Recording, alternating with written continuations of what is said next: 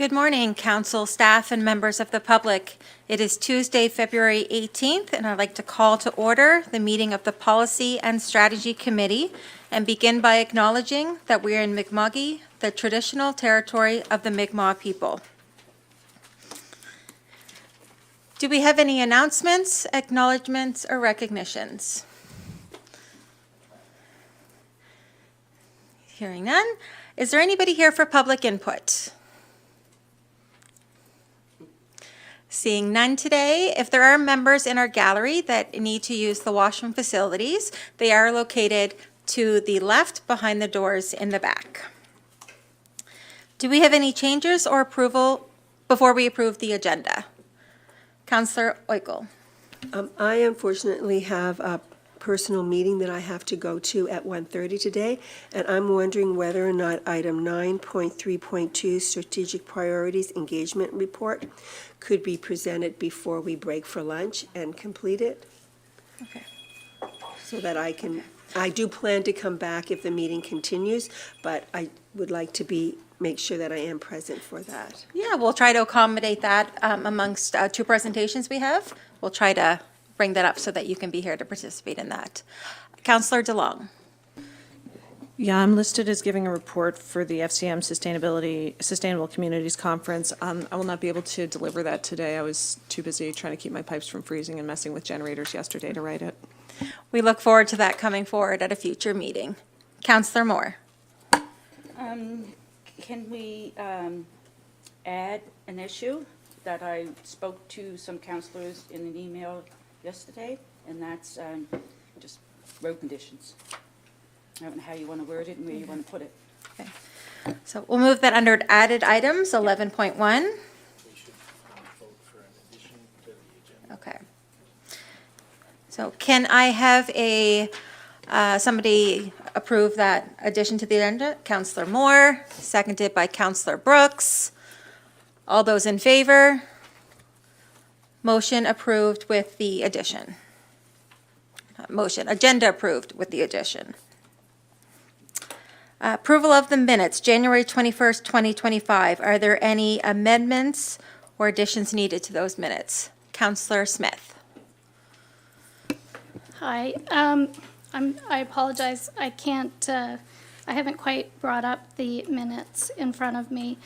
But during our conversation about strategic priorities, we had decided and we approved, put forward the motion and unanimously approved a motion to accept the strategic priorities as presented, the draft strategic priorities as presented. And it was very clear to me that we were all voting to have affordability included in those draft strategic priorities. And I think somewhere along the way, that was lost. So I just want to correct that in the minutes. We did decide to put climate change and social inclusion in the parking lot, but affordability was voted for at that meeting. So that's my correction.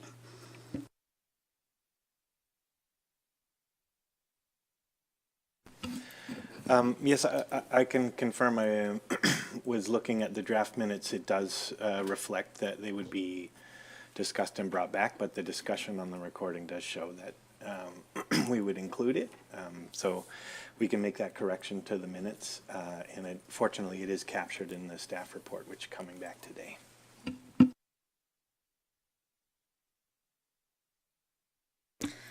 Are there any other changes to the minutes? Minutes are approved. There is no, is there any business arising from the minutes? Yes, just a quick note, we did have some public input at the meeting, and I just wanted to ensure, because of our system where we have two committees that are the whole of council, being finance and policy and strategy, and also then council, of course. Sometimes we get public input that relates to items on other agendas. So I just wanted to make sure it was reflected that the public input that was received, several items were relating to cluster development, which was on the agenda. But we also had an item related to active transportation and some procurement related to parks components, and also some commentary related to potential public transit. And so just wanted to make sure that the recording reflects that those items either appeared during the special council meeting, which was held by council relating to parks, or public transit. Those comments have been incorporated in staff notes, so they will form part of future agendas. Just make sure we're closing the loop on the public input. Thank you for that update. And hopefully those that had come to speak with council will listen to this meeting to get that information.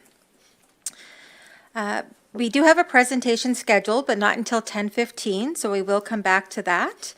There's no referrals from council or committee, so we'll move down to staff reports and economic development. 9.1.1, Osprey Village Beautification and Enhancement Plan. And our speaker is here, but I'm going to turn it over briefly to Dave Waters, perhaps to introduce Nathan McLeod and who he is with.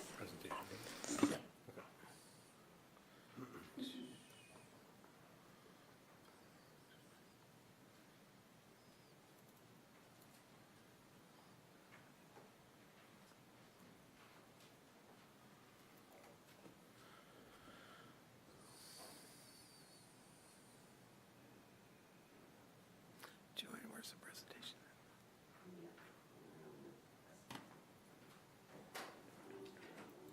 This one here, maybe.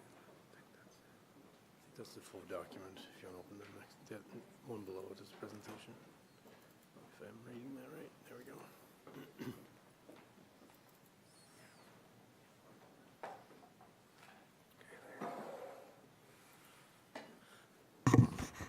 Okay, thank you, Deputy Mayor and Council. Nathan McLeod from Upland Consultants is here to do the What We Heard report from the public consultation on the Osprey Village beautification and enhancement plan, and I will send it over to Nathan. Great. This goes Dave. up or down, depending Okay, on. perfect. Thank you. Good morning. So yeah, as Dave mentioned, I'm just here to present what we heard from the first phase of this project. So I have a little bit of background in here, and we'll just walk through the slides. There was a report attached with this. We can look at the details of the report if you'd like, but otherwise we'll just go through the presentation and have a discussion or questions at the end. Also, if you do have questions during the presentation, please feel free to flag me, and we can chat during the presentation. So just about the project, I'm sure you're familiar with it, but Osprey Village is an important part of the district. Many shops and businesses, including Walmart and Canadian Tire, and probably most significant to this project, hundreds of new homes being built or planned in the area. It's just north of the town of Bridgewater, and obviously easily accessible from the highway. So the plan aims to make Osprey Village more beautiful, vibrant, and welcoming for everyone. And it's obviously been designed as a commercial area with an emphasis on vehicle traffic, and now thinking of it as a home with many new homes being built or planned. The desire is to think a little bit beyond the car and to think about people who would live there and probably desire to walk to destinations within Osprey Village. So just in planning out the project, we kind of broke it down into these potential phases of enhancing and improving Osprey Village. So sidewalks and active transportation. This is just our structure, and we've kind of used it to structure our conversations with folks and also this report. So sidewalks and active transportation, street furniture, signage, landscaping and streetscaping. Those being more the green elements and planting and so on. Vehicle movement, public art, accessibility, and design for all ages. So our engagement activities included a community open house that was on January the 13th, where we had 57 attendees.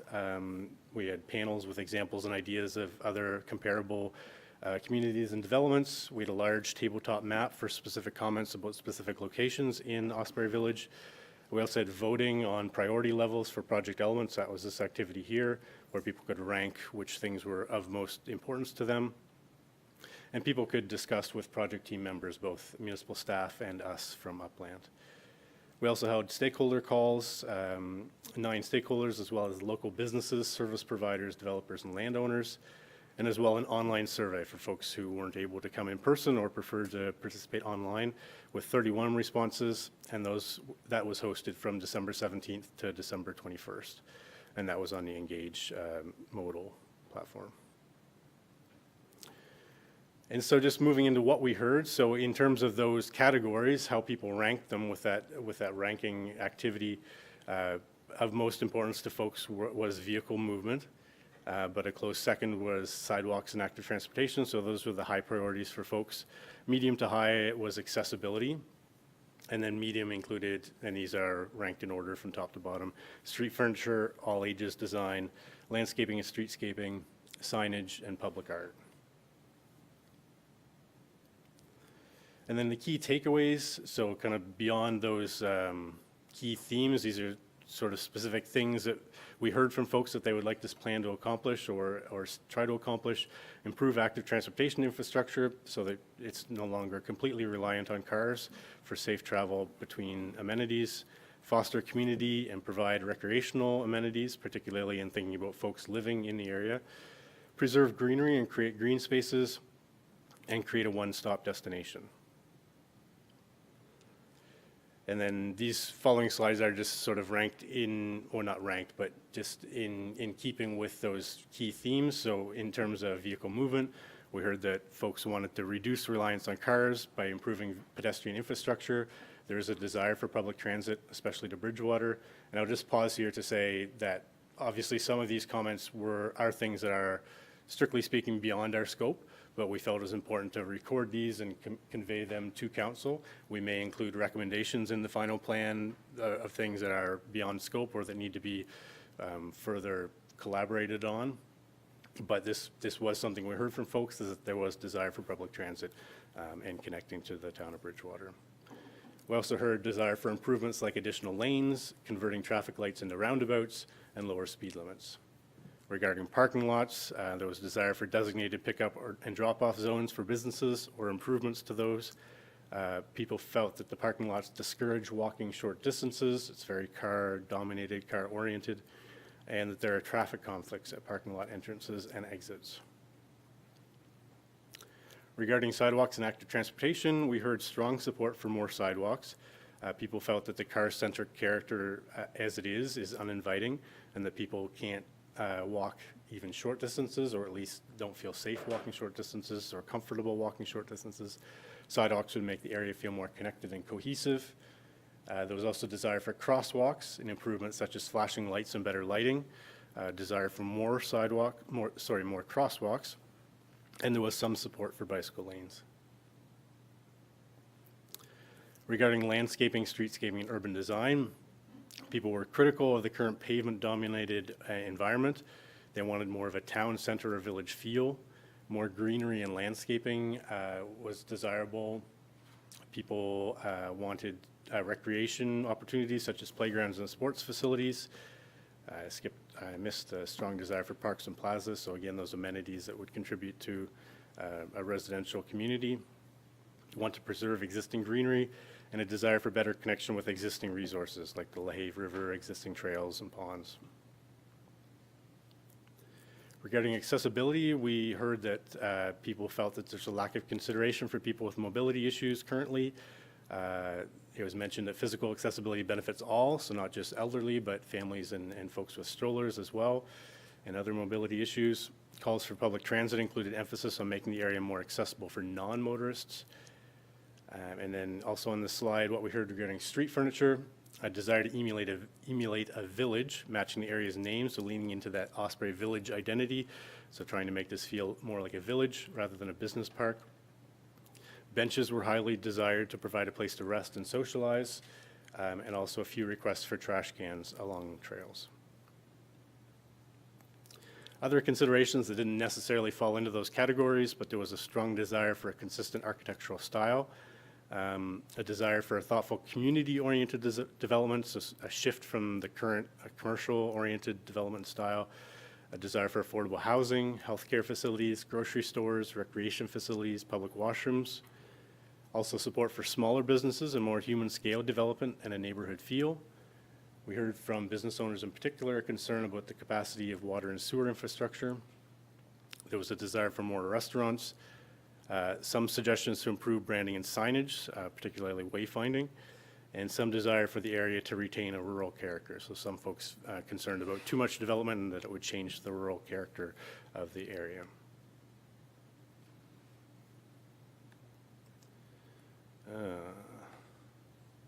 I think this is an earlier version of the... Anyway, there should be a slide following this with questions and comments. So that concludes the presentation. We also do have the report, so we can look at specific pages from the report if you'd like to share comments or questions. Otherwise, feel free to ask questions or have a discussion about this. I think really in terms of next steps, there should be... Yeah, this is a... This is an earlier presentation that doesn't have the timeline.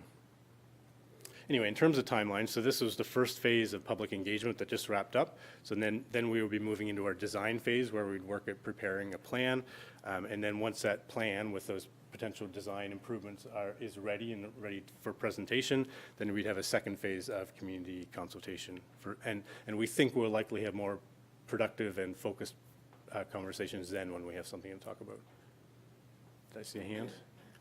Well, thank you very much for your presentation, and we'll open up the floor for questions. First, I have Councillor DeLong and then Councillor Oigel.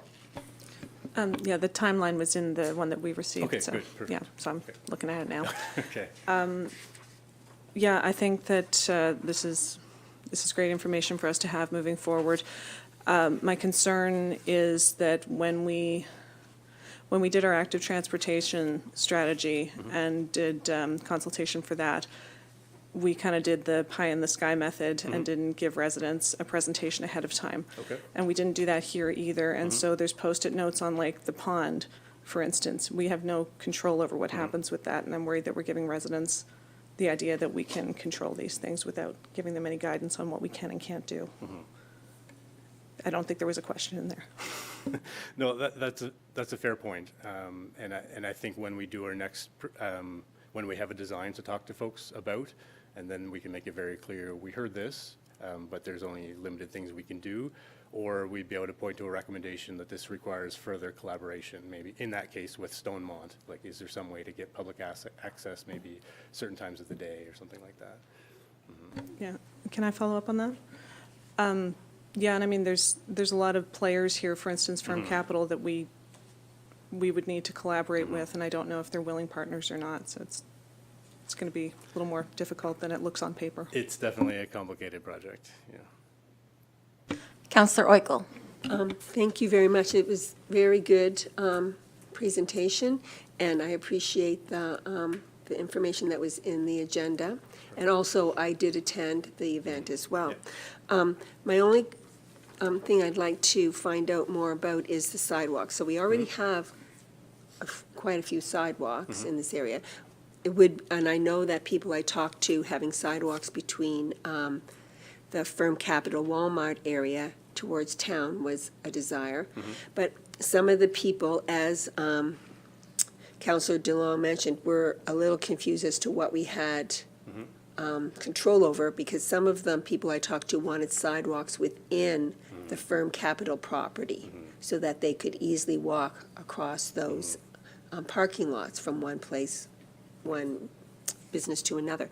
So I'm wondering whether or not you heard any specific or received on the Post-it notes specific areas where they felt that crosswalks should be other than in the Walmart area. So I think, well, based on my recollection, so not necessarily of specific Post-it notes, but I remember conversations with Stonemont that their residents or future residents would particularly like to be able to walk that loop, which is mostly municipal-owned streets anyway. So that would be their priority, is to be able to walk that loop around Stonemont. Obviously, there are some provincial roads there and some existing sidewalks there, but that was their priority. And we also heard from the principal of the school that his students would typically walk to the Walmart development. So for him, that connection along Nathan Cirillo was a priority. And I think in terms of land ownership, we're going to have to present what we think needs to happen, and we're going to have to pull out the areas that municipality has direct control over, so municipal streets, and ones that would require some sort of collaboration in the future, whether private ownership or provincial ownership. Councillor Smith. I'm interested in hearing which organizations you consulted with as part of this phase. I can imagine which businesses, or you could talk about businesses as well, but I'm interested in who are the stakeholders and who did you talk to, and yeah, what did you find out? I guess that's encapsulated in the plan, but. Yeah, and let me follow up with you and I'll get you the full list. It was primarily focused at business owners. So we reached out to all business owners. We didn't have like fulsome conversations with all business owners. Some felt like they needed more detail to comment.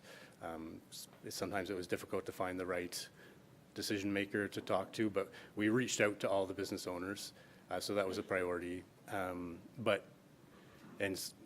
sort of key stakeholders like Stonemont, which is sort of the business owner, but they were ones that we talked to. But rather than me second guessing myself, I'll get a list and we can circulate it to all of council. Yeah, so I guess I'm interested, did you talk to any community organizations who are doing work with different groups in the area? I'm thinking of like housing groups,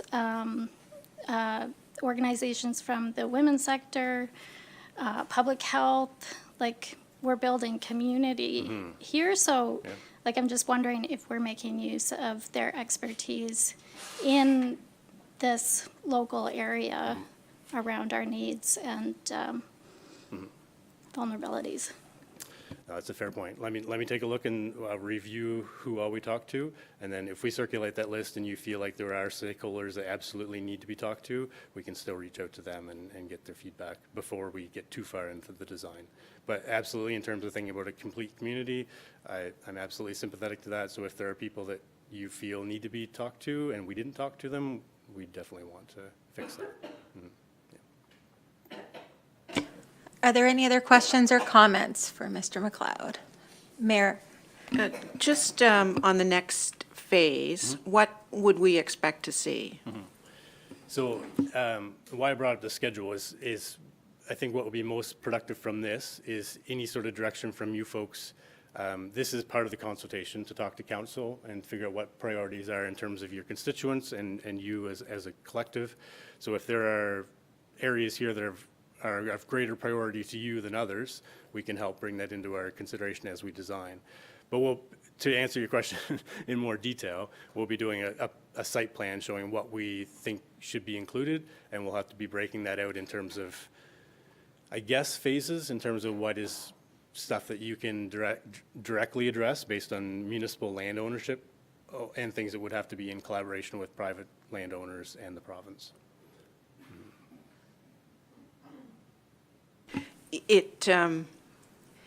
It really points out the importance of planning, because we're kind of going at this at the wrong end of the development in many respects. And we'll, I think you said this, make the best of what we can. So I think it clearly, I thought we would, I'm not surprised that much of the focus was on the transportation issues, whether it be by foot or by car, because that really resonates with people, things that relate to driving or walking and accessibility. Those are very significant. I saw them as a significant piece of the report, yet they're a part that will be very difficult for us to maneuver around, literally, because of the involvement of another level of government and the cost associated with some of those structural things. If you think about a roundabout and all of those things involves much. And I guess I'm just wondering about the recommendations that you're going to bring back, how you're going to balance that out with what's realistic. How do you present back to us the perfect, which gets to, I think, Councillor DeLong's point, that you set expectations in a way that are totally unrealistic for what is achievable. And if you can understand where I'm going with this, is the report that comes back, is this going to be something that's reasonably achievable for us to do within our mandate as a municipal government? Or are you going to also add in the things that will really involve a long-term strategy with provincial public works? So we definitely want this to be something you can act on. So we're going to have this broken out in a way that you see the priorities of things that are fairly, sort of the low-hanging fruit of municipally owned land. But I think we need to be thinking long-term about some of those tougher decisions and those tougher projects. So for example, the parking lot at the Firm Capital site. So that was raised as an issue with pedestrian access. From like our perspective as landscape architects and planners, it's not a great pedestrian environment. So we think that that is something that needs to be addressed. So we feel responsible to suggest changes to that, but we acknowledge that it's going to require collaboration and maybe a longer term thing, but also that there is value in having something to talk about, something that you want to work towards, so that you can have those productive conversations with stakeholders or business owners. But what I'm hearing from you is you want to make sure that this is a practical, something you can act on, that's not too pie in the sky. And I definitely hear that. And just based on some of the things we are hearing, I think we need to also consider some of those bigger, thornier issues that may be a longer term project. Does that answer your question? And if that balance isn't right to you folks, please let us know, and we can focus on the low-hanging fruit of municipally owned properties. We can kind of balance our plan accordingly. I'm not seeing any more hands, so I want to thank you for presenting to us today. There's no decision right now that comes out of this, so we look forward to moving along to the next steps. Okay, great. Thank you. Move down to 9.2 and 9.2.1, Clean Foundation, Climate Change and Community Climate Capacity Program. And we have Haley Drapeau and Darby Haysom, I hope I pronounced those last names correctly, presenting to us. So welcome.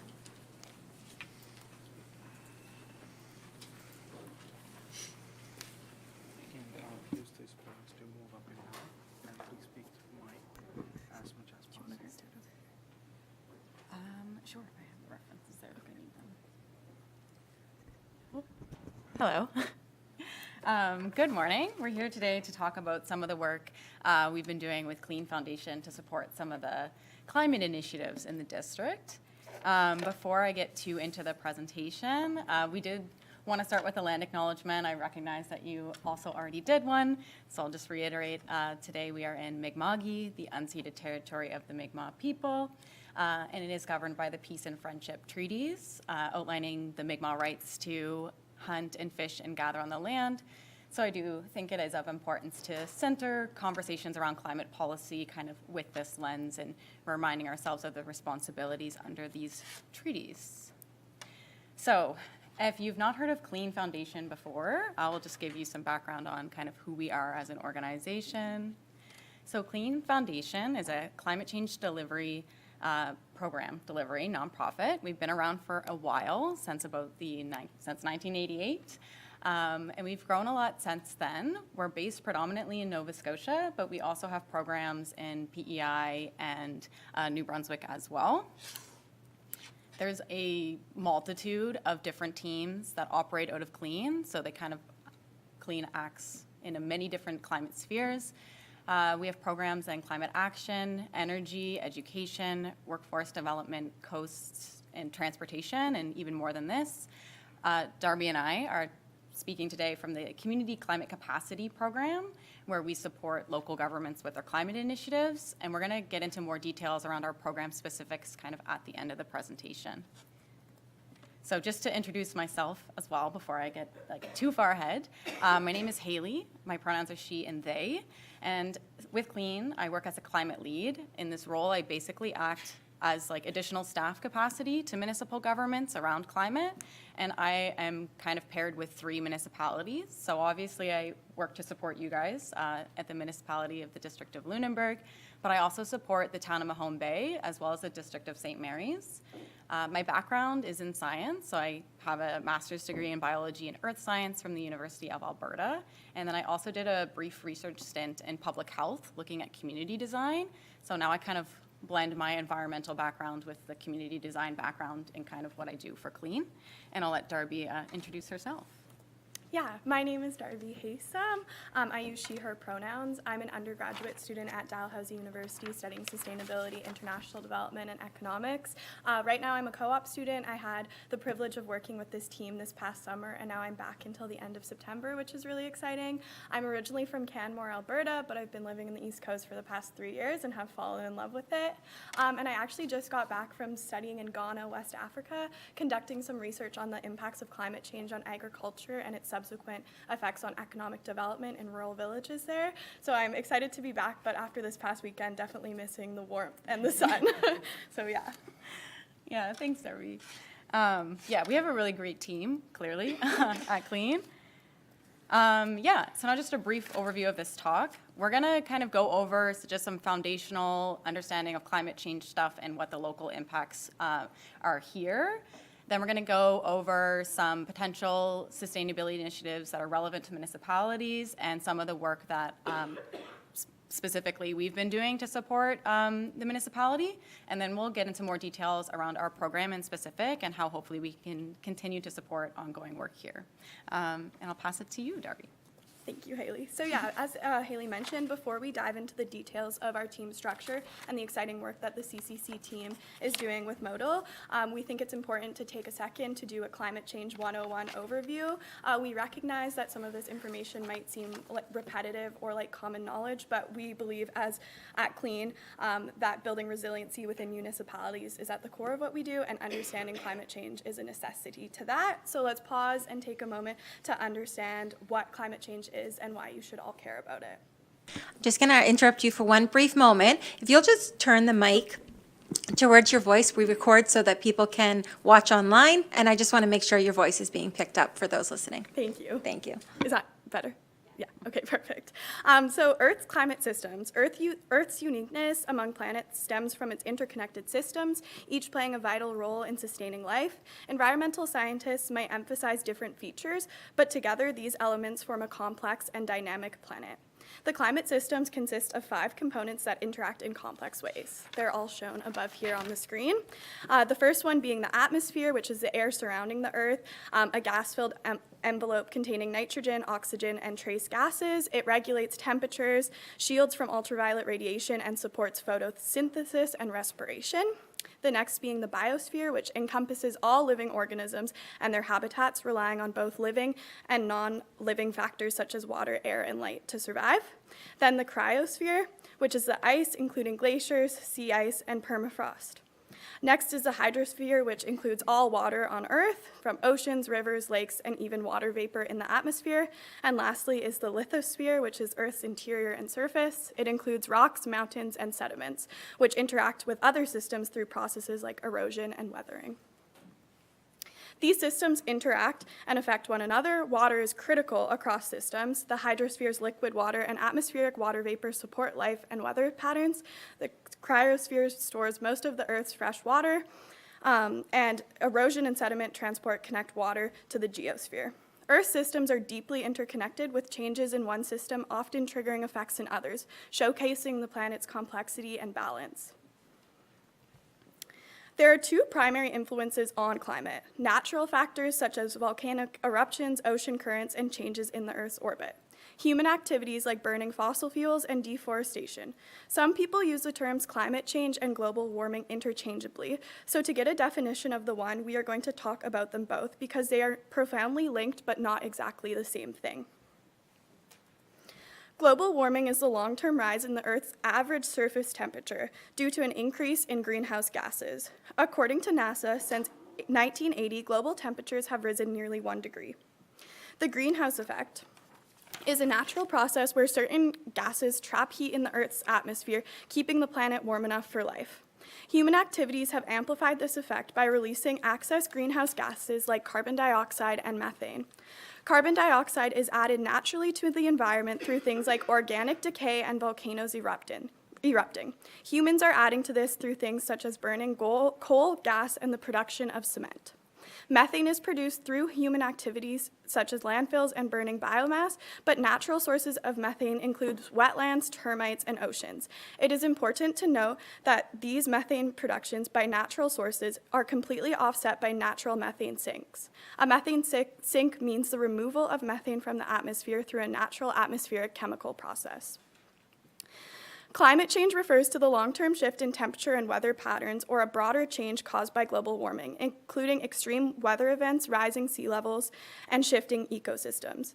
It's largely the consequence of warming described above and includes everything from the increasing incidence of extreme weather events like prolonged heat waves and record-breaking temperatures, powerful hurricanes and severe drought, to more frequent flooding. It's the accelerated ice melt we're seeing in Greenland, Antarctica, and the Arctic, and the related rise in global sea level rise. Climate change is extending pollen seasons, increasing allergens, and worsening respiratory conditions like asthma. It's also expanding the spread of vector-borne diseases such as Lyme disease and malaria, as warming temperatures allow mosquitoes and ticks to thrive in new areas. These challenges pose significant challenges to public health and community well-being. While Earth's climate has changed throughout its history, current warming is happening at a rate we have not seen in the past 10,000 years. Though climate change can be a natural phenomenon, the rate of current human-induced climate change is comparatively fast and will affect humans and other organisms that are in ways that are difficult to adapt to. Climate change has reached a scientific consensus of 97 to 99% of climate scientists agreeing that climate change is not only happening, but that human actions and inactions are the primary cause. Organizations like NASA and the Intergovernmental Panel on Climate Change confirm these findings and call for immediate action. These changes can also be confirmed through our own lived experience: warmer air and ocean temperatures, sinking glaciers and ice sheets, and more intensified and frequent weather extremes. Sea levels around the world have risen nearly 20 centimeters since 1901, swallowing entire islands and creeping closer to populated areas of great coastal cities like New York, Melbourne, and Dakar, highlighting the need to ensure our local infrastructure is built and planned to handle the load associated with these effects. Extreme weather events, floods, and droughts are becoming more frequent and intense. Witness the devastation in 2017 as Hurricane Harvey tore through the Caribbean and southern U.S., destroying homes and leaving millions without power for weeks, or even a more local example of Hurricane Fiona, which was just a taste of the type of impacts we will continue to see and highlight the importance of resiliency planning within our local communities. These changes to our climate result in negative impacts to local food security, which an example of this is the higher food costs we're seeing in grocery stores, water access with increased boil water advisories and wells going dry, and health, which impacts our air quality and have extreme impacts to people who suffer from asthma. Nova Scotia-specific projections for 2100, which, let's keep in mind, is only 75 years away, show an annual increase in temperatures of 4.8 degrees, with milder winters and more extreme summer heat. Rainfall will increase by 10% yearly with more intense storms, and sea levels will rise up to 1 meter, along with intensifying storm surges due to warmer oceans, with an anticipated to increase to 5.1 degrees, leading to more frequent marine heat waves, higher acidity, and reduced oxygen levels affecting fisheries and ecosystems. These changes are anticipated to impact things like coastal infrastructure, with rural areas facing a higher vulnerability. And while forestry and agriculture will gain extended growing seasons, these gains will be offset by droughts, pests, and storms. These changes will also have a social and health impact for all Nova Scotians. People's health will be impacted by things like heat waves and extreme weather, plus an increase in vector-borne diseases like Lyme disease. This will also lead to greater social impacts, including impacts on mental health and exacerbated risks for vulnerable groups such as Mi'kmaq, African Nova Scotian, and low-income families. Nova Scotia's unique geography and economy make it especially vulnerable to the accelerating impacts of climate change due to its proximity to the ocean. With over 13,000 kilometers of coastline, Nova Scotia is highly exposed to rising sea levels, storm surges, and coastal erosions. Its climate-dependent economy, industries like fisheries, forestry, and agriculture form the backbone of Nova Scotia's economy. These sectors are directly influenced by the changing weather patterns, warming waters, and shift in marine and terrestrial ecosystems. For example, warming oceans and higher acidity are already causing shifts in marine species, with potential declines in lobster and cod fisheries, and agriculture activities which fuel Nova Scotia's economy will see longer growing seasons. However, these gains will be offset by more frequent droughts, pests, and severe weather events. These local impacts in Nova Scotia are part of a global issue. Climate change does not respect borders, and as previously mentioned, climate change is driven by the cumulative greenhouse gas emission caused by human activity. Nova Scotia is particularly exposed due to its coastal geography. By understanding how these changes specifically impact our province, we can better grasp why it is critical to address climate change at all levels, from local municipalities to the global stage. I will pass it back to Haley. Okay, thanks, Darby. Hopefully, is this okay with the mic? Okay. Yeah, so Darby went over a lot of impacts of climate change, increasing hazard events such as floods and fires, disruption of local economies from fisheries, food production, and tourism. And these impacts of climate are felt disproportionately, I think, at the local community level, and the response to act is also disproportionately placed on local municipalities, which frequently have a higher level of connection and accountability to their public. That being said, I think there are still many ways that municipal governments can and have responded to these challenges and implemented proactive measures to reduce the risk to climate to their communities. And of course, Modal has been kind of leading the way, honestly, in Nova Scotia in some of this work. And Darby and I, and Clean, believe that it's important that municipalities continue to take on this work and act as leaders in the climate action space, and that they do have the agency to do so, while also making sure that climate actions are balanced with financial priorities, integrated with other priorities such as affordability, and are within municipal kind of jurisdiction. A lot of the times when we talk about climate action, especially at the municipal level, it can get really important to think about what is the cost of not doing something, and what is that compared to the cost of investing in a climate action. When it comes to investing in initiatives around climate, a lot of the times the cost of not doing something is much higher than the investment costs in implementing an action. Most of this is coming from costs associated with disaster recovery from climate events. I think I've lost my place, but in the 1980s, the cost associated with disaster kind of response was about $300 million a year, and it is now over $2 billion annually. And a lot of these costs may have to be covered by local governments if provincial and federal aid is delayed or insufficient. So a lot of these high costs associated with disaster kind of events can be avoided through investing proactively in climate. A very relevant cost of inaction that is local to us would be the 2023 fire and flood season.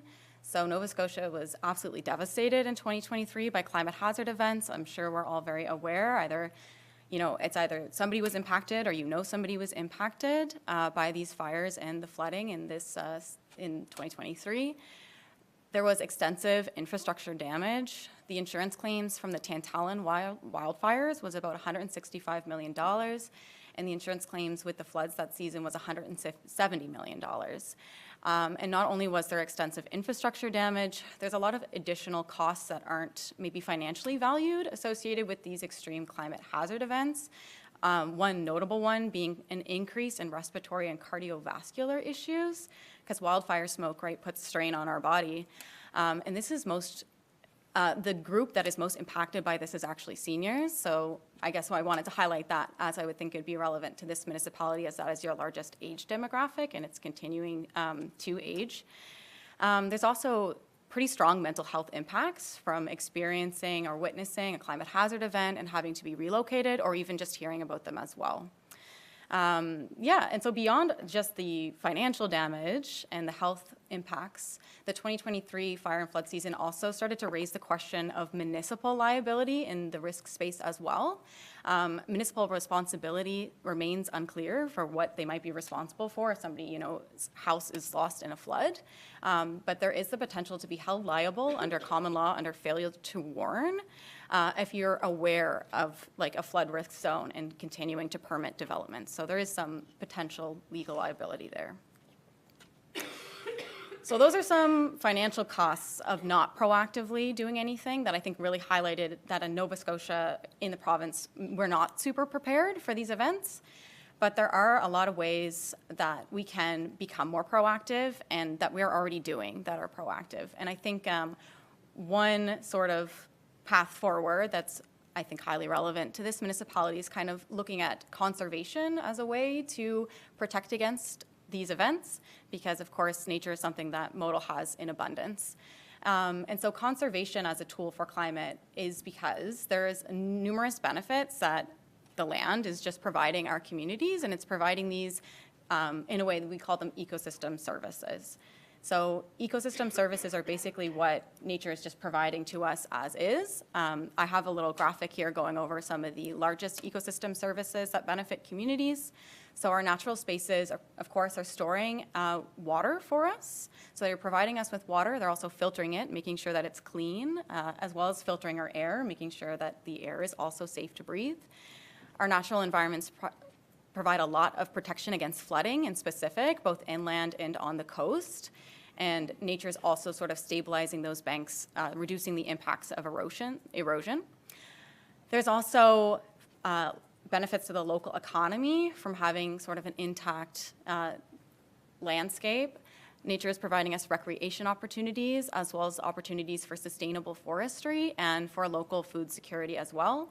And of course, nature is providing wildlife habitat, which is pretty key right now. We're in a biodiversity crisis. And it's also storing carbon, so it's also helping us in the long term regulate our climate. So a lot of work is sort of just getting going on trying to provide some sort of like financial understanding of what these benefits are to make some decisions easier at the municipal level, particularly around long-term planning. This is a case study here that was conducted by the Natural Asset Initiative, and it's about the Grindstone Creek watershed, where they tried to put a financial value on how much this watershed was providing the cities of Burlington and Hamilton in specifically stormwater management services. So what they found in their analysis was that this watershed, this natural environment, this ecosystem, was providing about $2 billion in cost savings to those municipalities, which is kind of meaning that if they completely like deforested that area and developed it, that they would have to put in about $2 billion in like a built infrastructure solution to kind of offset those stormwater services that were just kind of being provided seemingly for no cost from that environment. So this was obviously an example of a really high on return investment by protecting that watershed. It yielded about a 4-to-1 ROI. And they also analyzed other co-benefits beyond just stormwater management, and they found the Grindstone Creek watershed was providing about $34 million annually in additional service values. And this came from recreation, sort of soil health and retention, the carbon mitigate, like carbon storage, as well as biodiversity. And so this case study was sort of one of the major evaluations in Canada, which is why I'm highlighting it. But I also do want to recognize that, of course, Burlington and Hamilton are quite different than the District of Lunenburg, because those are two cities. But there has been some work financially valuing nature here in Nova Scotia. In 2017, there was a study by the Nature Conservancy of Canada in Tusket Long Lake, I believe, which is near Digby. And they valued that forested area at about $26,000 per year per hectare, and benefits from carbon sequestration, air purification, and flood control to the nearby municipalities. So that's a more equivalent comparison, I think, to the district being a rural area. Yeah, so now we're going to go over just some climate actions that local governments sort of have in their toolkit that they could implement, and some of them Modal already is. Before I get too into everything, I do want to highlight, in case this is new for anybody, in the municipal climate space, climate actions are generally split up into two big categories: climate mitigation and climate adaptation.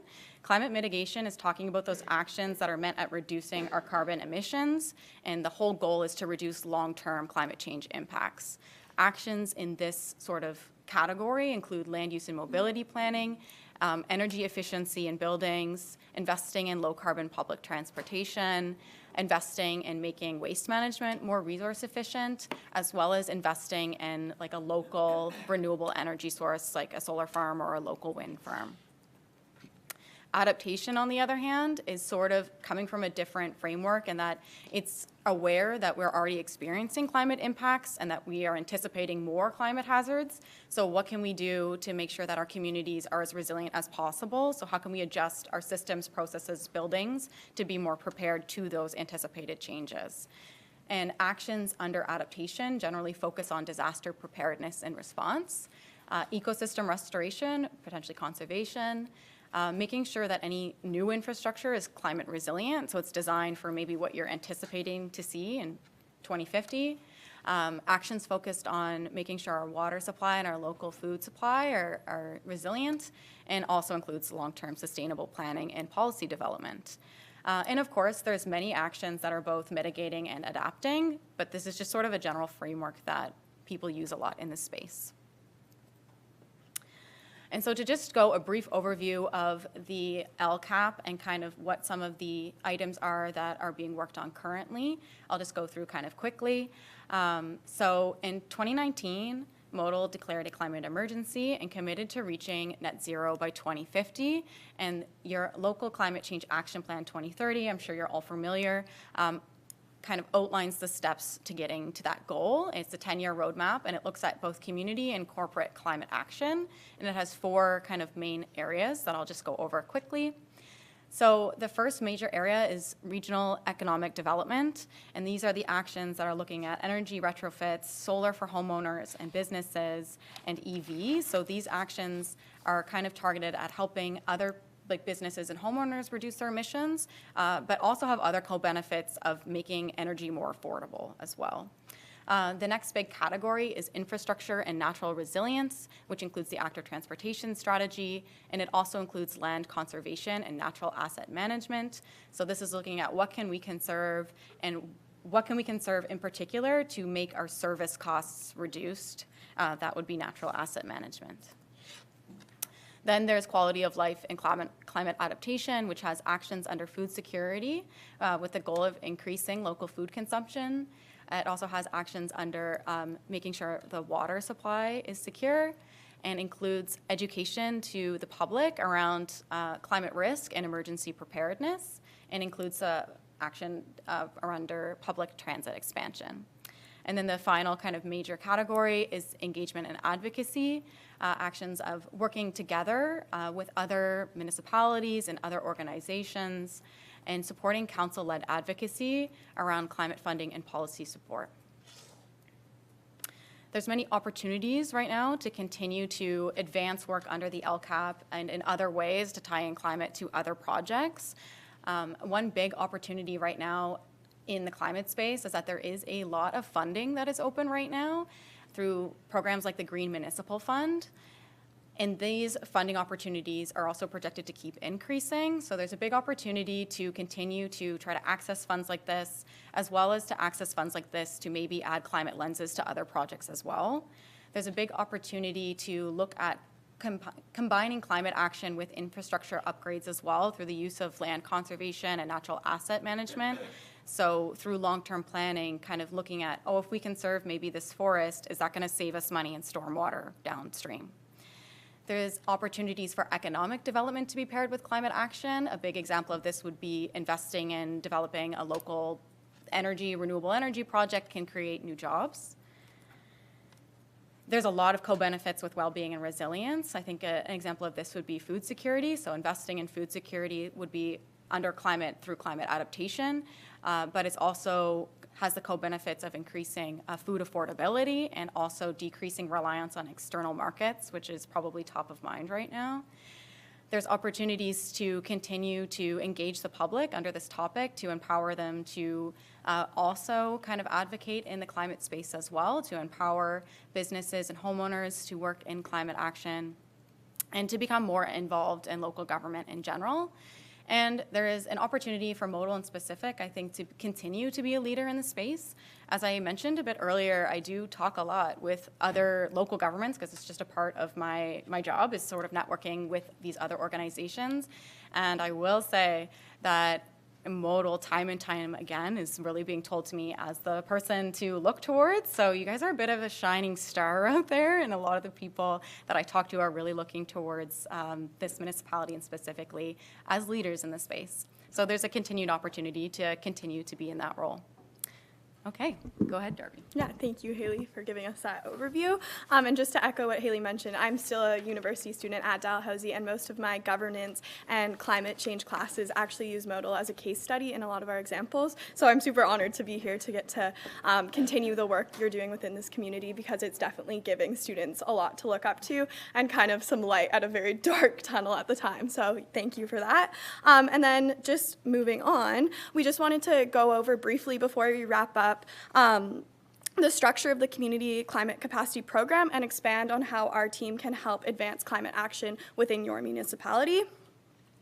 So the Community Climate Capacity Program, which is a lot of C's, so it sometimes gets caught on the tongue, but provides dedicated staff resources and capacity to 19 participating communities in Nova Scotia. The primary goals of the CCC team is to help communities identify climate risks, assess opportunities, and develop and implement climate adaptation and mitigation actions, as Haley briefly went over. This is a visual representation of the 19 participating communities that we're working with. CCC has partnerships with 15 municipalities, Wakaba First Nation Reserve, Weymouth Falls, which is a historically African Nova Scotian community, and a local business partnership in Pictou County. The structure of CCC is complex as we have access to many different resources and expertise. However, to simplify it to help understand how CCC can help advance Modal's climate resiliency, the CCC structure functions with 7 climate leads, such as Haley, who work directly within municipalities to provide enhanced climate capacity. These climate leads are then supported by 4 specialists, which Haley will touch on shortly. The CCC program also values knowledge sharing across all of Nova Scotia, so we have built a municipal climate learning group that is open to any municipality throughout the province. This group offers a knowledge sharing and collaborative space that aligns climate goals and actions throughout the province, as we are all in this together. And then just to go over some of the program work we can do within your municipality. In terms of funding applications, we can help identify and draft and support these. Climate planning, we can write and support and update MCAPs and local climate plans. We can also research and support drafts and write policies, which Haley will go over shortly. And also we have a GIS specialist who can help with water chemistry data, wetland assessment, and leveraging networks across all our different municipalities, as well as our business partners. So I'm going to pass it back to Haley briefly to kind of just go over the work she's already done within Modal. Yeah, so I'll just talk a little bit more about my role and how I can hopefully continue to support. So like I mentioned at the beginning, I am a climate lead. There's 7 of us. And what we're meant to be is a generalist service. I offer 30 hours of dedicated staff time to this municipality. A B kind of acts as my manager in this sense. And really, we're meant to do kind of anything and everything that's needed to get some of the actual work done. Which can be a challenge sometimes. Of course, everyone's always really, really busy a lot of times in local governments in particular. Some of the work that I can specifically do is I can help support or lead the development of climate-related policies and plans. So things like doing the research, the actual drafting of those things, talking and building relationships with experts in those areas. I've created engagement plans. I can create the educational and outreach materials with them and then actually take lead on executing those. A lot of what I've done so far in this year has been a lot around project scoping. So taking those ideas and starting to get those foundational things laid for those like grand ideas. So figuring out kind of what is the scope of the project, what is the goal, what is the timeline, who do we need to be there, what's a potential budget, and what's the funding that we can access to pay for that, and then actually drafting and submitting those funding applications. So yeah, I'm really here to kind of do some of the grunt work that's needed. Basically, really anything around climate has been my focus with the district. So far, I've been doing a lot around conservation stuff, which I'll talk about in a minute. But yeah, so I get to kind of do all of this generalist stuff, and the way that we can kind of do this is being supported by our team of specialists at CCC. So we have a funding and engagement specialist. Her name's Caitlin Smith. She's actually the one that prepared this presentation today. Unfortunately, she couldn't be here to present with us. But she offers different knowledge opportunities. She runs, for example, a community of practice, which is open to our sort of municipal staff liaisons. It's a learning opportunity. She also organizes expert-led sessions, perhaps like with a big funder, to come in and talk to municipal staff around that fund. She also runs, and I will highlight, the Municipal Climate Learning Group. This is a drop-in service offered through CLEAN with our specialists, and it's actually open to counselors, and it's meant to be sort of a coaching or navigator service. So if any of you have questions around climate or want to be navigated to know where to go, this is a resource that you can check out. And Caitlin also helps a lot with our funding applications and sort of coaching and guidance on how we can make sure our funding applications are more successful. We have a climate mitigation specialist. His name is Scott Osmond. He can do some work around preliminary solar investigations. He can help with procurement around things for community retrofits, solar feasibility, and EV charger installation. He sort of is involved with coordinating the Quest Net Zero Communities program. If anyone's familiar with that, they help develop community energy and emissions plans for municipalities. He can also conduct both corporate and community greenhouse gas inventories or work on the monitoring of them, and he can deliver education sessions. So if you're all really wanting an education session around energy retrofits, he could come and provide that to you. Then we have our policy and planning specialist, Liz Carr. She actually used to work here. So she helps kind of review and do research on what are the policy and plan options available to municipalities. She's also helped in community mapping type workshops. She's helped develop policies such as the land conservation policy for you guys. And she's also recently drafted a bylaw around pesticide bylaw for Kentville, because they're trying to work towards a bird city friendly status. And our final specialist is Logan Horrocks. He's done quite a lot of work to support some of the work that I've been doing for you guys. He is our GIS and adaptation specialist. So he does a lot of desktop data analysis. He's very good at project scoping adaptation things. Like if you were like, hey, where should I put a living shoreline, for example, he would be probably a go-to guy who could help you with that. He also kind of created a natural asset inventory for all of the municipalities in our cohort, which is actually something that you folks already had, but new data came out in December. So he's updated your natural asset inventory to have the most recent data. These are some highlights of our program as a whole. So leads in my role are regularly going out into community. We're kind of dispersed across the province, but most of us are centralized in Halifax. We've had a big push in our first year to apply for funding in particular, so we've put in many funding applications. As of December 2024, and these numbers have changed now, we had requested $2.5 million in funds for projects totaling $3.5 million. As of December 2024, we were awarded about $500,000 of those asks, but we've also recently had some new funding applications that were kind of approved as well, but I can't remember the number. Yeah, and we've also helped a lot of municipalities get onboarded into programs such as Quest Net Zero, Partners for Climate Protection, stuff like that, some foundational laying things. And we've also ran quite a few education and engagement activities in our communities as well. And this is specifically my update on what I've been doing the past year-ish to help support. So I've been helping out a bee, and I've been really mostly focused on the land conservation item under the LCAP. So I've helped support the drafting of the land conservation policy that's going to be presented next. So we've helped support in the drafting of that, and we've also been working on creating a conservation value mapping to make assessments of properties that are brought forward requesting to be conserved, to make it easier for you folks to understand if that property sort of aligns with your conservation values. I've been doing research into economic analyses to help understand what the financial value is of your ecosystems here, and have done some preliminary sort of analyses around carbon sequestration of your wetlands and forests. Been working with Logan to get your natural asset inventory updated. Our next steps for that is to do a condition and a risk assessment on it. And I've also been kind of keeping my eye out on funding opportunities to help add more money to these items to continue to advance work in the space. And I've also spent a bit of time relationship building.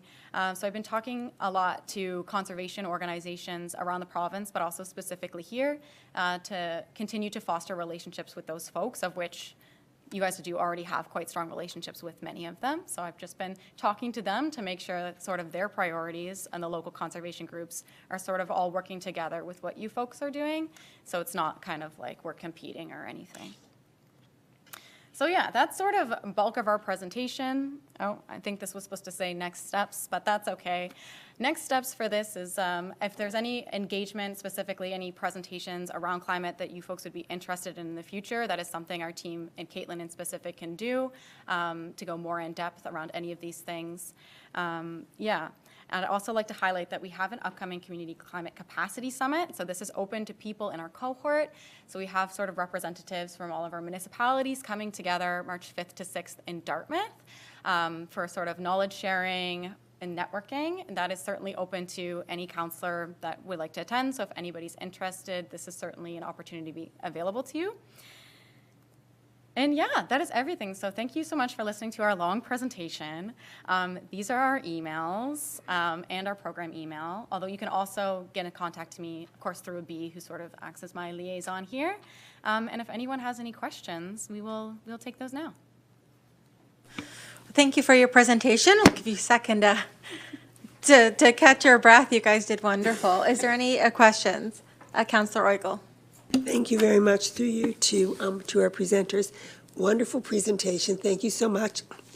Do you do presentations to the general public on the things that they can do to help themselves? We certainly can do something like that. I haven't specifically done one, but it is definitely something that we can do, and we can work with our engagement specialist as well to kind of create a workshop or a presentation or a town hall or kind of whatever it is that you guys are thinking is the best. But yes, we can do public engagement, empowering the public around what they can do. And just, sorry, just to add to that, with East Hants, I did a public engagement around inflow and infiltration to help with their water inflow, because a lot of homes were flooding. So we went over some basics for homeowners, and we collaborated with one of our other teams at Clean on home resiliency. So we worked directly with public to kind of go over some solutions to flooding and inflow and infiltration stuff. So that's definitely something we offer as a program. Supplement. That's wonderful, and I do hope that as a council that we will take advantage of that with the work that you are doing within our municipality. Thank you. Councillor Smith. I wondered if you could expand a little bit on, you talked about integrating priorities such as affordability with climate. Can you talk a bit about, we're in quite a cost of living crunch right now. And I think that that's, for me, a priority is being able to hone in on some of the things that will save people money and also be a climate action. So could you talk about that? Yes, I deeply also care about affordability. It's actually how I ended up in the climate space in general, is because I kind of just believe in having communities that are good for people, that people can afford to live in. And I think specifically there's a lot of integration around affordability and energy.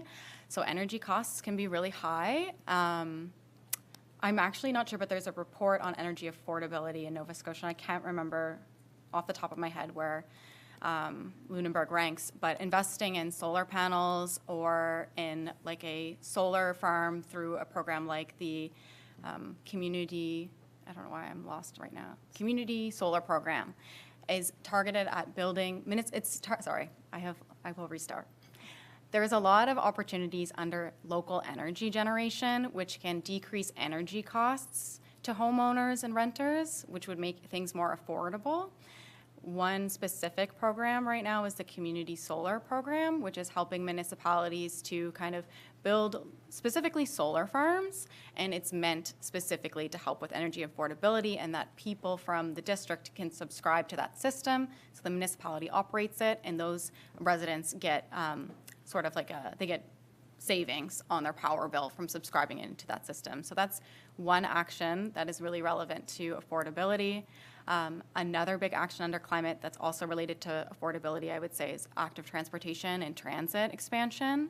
So a lot of those actions are reducing our greenhouse gas emissions, and there's money available for those projects under climate funds that, of course, are also based on affordability. Because if people are less reliant on vehicles, they're saving that cost there as well. And it sounds like people here are also really keen around active transportation and transit as well. So it also seems like something they want. And then like larger picture, looking at natural asset management, which is looking at what do you conserve, that kind of roundabout can increase affordability, because if you're looking at conserving maybe land in your headwaters, that reduces flood impacts downstream, which are going to have costs to people's homes in a flood event, and even things like a municipal road. So if it's like a cost to the municipalities incurring to like fix their roads, then maybe you have to spend more time fixing your roads rather than investing in other programs for affordability. So it can kind of come out that way as well as then, you know, saving those homeowners from the damage of flooding by doing something like conserving something in a headwater type system. So those are some actions that come to mind off the top of my head. I'm sure there's more. Do you have anything further, Darby? I just think anything like emergency preparedness, emergency planning, especially with the some community engagement we do, definitely saves homeowners money in like disaster management. But Yeah, homeowners, and of course renters who are also paying these costs just through the homeowner. Yeah. Councillor DeLong and then Mayor McLean-Weil. Thanks very much for the presentation. Yeah, there's a number of opportunities for climate action within your presentation that I think could be tailored very well to MODL. One in particular that I'm interested in, because I'm hearing from some fire chiefs in District 8 about upgrades to existing dry hydrants and installing new ones to enhance wildfire readiness. So I'd be interested in if that's something that you can talk to staff about. I'm also looking at, on your policy and planning specialist slide, our climate change action plan review. I'm wondering if that allows for implementation strategies as well. Okay, so on the dry hydrant wildfire readiness question, I do know that's an action sort of under your LCAP as well. I can't speak necessarily towards like where they should be or specific funds for that right now. But what I will say is that we have put in an application to Intact, a cohort application, which Modal is a part of, along with the town of Mahone Bay and Annapolis County. And we applied under that fund to hopefully get somebody hired.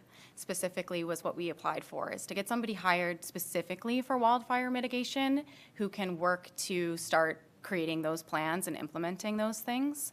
We are also partnered on that application with Dalhousie University. There's a professor there, Eric Rappart. I don't know if I said his last name correctly, but he can assist in providing some data that might be useful and kind of identifying areas where you know, you might want to put in these like large-scale regional fire suppression type actions, which I think is probably appropriate for like a rural district like this. So looking at where a dry hydrant could go and what your water resources are.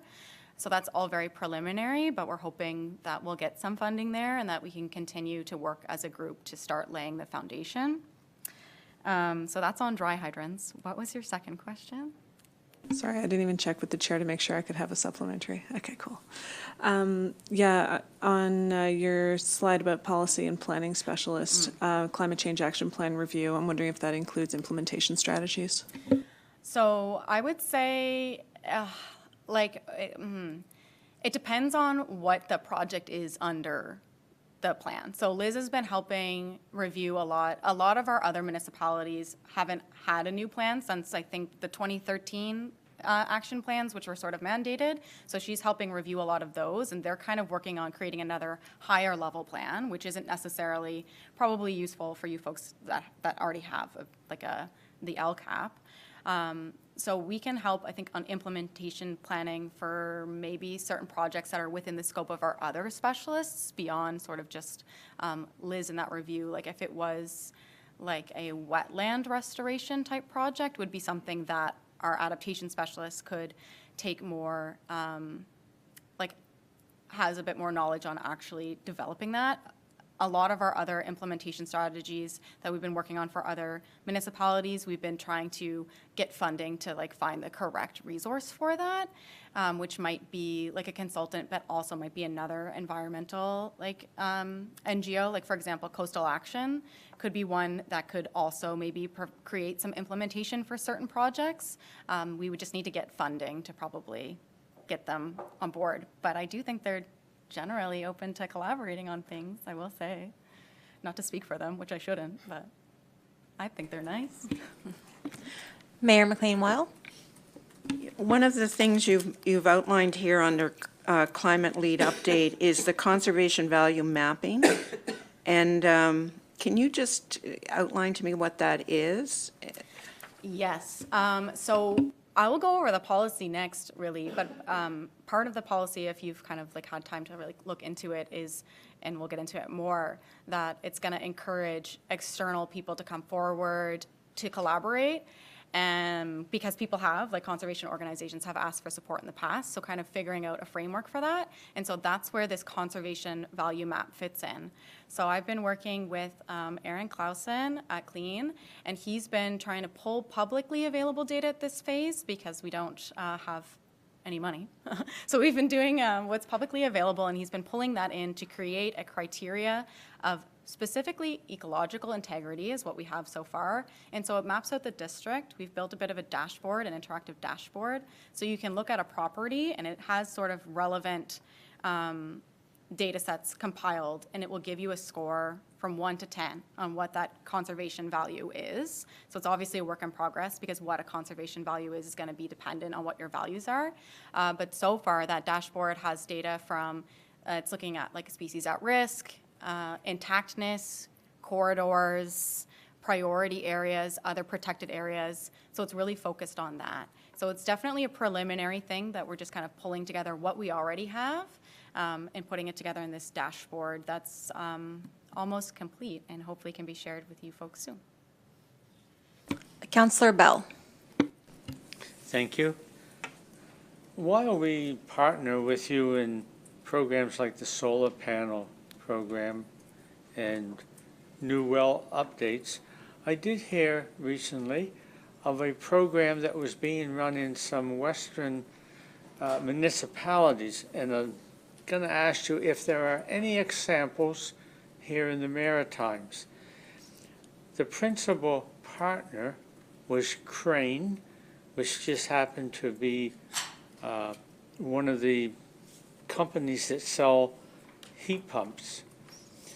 And they were doing a municipal-wide program where they were looking for ways of limiting the costs of heating and reducing the use of fossil fuel heating sources and using the benefits of a mass purchasing of heat pumps, which looks after providing cooling for living spaces and increasing the comfort of those in heat domes and the heating that we've seen lately.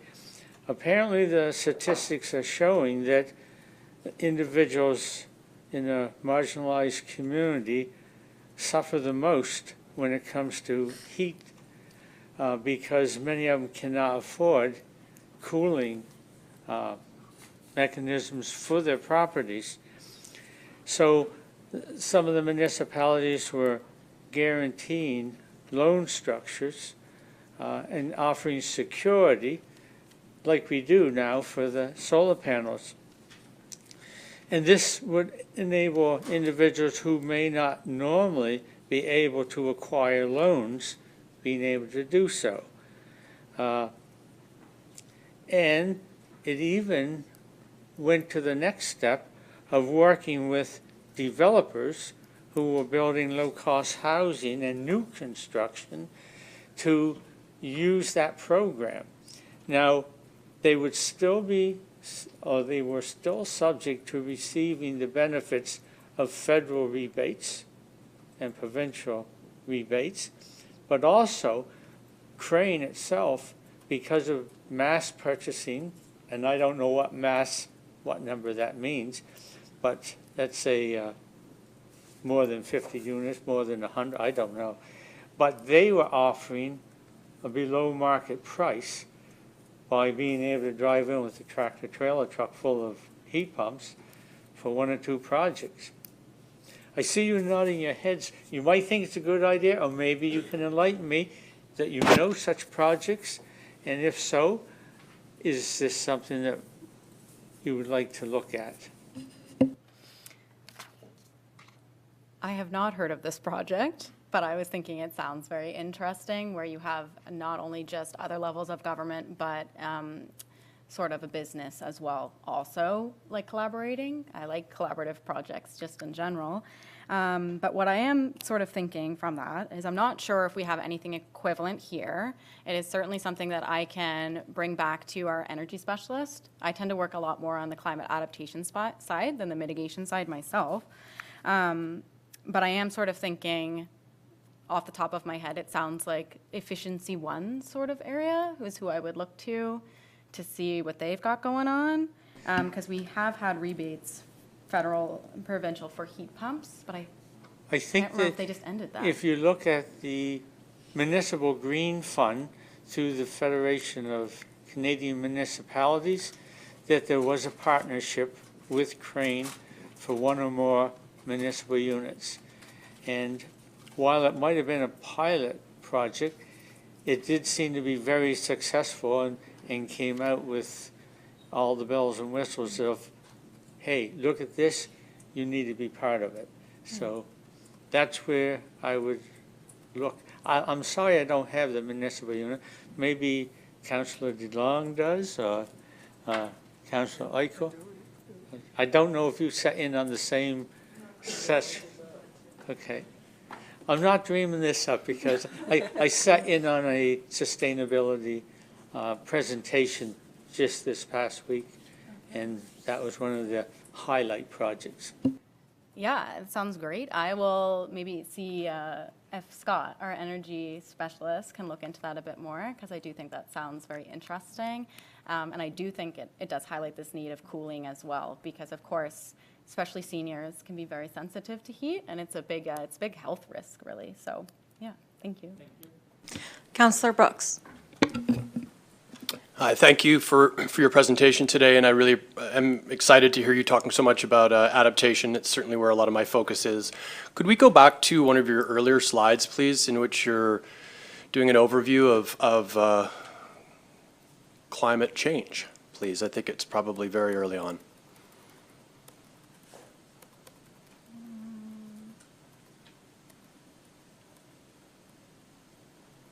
There we go.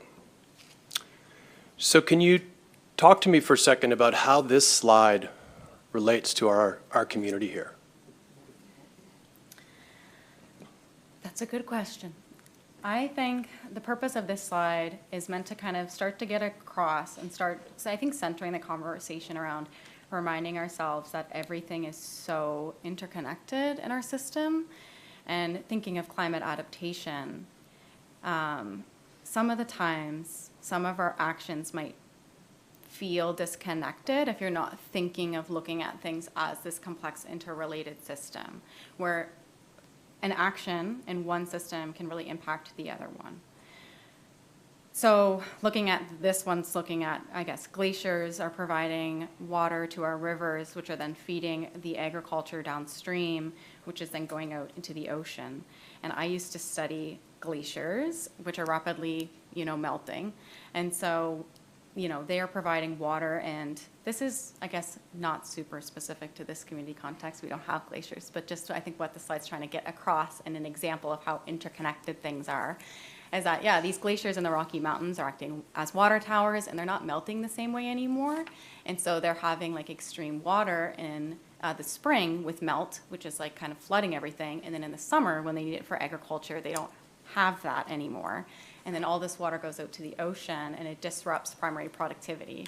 So it's like, I think, trying to get across that things super high up in the system can impact things really downstream. And I'm thinking of how this is more trying to get across here is that, you know, as we are emitting more carbon and we're impacting our atmosphere and we're getting more rain and we're getting more rain upstream, that's going to lead to more flooding downstream, which could impact your agriculture in a community more downstream. This may be more local, but this is sort of just a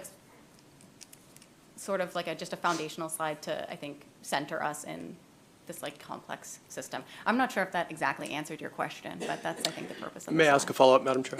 And can you tell me what the carbon footprint of Modal is, please? I do not have that information readily at hand. Okay, thank you. That might be something one of our planners could follow up with at another time and send via email. Is there any other questions or comments? I don't see none. I want to thank you both for presenting here today and giving a little bit of a science lesson as well. We had that last week as well. We're constantly learning here, so thank you very much. We're going to take a quick 10-minute break, and we will come back at 10:35 and have our 10:15 presentation.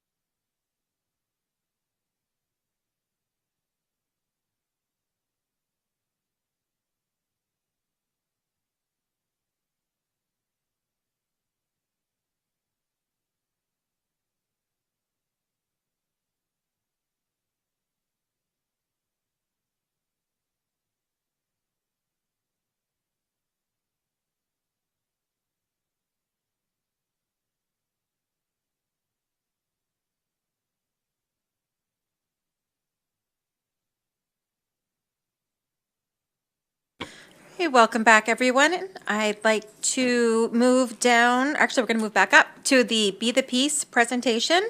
And we have Stacy Godso and Sue Bookchin on Teams with us. Welcome, both of you. We look forward to your presentation. And as soon as you're ready, feel free to start. We can see you on the screen. Great. And can you hear me? Yes. Excellent. Okay, I will maybe try to share slides. This is always an adventure.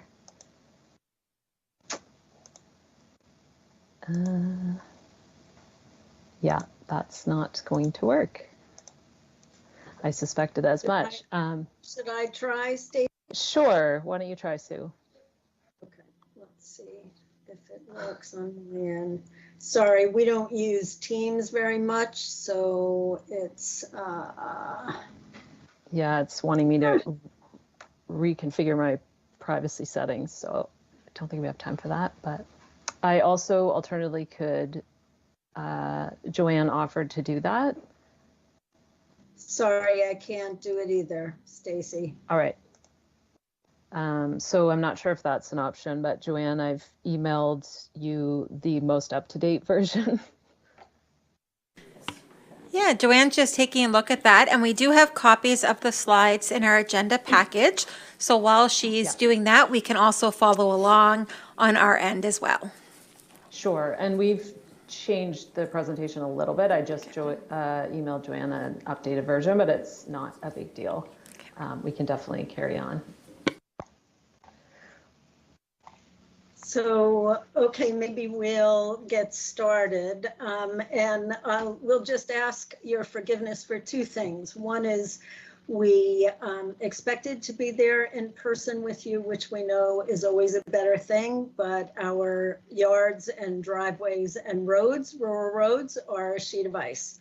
So we decided not to risk our lives for that. And also that our slides might not perfectly match up with our presentation because we are kind of swamped and what we're doing is just in time, and poor Joanne has had to deal with that with us, and we appreciate that, Joanne, and so sorry. So we'll just start by saying also in this 15 minutes, this is really an overview of what we can present, some seeds of possibilities for you. That's why we were cutting it down, because we can talk about this for a full day and still not cover all of it. So this is just the beginning.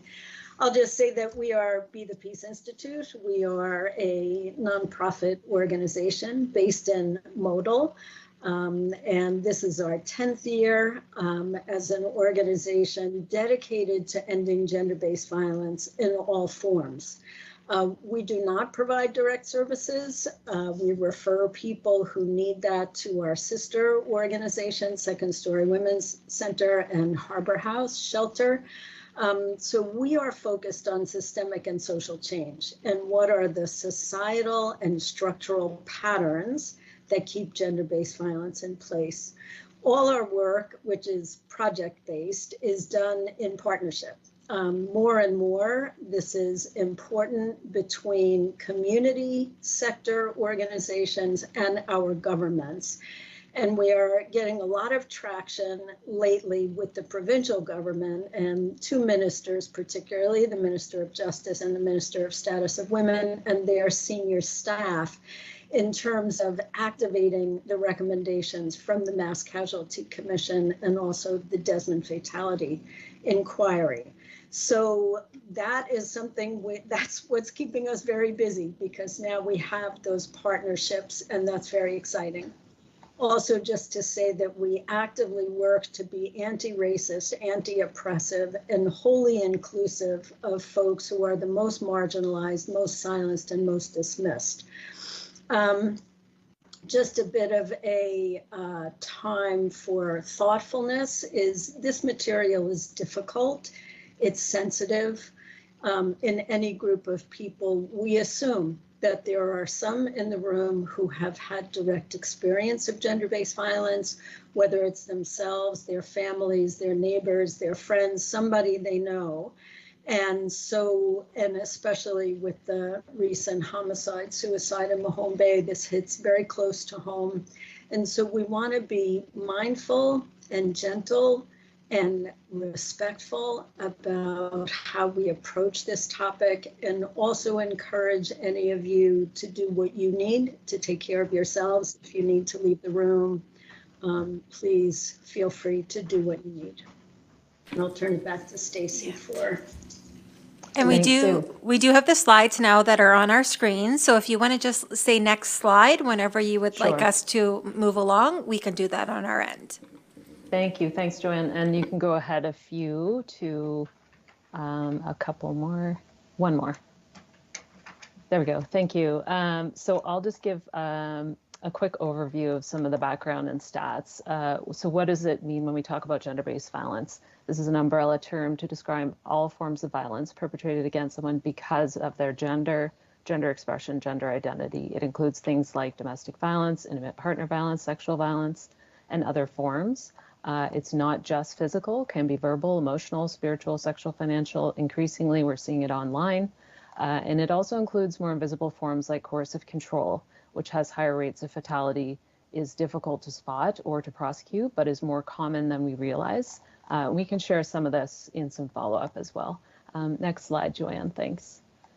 So some statistics. First, we want to say that most men are not violent, and we need them as allies in this work and in demonstrating healthy masculinities to others, importantly. But the reality is that most intimate partner femicides, are as high as 93%, according to some data, are committed by men. Women's violence against men does happen, but is less common and less severe. In Canada, every 2 days, a woman is killed by a current or former partner or a family member. And in Nova Scotia, since the province declared intimate partner violence an epidemic in September, 7 women have been killed by their intimate partners. Nova Scotia has the highest provincial rates of self-reported intimate partner violence and human trafficking in Canada. And our police-reported intimate partner violence rates are higher than the national average, but less than 20% are reported to the police, and for many complex and legitimate reasons that we won't get into today. But we can assume that these rates are indeed much higher. And unfortunately, the rates have not changed much in about 30 years. Next slide. So who is affected? Some groups experience much higher rates because of discriminatory factors. So African, Nova Scotian, Black, Indigenous, newcomer, 2S LGBTQIA, those living with disabilities, and many others, including women in rural communities. The rates are twice as high, in fact, and that's, again, for many intersecting reasons. But we're all impacted by gender-based violence. There are major social, community health and safety, and also economic costs for everyone. And next slide. And the next slide. Too many slides. So what's the role of municipal councils in all of this work? The Mass Casualty Commission, which Sue referenced, was the inquiry into the shootings in Portapique in 2020 and was the worst mass tragedy in Canadian history. The findings from the commissioners in the report made clear linkages between mass casualty incidents and more common occurrences of gender-based violence. In fact, most perpetrators of mass casualty incidents are found to have a history of gender-based, intimate partner and/or family violence, and most mass casualty incidents begin with an incident of intimate partner violence, just as this one did in Nova Scotia. We do suggest reading at least the executive summary and the list of recommendations from that report. It's a very lengthy 7-volume report, but useful to at least give a bit of a look at that. The Commission also called for all levels of government to declare gender-based violence an epidemic and to invest epidemic-level funding in its solution and in the gender-based violence sector. Since then, in September, Nova Scotia declared intimate partner violence an epidemic, and in December of last year, MODL was, as far as we know, the first and only municipality in Nova Scotia to declare gender-based violence an epidemic. So we do want to say congratulations and thank you on that leadership, and Councillor DeLong's motion bringing that forward. But of course, we don't want this declaration to remain symbolic. It needs to be followed by meaningful and sustained action. So the MCC, the Mass Casualty Commission, also calls for a whole of society, whole of government response. And that, by that, they mean all levels of government, all sectors, businesses, workplaces, media, schools, everyone, communities, individuals, men, to working to address gender-based violence and its end together. A key strategy that they saw going forward is a public health prevention approach over and above a carceral or justice response to address those root causes of gender-based violence, the social determinants of health, things like poverty, affordable housing, food security, access to services and transportation, social isolation, and systemic oppressions like racism. And we do want to note that we understand there is tension around what's considered the responsibilities of the municipality, including downloading by the province and maybe not with equivalent funding or capacity. But this is about leadership in community safety and well-being. And we do see that municipal representatives are very well positioned in this work as trusted local advocates, especially in rural areas, addressing these things like poverty and homelessness, and with meaningful influence among their constituents, diverse sectors, and across all levels of government. But we encourage that this work can't be done alone and that partnerships are very key. And the next slide, and I'll pass it back to you, Sue. Thanks, Stacy, and forgive us for talking fast. 15 minutes is not long. So one of the key things you can do as a municipality is develop a GBA plus lens, GBA standing for gender-based analysis, and the plus is the intersectional lens. So how do policies, programs, legislation, benefits, initiatives affect female identified people, but also people who have intersecting identities that tend to marginalize them and create bias. And so you can use this lens in your economic development analysis. And when you figure out infrastructure, or you're looking at quality of life indicators or communication and engagement, it's a strategic lens for you to use. And there are a couple of ways that you can do this. Women and Gender Equality Canada, which is a major funding source for us over the years, has a training course online that has several modules, and it's very well done. We have taken it.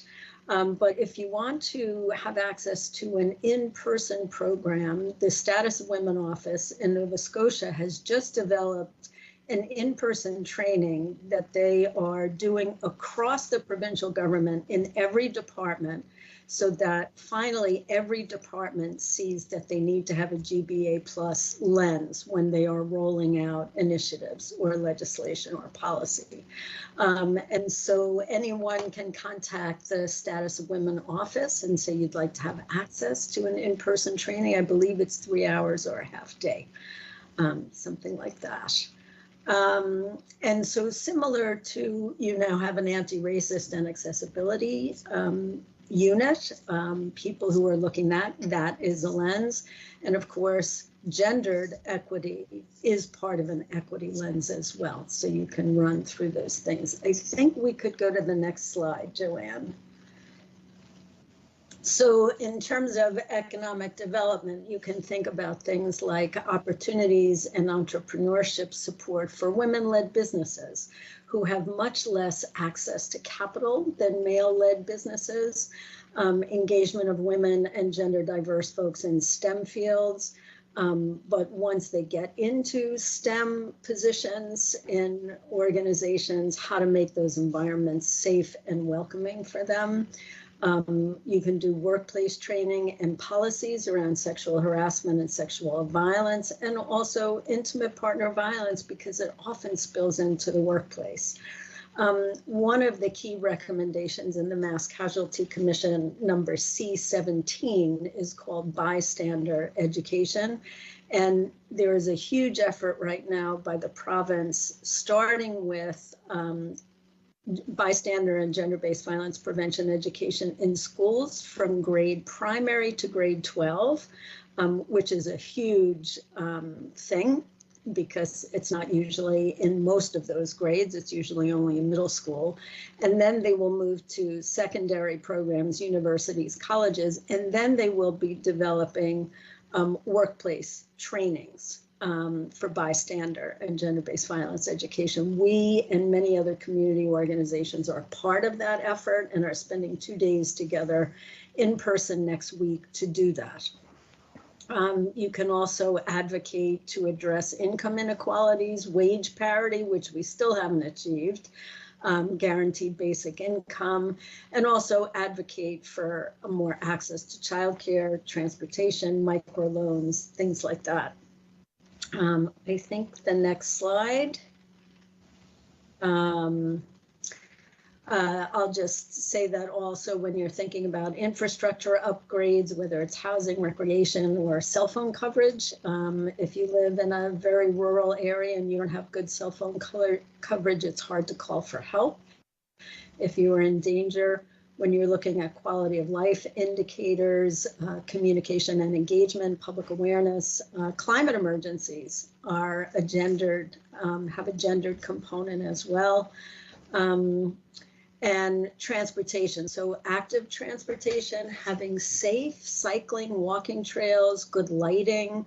It gives somebody the possibility of getting out of a dangerous home. There's also the need for, obviously, transportation in rural areas. We know that you are part of Lunenburg Community Wheels. Something that we may need to consider is emergency transportation for someone who needs to leave quickly. That could be life-threatening for them. I don't know if you know about Shelter Movers. They are a nonprofit group that moves women, comes with movers and volunteers, can store all their belongings and move them into a shelter or somewhere else if they're escaping violent situations. But the transportation thing is key to reducing isolation and for people having access to services, appointment, and increasing independence can be a key factor in violence. We don't know if women are the most frequent users of transportation. You probably would have that data, or often if they're with children, and can there be can we reduce barriers to the use of transportation for people who are living under the poverty level? So the opportunity to get away safely and to supports is a huge issue. It's why many people stay in relationships with an abusive person. I think that's it for that. And right now we have very popular routes, so for public transportation, but more isolated communities obviously don't have that. You could go to the next slide, please, Joanne. Housing, as you know, and you're grappling with, the need for safe, affordable housing has become a huge issue throughout the province. It is a major barrier for women leaving abusive relationships. Shelter spaces can also be limited and over capacity. And so lots of people are forced to stay because there's no housing or transition. Also, we have no second stage housing in Lunenburg County. Second stage housing being a place where a woman can stay for a longer period of time, a year or 2 years, until they, and supported and secure until they can find a new place. And also sex for shelter is on the rise, especially the risks for trafficked youth, which is, we have high rates in the Bridgewater area of sexual exploitation and trafficking of youth. The risks are enormous. And in the MCC also, recommendation 2.2 was about creating a plan that supports all types of housing. And how do you accommodate people who may be escaping violence? We have heard from women that if they have children, it's next to impossible to find housing. Lots of landlords don't want children. But you can think about this in your zoning and land use decisions and allocations, creating inclusionary zoning like the City of Montreal has done. And also the possibility of hosting a housing symposium with stakeholders, with provincial housing people, with the people who in community who are trying to find housing for people. those are some of the other things to consider. And I think it goes now back to Stacy on the next slide. Thanks, Sue. Yeah, so just some recommendations, sort of overview recommendations in terms of next steps for the declaration specifically, potential to assign staff to look at those recommendations for municipal councils, consider a regional approach to addressing gender-based violence, given our geography, our interconnectedness here, potential opportunity to pool resources, and certainly leading the way with other council units, with the Nova Scotia Federation of Municipalities, the Canadian Federation, to make similar declarations. Over 90 in Ontario have made declarations, 90 municipalities. Next slide, thanks. So community safety and well-being is a very strong theme across all of the key reports that we're referring to, as well as across gender-based violence prevention work. Increasingly, very much aligns with your strategic priorities around quality of life.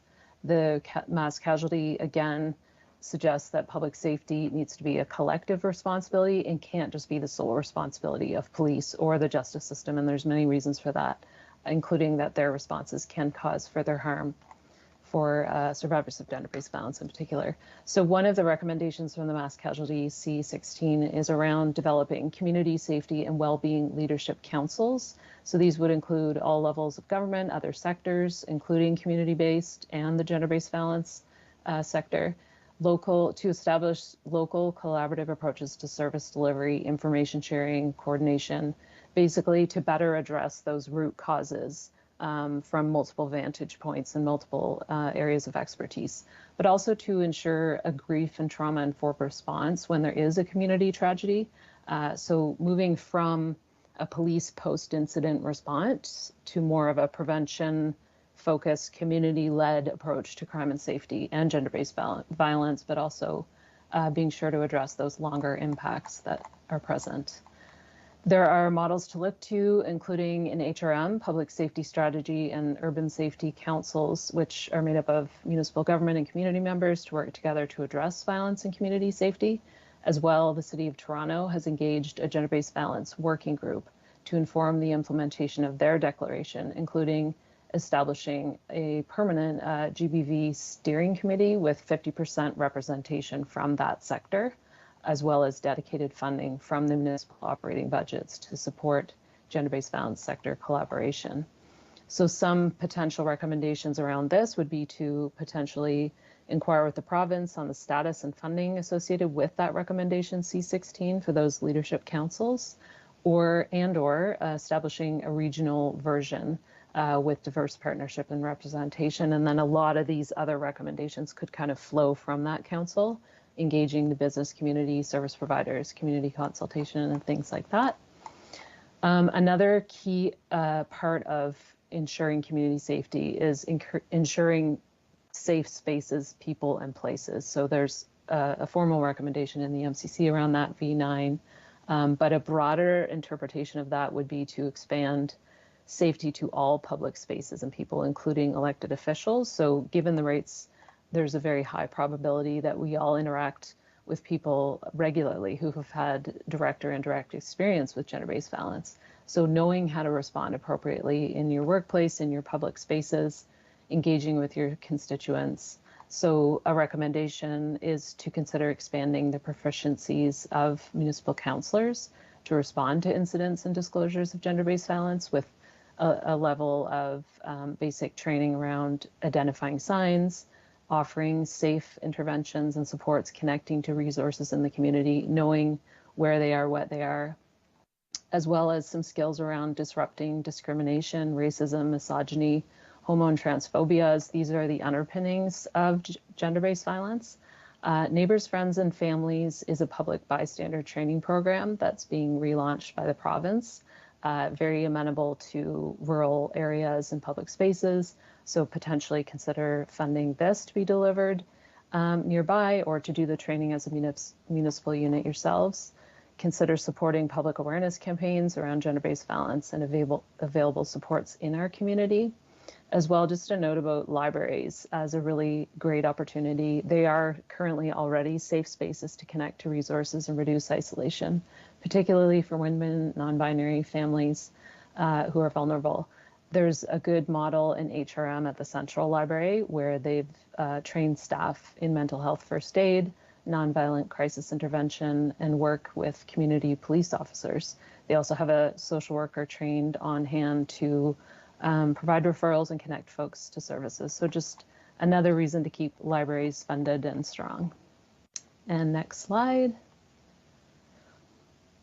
So policing is a big one, and obviously they play a key and important role in maintaining community safety, addressing crime, but we also know that police and other systems were founded in systems of patriarchy and colonialism.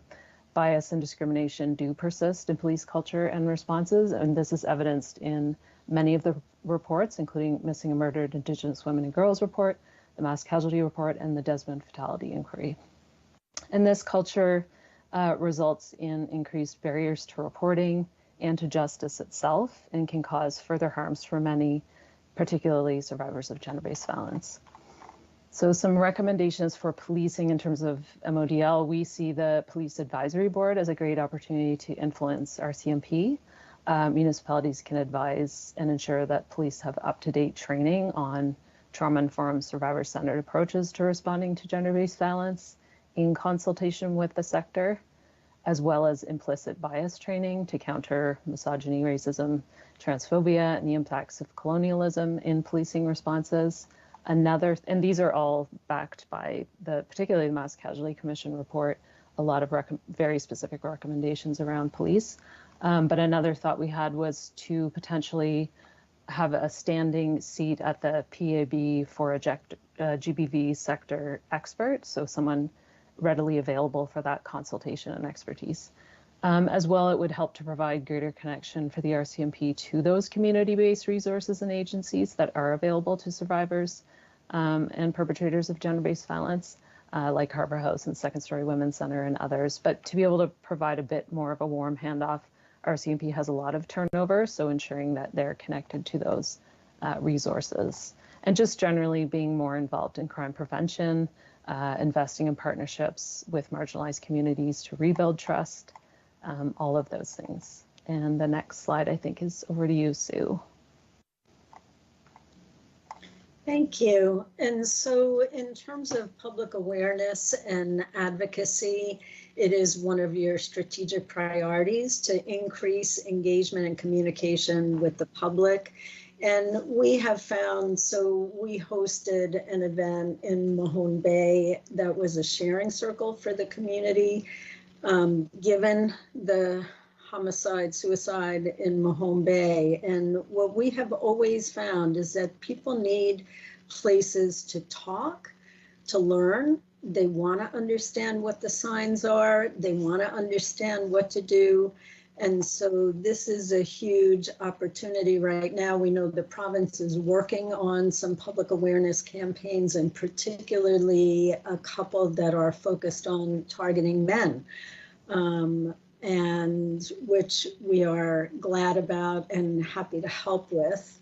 Again, is there some regional cooperation on raising public awareness, and so that people understand the signs and the services, and that men who may be using violent behaviors, excuse me, know where they can get help, which is basically to call 211 and ask for the men's helpline, where they can be directly connected to a therapeutic person who they may be able to continue to work with.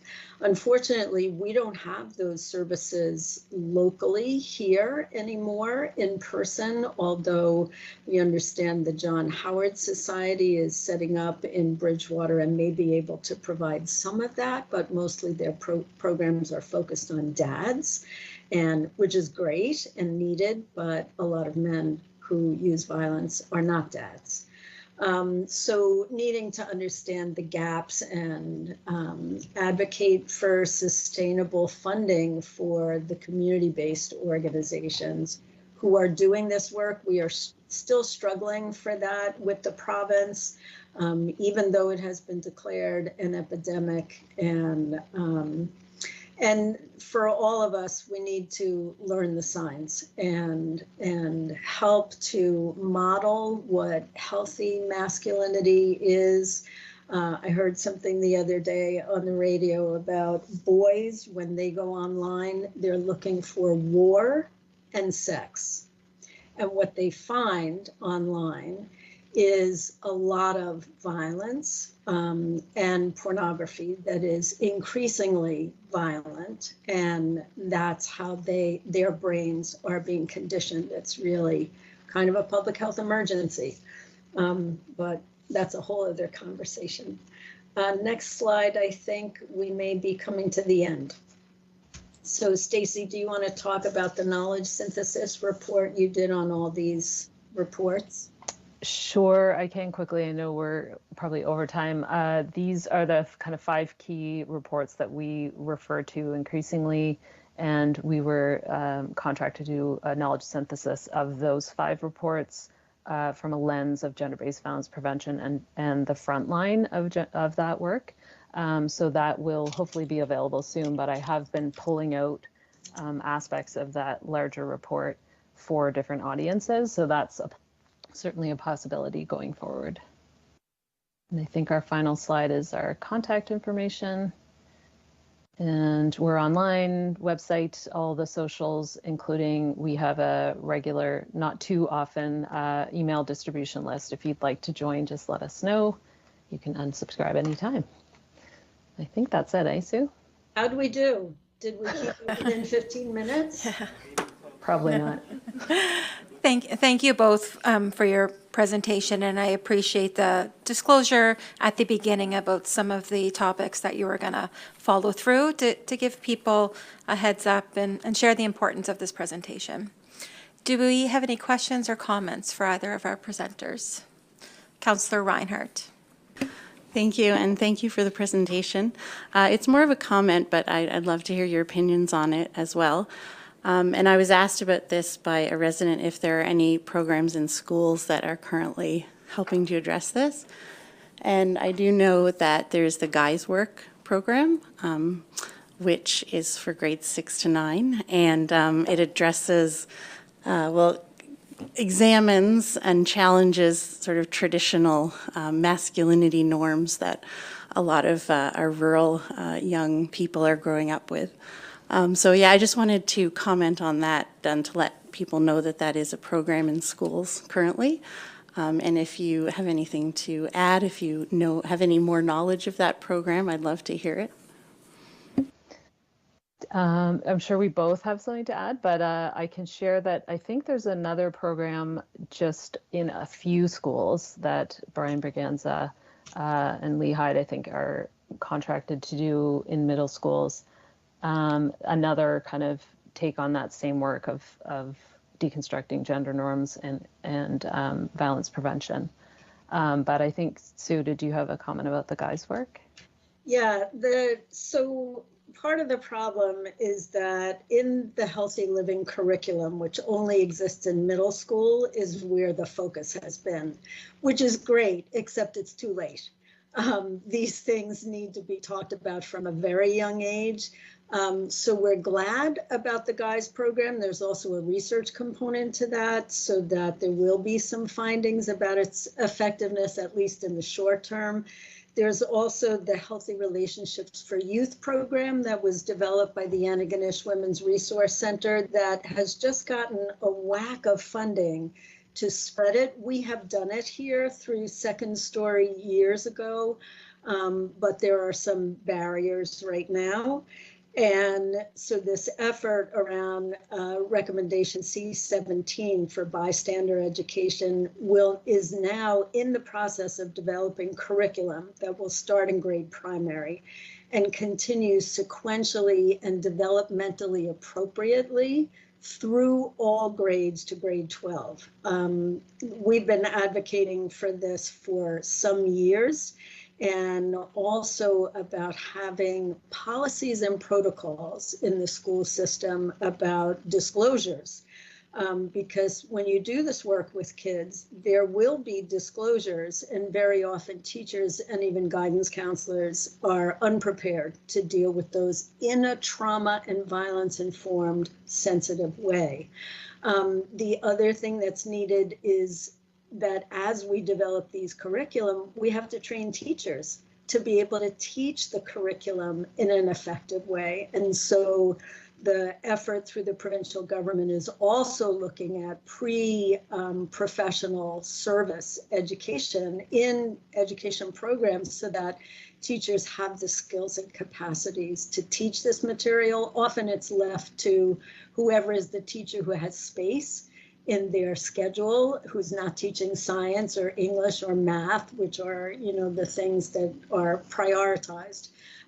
So there have been a lot of gaps in high school when the stakes are really high for young people and sexual assault, sexual harassment is already embedded. There's been nothing. There are no programs in this. And so the attempt is going to be to embed things like consent and bodily awareness and sexual harassment and hypermasculinity and hypersexuality, all those things into the English language arts so that it's embedded directly in the curriculum through all the grades. So we're excited about that. Thanks for bringing that up, Morgan. Councillor Brooks.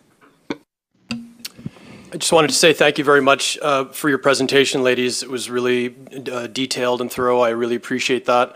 I also, there's a lovely moment here for intersectionality with a bunch of our council's tasks and areas. You rightly mentioned that one of the greatest ways to combat gender-based violence is through economic empowerment of women, so I really applaud you highlighting that. The other one, which I'm also very passionate about, is access to transit and understanding how crucial that is for people who are in that situation. So thank you very much for giving a very detailed overview of this situation. I appreciate it. Thanks so much. Mayor McLean-Weil. Again, Councillor Brooks has really captured some of what I wanted to say, but it is one thing to recognize that gender-based violence is an epidemic. It's another thing to actually do something about it. And so I appreciate today that you've offered us some very practical, and I think that's what we wanted, some practical approaches that we can take to the work that we should do as a council. And I think it will be important that we think about this and act on this in a very concrete way as we go forward over the next couple of years in our work as this council. And I think that there's a strong commitment here to see the work that we are doing does reflect a recognition of the situation in our community and across the province.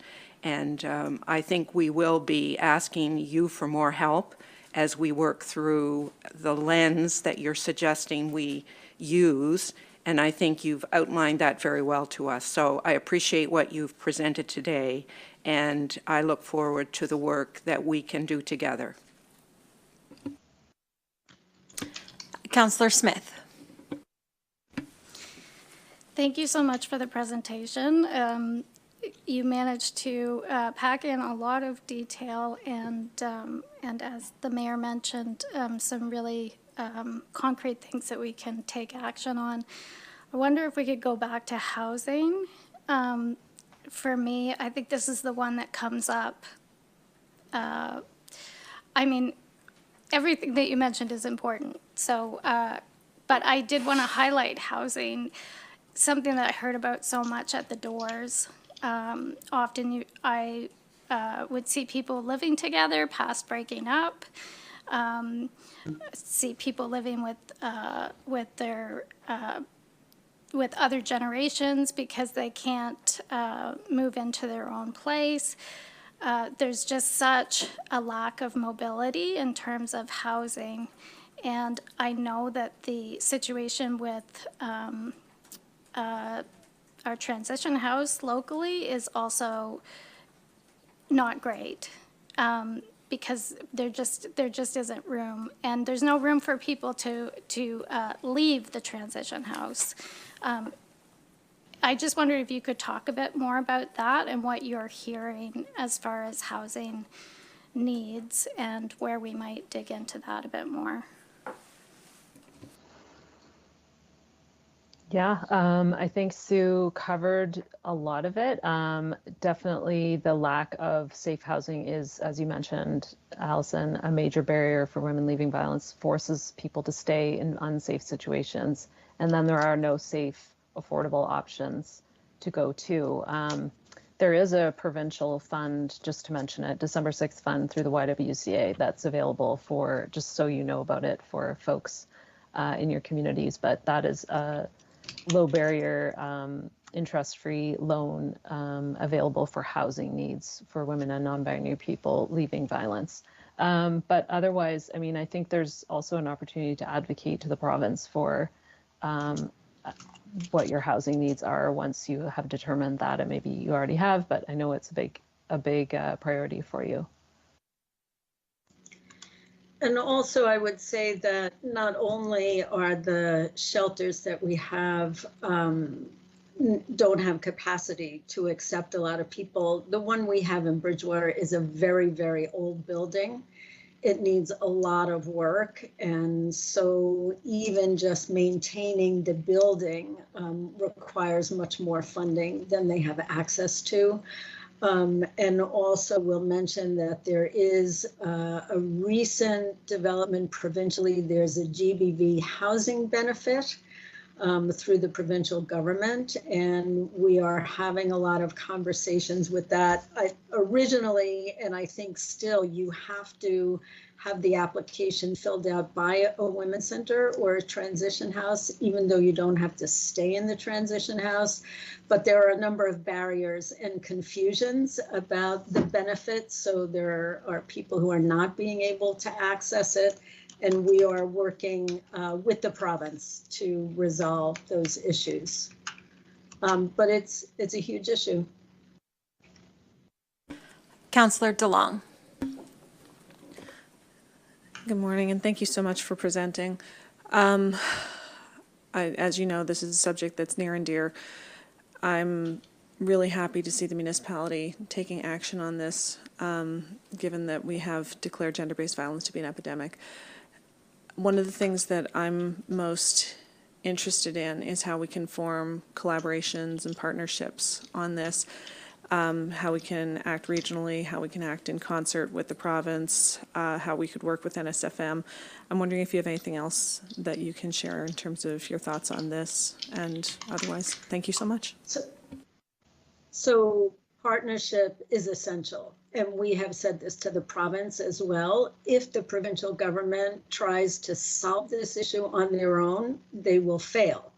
If they don't engage with community-based entities who are seeing the work on the ground. We have seen legislation that has come into effect, which has negative unintended consequences because there wasn't adequate engagement.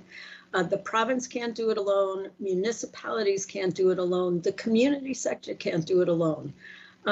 We've been at this for 30 or 40 years. It's 40 years since our first women's center and transition house were set up in Lunenburg County. And we're doing a lot to shore up the services after violence happens, but we are not affecting the rates, the scope, the prevalence of gender-based violence. So new partnerships are needed, and including with the general public and with the police. Everybody needs to be in, otherwise we won't be able to make a dent, and we'll be having the same conversation a decade from now. So I think you're quite right. And HRM has done quite a lot in their community safety division.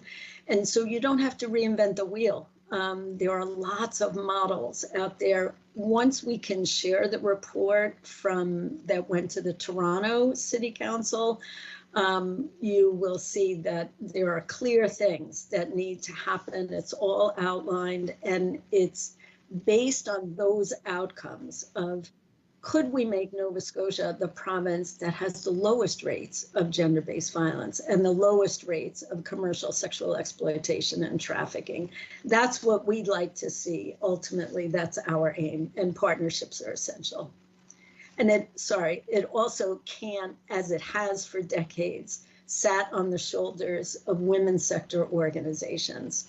So it's kind of like what you will hear from the anti-racist and accessibility division that you have now is that if the pressure for change is sitting on the shoulders of the people who are most marginalized, it fails. Those people need allies, they need advocates, they need to be in partnership with people who care, and the same in this situation. And I'll just add to that thought, Casey, that as you know, community-based resources and organizations, there are only a few in our wide geography, and they're over capacity as it is. They're addressing things like poverty and homelessness and gender-based violence prevention and post-incident trauma counseling, but with very little capacity. So any effort to support those organizations and that sustainable core funding that's needed is also really helpful. We're also really lacking in culturally specific, culturally responsive, and led services in our rural areas for sure. I'm not seeing any more hands, so I want to thank you both for your presentation. And if anybody's looking for further information, both of your emails are in our agenda package. And I also know that you have a Facebook page where you share events and a website as well.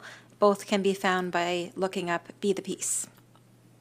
And I'll just, if I might just add that we are hosting a GBV Summit on April 7th and 8th, to which any of you are invited. It's going to be at Oak Island, so it makes it very easy to attend. And also something else to consider, which for another time we can talk about, is data collection. Like, we have no Lunenburg County specific data about this. It's very hard to get that from policing records, and it's a real need in the whole field. Leave you with that. And thank you so much for the opportunity to come today. Thank you very much. Thank you. So we're going to move down on the agenda under the Administration Development, or Department, it says Development, but Department 9.3.2, Strategic Priorities Engagement Report. And I think we will try to push through till 12:30, and then I'll get a read of the room if that's the proper time to break, depending on where we're at in the discussion. I'll turn it over to our Deputy CAO, Alex Demerick. Good morning, committee members. Just checking to make sure we have, streaming. Yeah, that's great. So I would like to provide the committee with a summary of where we are with our strategic priorities. If you will recall, Council has some broad statements around what your vision, mission, and values are. Underneath that, Council regularly establishes strategic priorities to help guide budget setting and special projects. So this committee, after a council retreat following the election, had a discussion about a draft set of strategic priority statements, and that was in January of 2025. So the report summarized the outcomes of the retreat and proposed a set of strategic priority areas and some lenses for Council to consider. Council approved them in draft format and then went forward with some public engagement. So the report in your package today summarizes very briefly the original report, but focuses on the engagement that was that took place. And then we have some analysis and discussion for you. So the four strategic areas were around regional economic development, investments in infrastructure, quality of life, and communications and engagement. And the lenses proposed for evaluating new initiatives included the strategic focus, the finances and budget implications, sustainability and climate change, IDEA, which stands for Inclusion, Diversity, Equity, and Accessibility, and Strategic Communications. In terms of public engagement process, the report was presented in open session at the previous Policy and Strategy Committee meeting. The information was made available through our agenda packages, but also we created a microsite on our engage.modl.ca page. And there were forums established so that we could receive input from residents. We also held one in-person event, which was held on February 6th in just across the road here in Cookeville. So in terms of participation results, I would say that it was relatively strong. So we had over 1,000 residents visit our website. The website tracks engagement in different ways, so it categorizes them. And there were over 100 who were actively engaged. So this included either visiting multiple pages, downloading some of the reference material, or adding a comment in one of the forums. We also had 40 residents attend, which is relatively encouraging given that there was a snowstorm that night and we were adjusting and hoping that residents would brave some of the elements. That's just an overview in terms of quantity of engagement and input, but I did want to take a moment just to reflect that the quality of the input was excellent. So you have in your packages verbatim statements, all of the comments that were received. I would encourage you to spend some time, if you haven't, going over each of those. I think that they were very useful in helping illustrate how the public has engaged with a real thoughtful mind with what council has put forward. And I'd also just make note that this isn't the ending point for that input. So I'm pulling those together into sub-packages to make sure that directors and cross-department teams that are working on initiatives that were referenced in the comments get those comments so that we can incorporate them into future staff reports. In terms of trying to provide some summary and analysis to council, it's always a challenge when you look for qualitative data to then extract some kind of quantitative summary. But we've done the best that we could with that. We coded each of the responses that was received into themes and identified whether they were generally supportive or in opposition to an element within that statement or lens.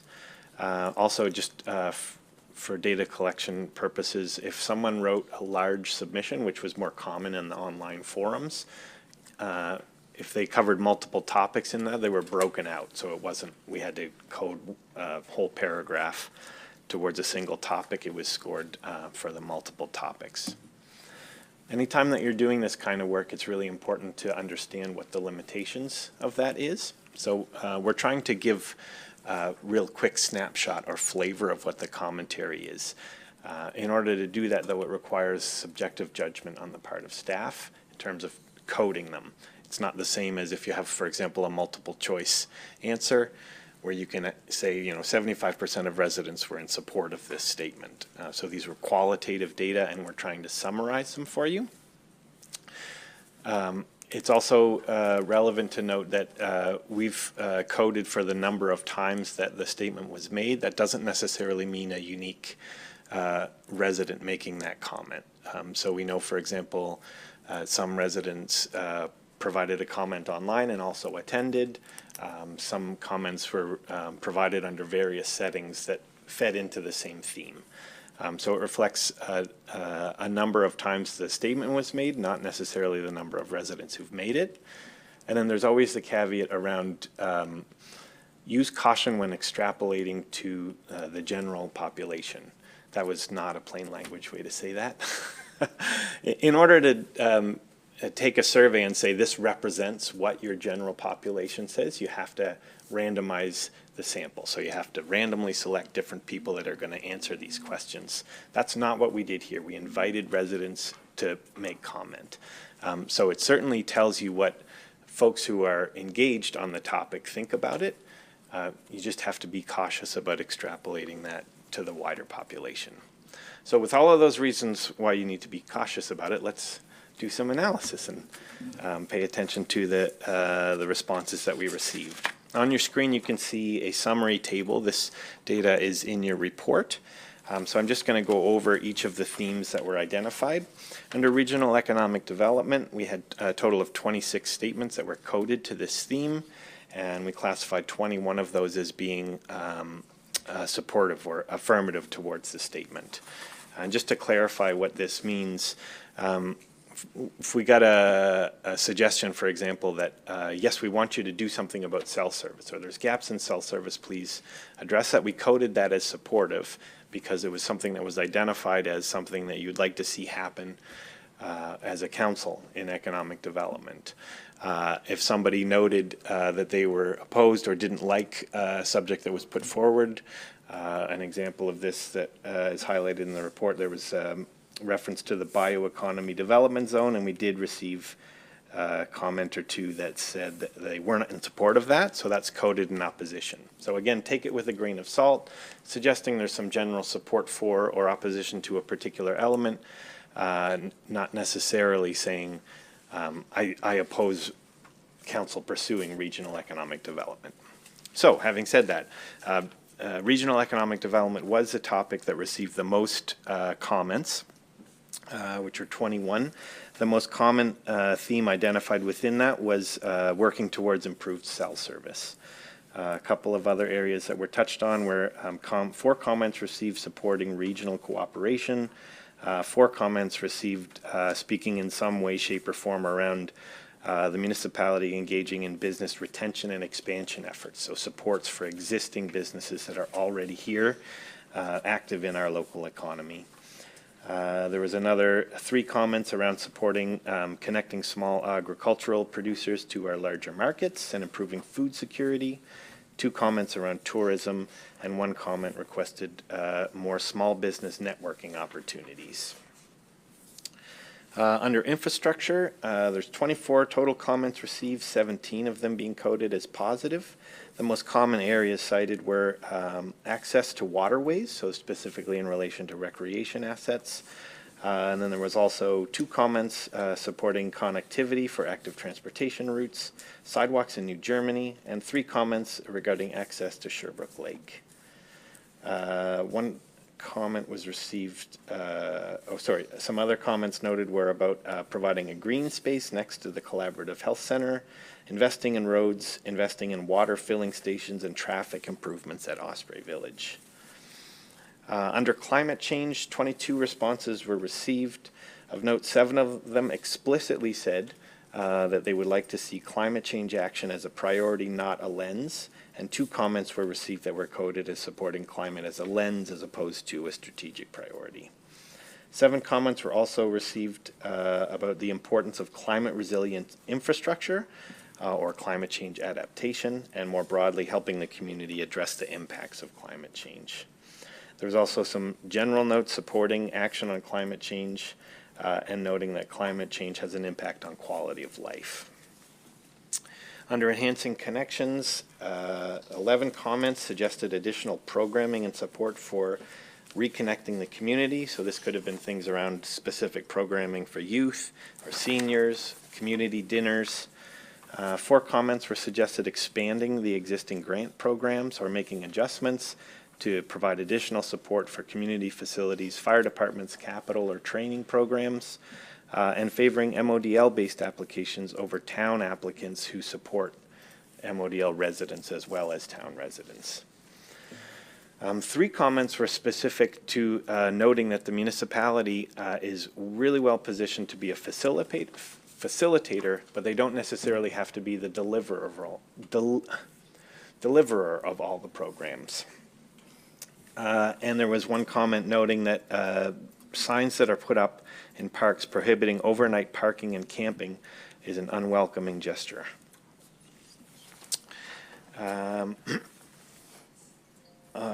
Under engagement, there were 12 comments that were coded as supportive of Council's focus on communications and engagement, and they covered a whole gamut of things from more opportunities for public input, more consultation in different communities within the municipality, more evening and council in the community meetings, And there were two comments suggesting that it's not a good use of municipal resources to develop a municipal app, and one comment noting they were supportive of developing a municipal app.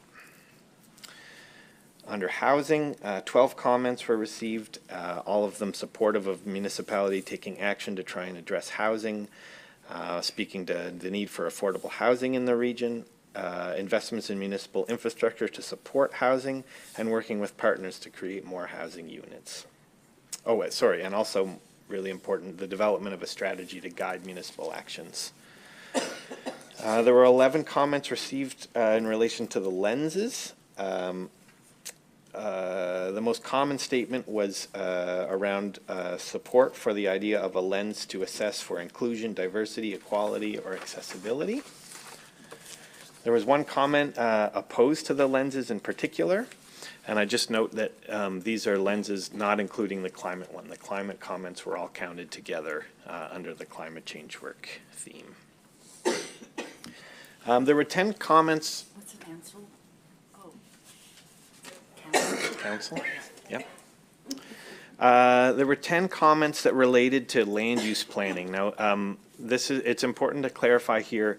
These weren't 10 comments that said, please apply development controls explicitly. Rather, they were questions or comments noting concern about change in the character of communities, concern about the pace of growth, questions about how the municipality can deal with things like traffic flow and increased density and its impact on existing infrastructure and existing communities. And all of this has to be addressed through your MODL 2040 project. There were 8 comments which were coded as relating to affordability. 6 of these talked about specifically municipal tax policy. So one of them, for example, stated they didn't want to see any increase in residential taxes. There were comments around decreasing expenditures and providing more property tax relief.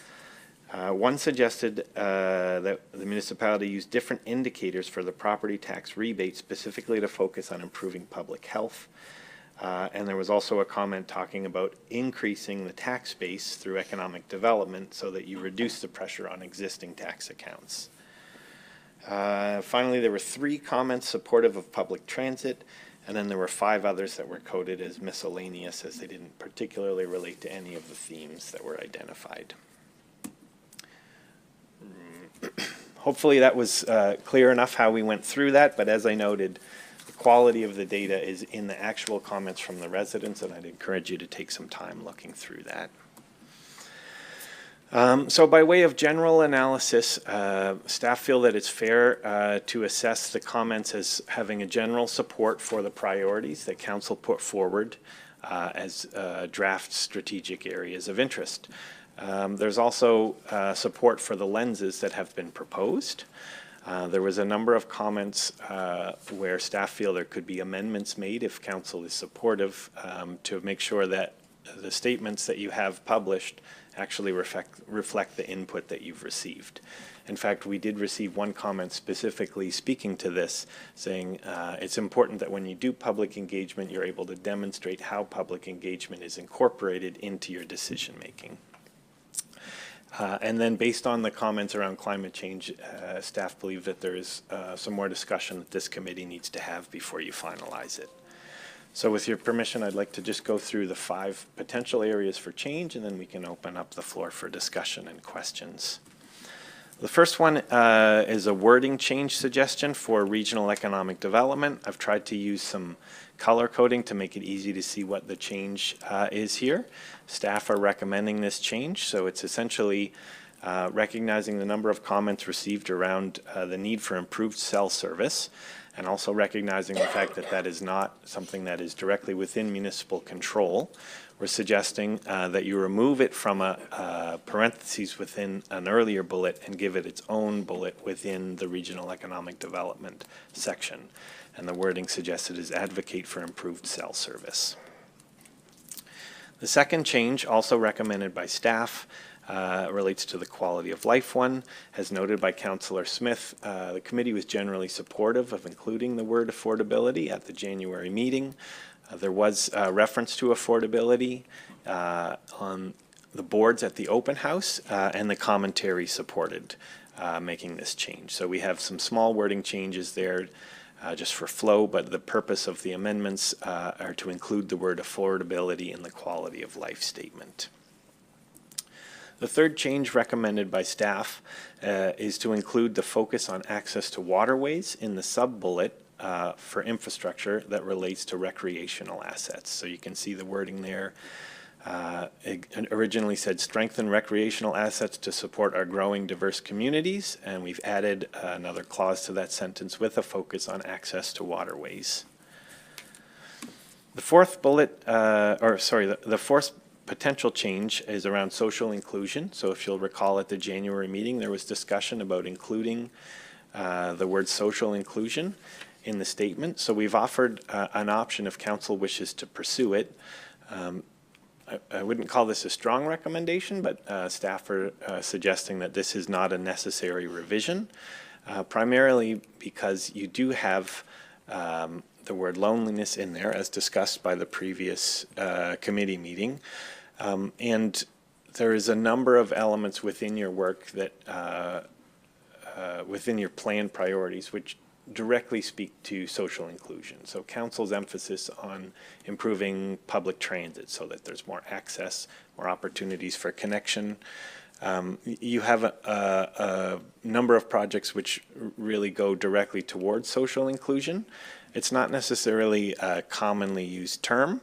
And so we're not sure that it provides any greater clarity in terms of communicating what council's doing. But we are looking for your input on that. And then the final area is around climate change. So we've provided you with two options to try and reflect some of the discussion that happened at the previous committee meeting and the input that we received through public engagement. One option obviously would be to keep the statements as they are. So you have climate change included as a lens, and then you also have an option where you include it as a fifth area for strategic priorities. And so we've offered some draft language here as to what that would look like. So the argument in favor of adding it as a priority would be you receive some public input suggesting that it's important. You are doing climate change work, both on the emissions reduction as well as on the adaptation side. You have a climate change action plan. Including it as a priority is a means to communicate your commitment to that area. If it's included as a lens, I want to make sure it's very clear. That doesn't mean that work doesn't proceed. So you already have approved your climate change action plan. And in fact, there are a number of elements in council strategic priorities and your which will be included in your proposed budget, which indicate a real financial commitment to these areas. Just off the top of my head, so council has indicated strong support for expanding public transportation services. So this would obviously have an emissions reducing impact. Also, last month, council approved an extra $600,000 to address the wait list for your clean water financing program. This is explicitly a climate resilient program. We are responding to periods of drier weather where historic dug wells are no longer able to provide service to the homes that were using them. So you have that already included in your budget. And there's a number of other actions from your climate change action plan which will be incorporated for council's consideration. So the commitment for activity is certainly still there. The option of keeping it as a lens is communicating the evolution of something from a strategic priority which requires sort of more governance attention from council, where you are developing a strategic plan to address climate action, to the case now where it's become embedded in your organization, is impacting operational decisions. And an example of how this is taking place is to create the climate change action plan, council had established a sustainability committee. The committee is now no longer active. Council felt that the committee had done its work to help develop the plan, and it's now in the municipality's responsibility to see it implemented. So I know that was an awful lot of information, but I hope that that set you up well to have some discussion. The final sort of concluding statement is these strategic priorities are really important to council. As mentioned in the original presentation, they help staff establish budgets, but they are also a communication tool. So you can let your community know what it is that's important to you and what you are working on. So it's important that council feels you have ownership over these. Staff have provided you with analysis and some recommendations, but we want to make sure that council is free to have unfettered discussions and come to a conclusion that you are, the majority of the committee is happy recommending on to council. Okay, thank you for that. Now let's open the floor for discussion. Councillor Smith. Okay, I'm just gonna get the social inclusion thing out of the way, maybe. But I just want to start with a quick question, and then I have some comments. So as far as staff is concerned, the main problem with using social inclusion is that it's a barrier to communication, but it is aligned, the definition that you gave, it is aligned with the work that we are doing. So it's accurate, but it's just not a great term in your estimation. Through the chair, I would 100% agree with that statement. The work that you're doing is well aligned with social inclusion. Based on the definition we pulled from empirical research on what social inclusion is all about, you are fully engaged in that work. The question is, does this help communicate to your residents what you're doing? Staff don't feel it has a significant improvement over the wording that you have there. As I mentioned, this is not a strong recommendation from staff, and it's important that council owns the strategic priorities. So I just have a few comments about that, because I was surprised by, when I initially brought it up, the response to it. And I'll just give a plain word definition of it before I get into a few of my comments. Social inclusion means making sure everyone has the chance to fully participate in society without being left out or excluded based on their background, identity, or circumstances, allowing them to access opportunities and contribute to their community like everyone else. It's about creating a society where everyone feels valued and belongs. And as the Deputy CEO has said, that really does align with a lot of the work that we do in our municipality. So after that discussion, I thought, I'm just going to see if other municipalities are using this word in their work. I found that the City of Moncton, the City of Fredericton, CBRM, they all have social inclusion committees and plans, which include very similar work that we're doing around housing, public transportation, accessibility, affordable recreation, food security, and anti-racism. And if you visit Fredericton's site, they actually have a map of over 100 municipalities in Canada who are working on social inclusion through a coalition called the Coalition of Inclusive Communities. And the map is a really cool tool because you can click on any 100 of these 100 communities and see a list of what they're doing. And some of them have holistic plans, but some of them just have it kind of broken out into how different parts of their, like housing or recreation, contribute to social inclusion. Other places in the world celebrate social inclusion weeks, which I found really cool. Australia, New Zealand have these as like national weeks. And the city of Galway, one of my favorite cities, has Social Inclusion Week, and they say it's a celebration of participation, equality, and inclusion, and it's a great opportunity to raise awareness about the excellent inclusion work being done by local groups and organizations in Galway City. So they've really embraced the term.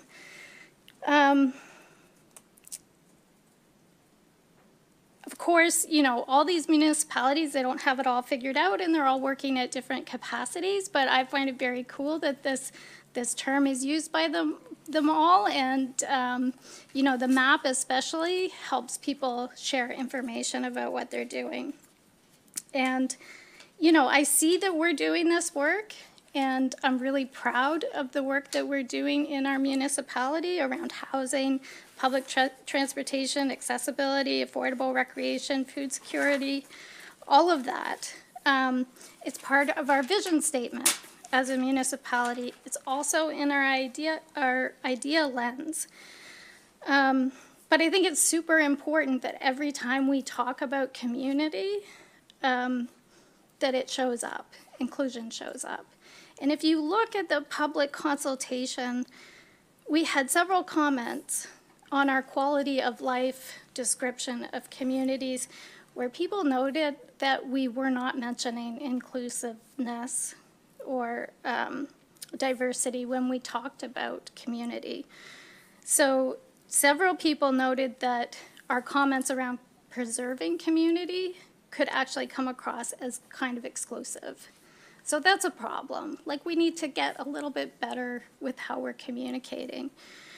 Several people advised just clearly name equity and supporting diversity in this quality of life description. Somebody else said if we stand for equity, we should just say it. And somebody else emailed me on our priorities and said that our language around community seems a little light for the state of affairs right now, and she would appreciate a stronger focus and language around inclusion. So, you know, I've said a lot about this. Obviously, it's important to me, and I think that, you know, the vision statement for Modal was written before we got here. The idea lens is one that we adopt, but staff brought. Our wording around quality of life matters to me, and I think that being very clear about community includes this commitment to social inclusion, and using the word social inclusion to communicate our values is important, and we should be consistent in how we talk about community. So that was a lot, but thank you to staff for your feedback, but humbly disagree and think that we should have the language of inclusion baked right into quality of life. I wrote down that's one perhaps to come back to so that your points don't get forgotten. We'll continue with discussion, but that's one that we'll need to decide on as a group. I have DeLong, Oikel, Bell, and Burns. Councillor DeLong, you're up first. Yeah, I don't like to change the subject away from that, but I do have thoughts on a different subject. So in terms of adding climate crisis action as a fifth strategic priority, I'm very, very much in support of this. We declared climate emergency in 2019, which was before my tenure and before the tenure of most of the councillors around this table. So that means that this is an ongoing issue here at MODL. To bring it back to the personal for just a quick moment, my 6-year-old is growing up in a world that is much changed from the one that I grew up in. The other day, I was pretending to be a tropical bird for him because that's what parents do. He ushered me into the shower stall in our house and told me that I was in a waterfall in a rainforest. And then I watched his face fall, and he sat down on the floor, and he told me that he just wishes that rainforests could go back to normal. So this is what I've been preparing myself for as a parent in the age of climate change. I told him that all we can do is work hard on solutions in our own backyard and that he can help. That made him feel empowered and a bit better. I also told him that as his grown-up, he could talk to me anytime he wanted to about the climate crisis and how it makes him feel. I bring this up because I think it's a microcosm for the work that we are engaged in as a municipality. We are building solutions in our own backyard, and we are addressing the well-being of our residents as we do it.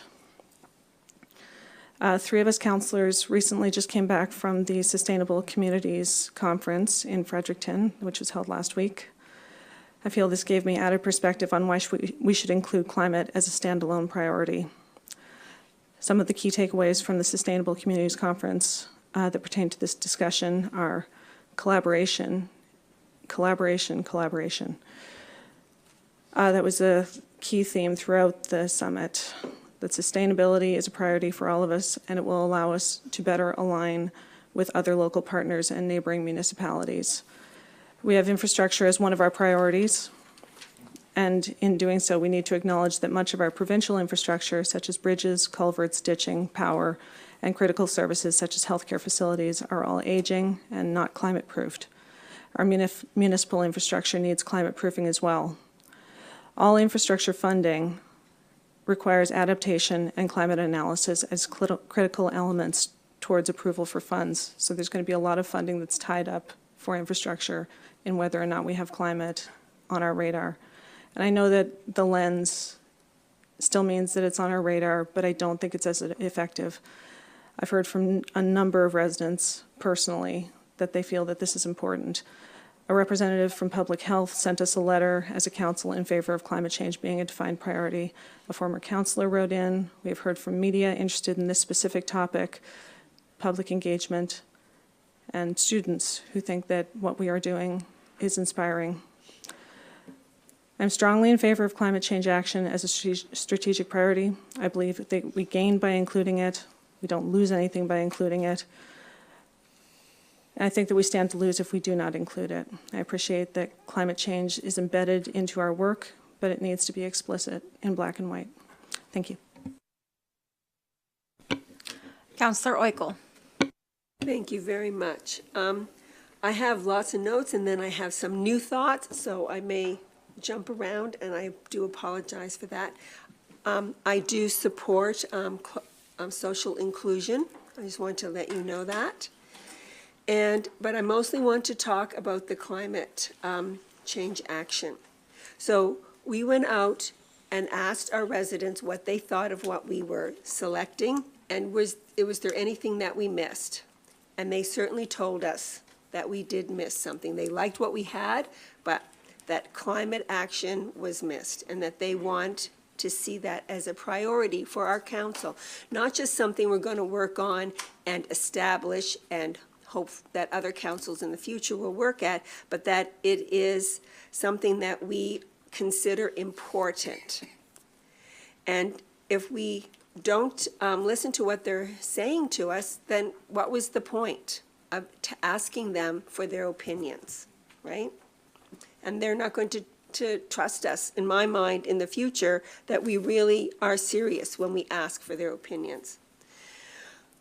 Underneath the climate action, the things that I'm reading, other than the food security for the region, really mostly seem to have to do with our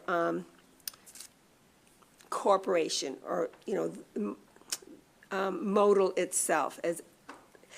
But when I was sitting here this morning, I came up with an acronym. Thank you. And because small words that are created by that word help us as humans to remember actions, and we need to take or we need to rely on, like REMO or EHS or even modal. Those are all acronyms for something. So I came up with one for our residents and for us. It's called RAMP. Resilience, adaptation, mitigation, prepare. Ramp up actions towards climate. Ramp up your actions towards climate change. It can encourage, inform residents of programs and educate residents, and also support community members to ramp up. And I'm thinking that that might be something that we could add under there. And we can use it because I thought of it. Did you copyright it? No, I didn't. And because underneath that, there is really nothing specifically regarding helping that we are looking to help our residents to adapt or to prepare, right? And I'm just thinking, let's ramp it up. So that's where I am right now. Thank you. Counselor Bell. Thank you. I like your enthusiasm. In my opinion, all projects going forward need to be considered with the environment in mind, both in the near future and the longer future.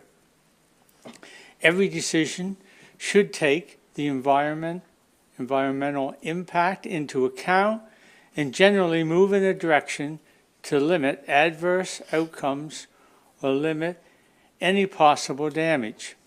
Investing in climate resilient infrastructure should always be considered. The world doesn't have a choice in this matter. Science tells the story. Anything new should be environmentally friendly as much as possible. That is why we must include a climate change lens.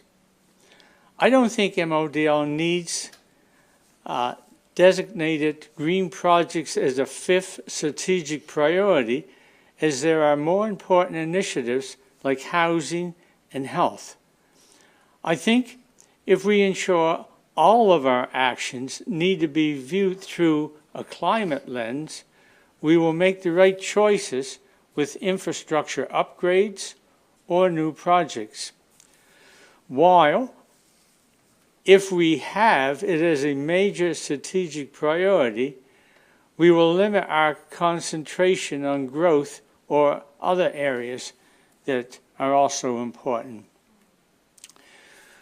We did suggest quality of life was a priority, so I could see that priority being changed to read quality of life for our residences and climate change support projects. I base my thoughts on 40 letters that I sent out to District 2 residents on this matter. While the replies that I got back was only 6, and I find that somewhat disappointing, this makes me see that many do not see a direct role as a priority. Most families are just trying to pay the bills from week to week. I do see adaptation as an important role for municipalities. It is the reason I see the lens as important, and it needs to be included. Our actions of the past, to include the purchase of electric vehicles, were seen as a negative action using taxpayers' money. And when I sent the letter out, some people just sent me a simple email and said, are we buying more electric cars? They keep reminding me. We done something that we might have went too far, and now we have to take a while for the heat to wear off. People do see the environment as important.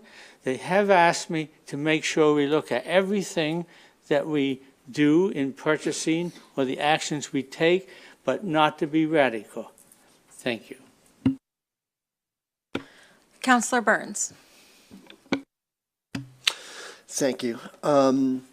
This document, more so than anything else, really reminds me of the duality of our roles here as counselors. In this chamber here, we govern, we make decisions. But outside this chamber, our primary role is communicators. And what this document is doing is communicating to our residents what actions we're going to take in here. But for me, what it really comes down to is how is it that we're drafting something that communicates to residents that their concerns we have heard and the actions we take in here will reflect them? To some extent, it is kind of semantics, whether climate change in itself is a priority or whether it is a lens, because ultimately I would hope that we are making similar style decisions together if we're using it as a lens or whether we're saying it's a priority. It's the same thing, but one, I have come to change my mind on the climate change thing, because at first I was very much, you know what, lens is fine because that's how we're making decisions. And, you know, like at my firm, our strategic plan there, that's how we would view it. But that's a plan just for the three of us who are at the firm who own it. This is a document that's meant to make people feel included in the decisions, hear what we're doing, and see how we're going to do here. So, you know, I would encourage all of us that, like, yes, it is going to be a lens. Every decision we make, that's going to be one of the lenses that we look at in this amongst others.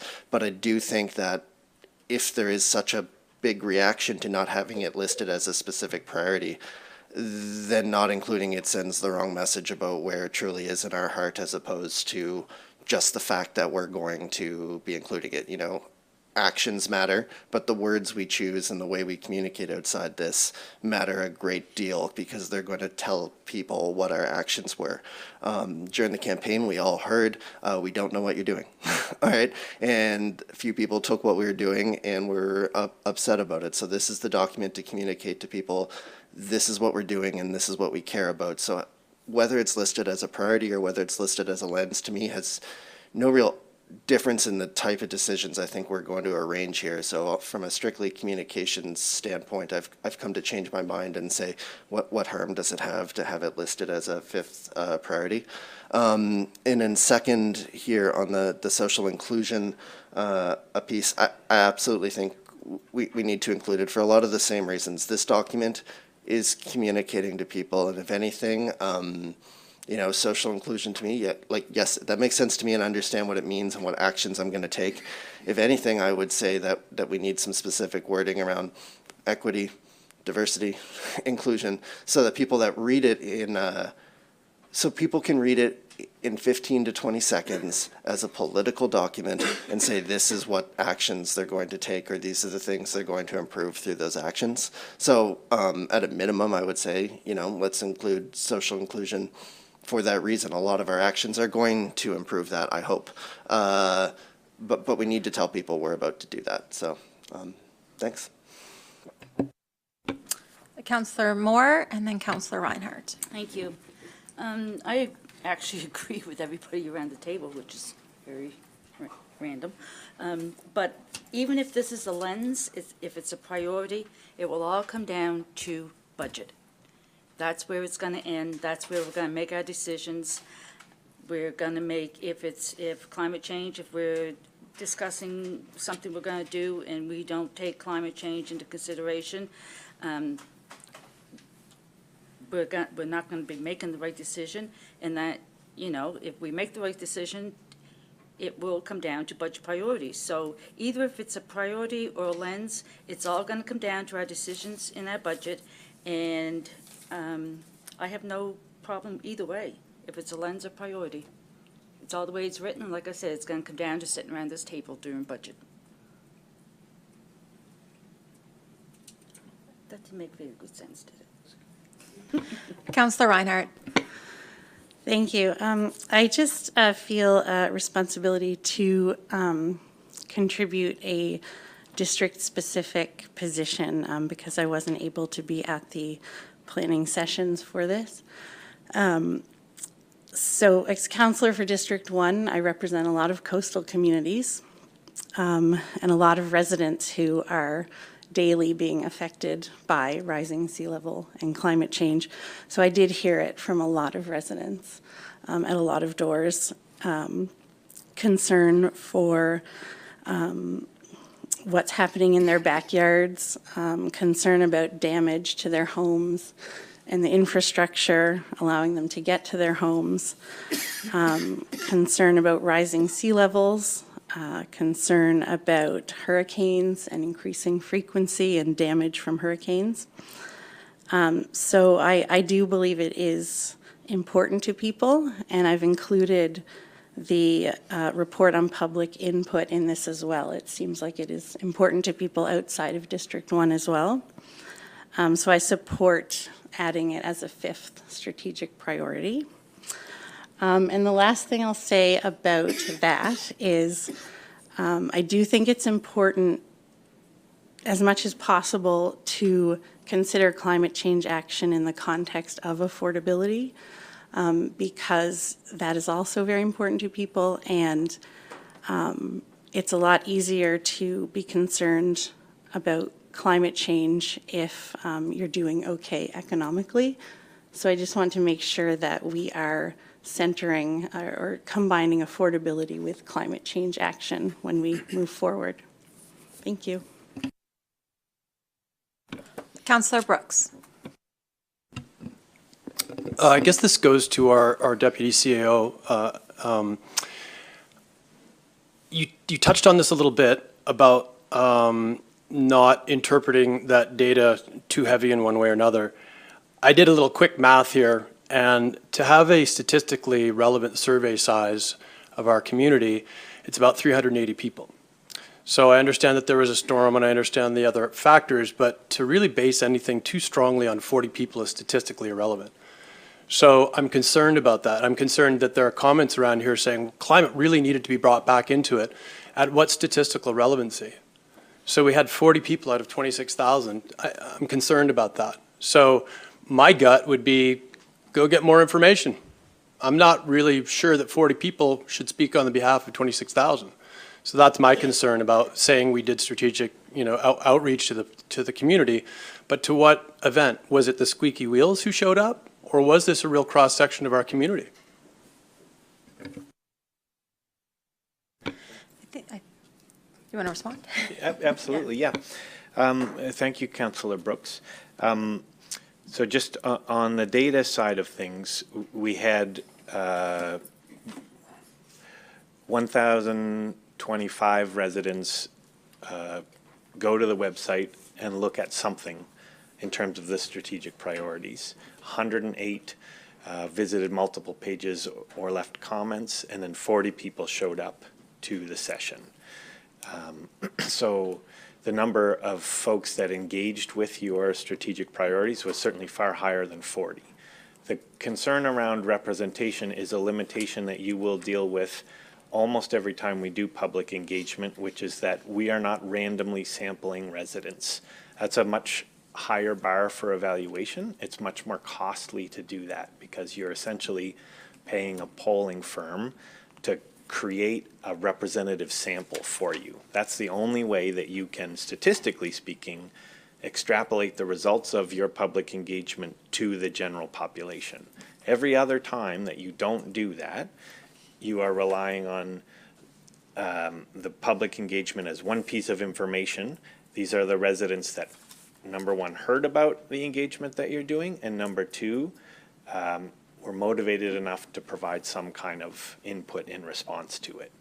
We have adopted over the last 4 years, and we have direction from this council to expand those ways to try and get at more folks who aren't really invested in a particular topic. So we do things like set up a booth at a home show. So people who come by have no interest in municipal affairs necessarily, but we accost them and ask them their opinion on whatever is the hot topic of the day. We set up booths at farmers markets. We go we go to places where people are to get their input. But even those efforts, they still don't give you a representative sample of the population. So that's part of council's job is you have to balance what you hear from your residents, whatever you're doing in constituency work, with the information that staff brings you, and whatever comes back from what we heard reports for public engagement. And you have the very difficult job of trying to balance those with your other responsibilities of being good financial stewards and being governors of your community. Mayor McLean-Weil. I spent a lot of time over the weekend going back through the documents that relate to climate change of previous councils. And I had read it before, but it was really good to be stormed in. I was supposed to be in Canmore, so I was feeling sorry for myself, so I read about climate change, and that didn't help, but anyway, that's beside the point. My point is that there's been an amazing amount of work done here by previous councils, going back to 2019, on climate change. And there's been a plan, a 10-year plan put in place. And the previous council began the work on that plan.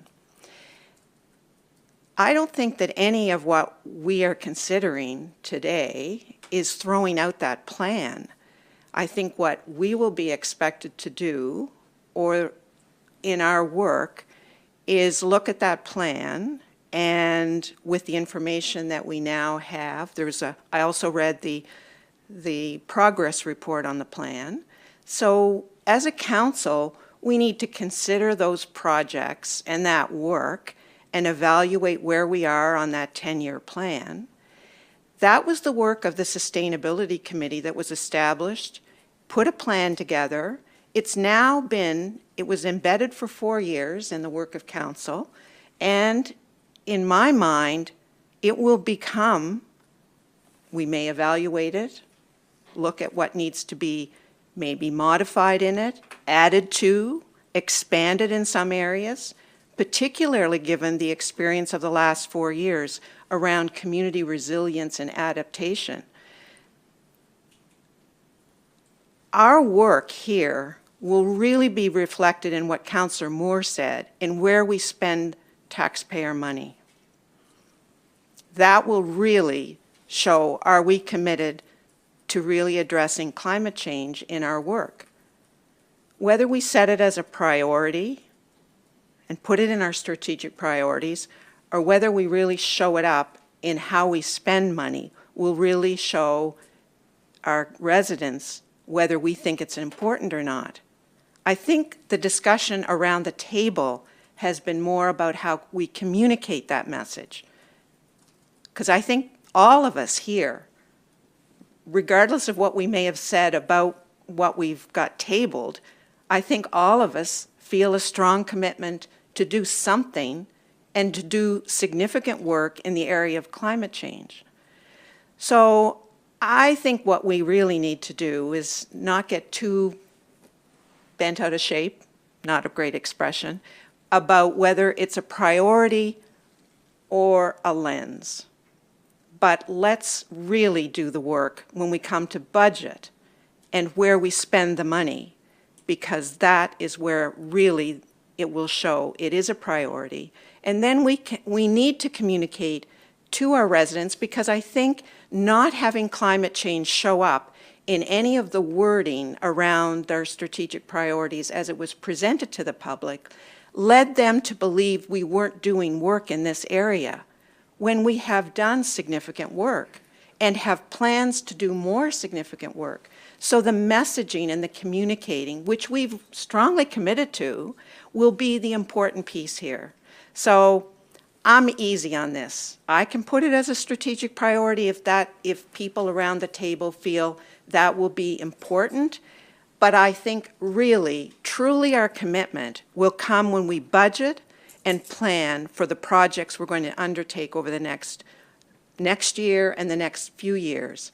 And I think that requires of us to take that 10-year plan, look at it carefully, evaluate what we know now, which has been acquired in knowledge over the last 4 years of the previous council, whether that be around EV vehicles, whether it be around the solar farm, whether it be around investing in our plans around planning and flood risks. All of those are pieces that we really need to consider. And so that will really demonstrate to our residents whether we are truly committed. And I think that's all I really wanted to say, but I can support either way on this. But I think our work really, if we want to demonstrate true commitment to climate change, will be when we get to budget.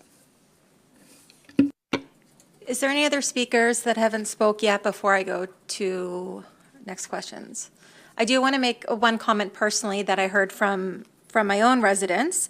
When I put our strategic priorities out, I didn't hear that any of them were wrong, but we were definitely missing climate change. One comment that did not make it in the agenda package as it came in afterwards was that they felt climate change sustainability should be an independent priority or at least included under quality of life, as climate change mitigation and adaptation or lack thereof will certainly impact community members' quality of life. I think we need to get it in there somehow. It was our strongest point when our deputy CEO went through the chart there. And if we're truly listening to our residents, we need to apply this more than just a lens, whether it's a fifth priority or under quality of life. I have Councillors Oikel and Smith next. Thank you very much. I still believe and feel that it is a communication thing. And also, when I think as a parent, what I say and what I do is what my children will see, right? And if we just have it as a lens and don't have it as a priority, it shows for me, and I feel for our residents, that it isn't a priority. It's something that we're kind of going to think about, or we're going to maybe apply, when we can. They're going to hold us accountable if we make it a priority, so that way then we'll need to do something. Across the world and in our small part of the world, climate issues continue.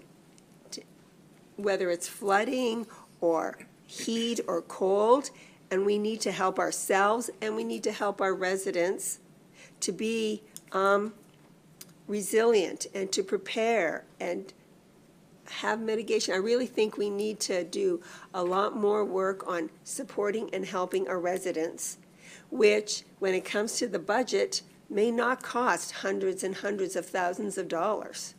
It may be a lot less, but letting them know that it's a priority and that it's something that we're thinking about for them as part of this council. Also, I want to mention that the six councillors who reoffered from the previous council were either acclaimed or reelected, which shows that our residents support our previous work and want it to continue, which includes the climate change, I feel. Thank you. Councillor Smith.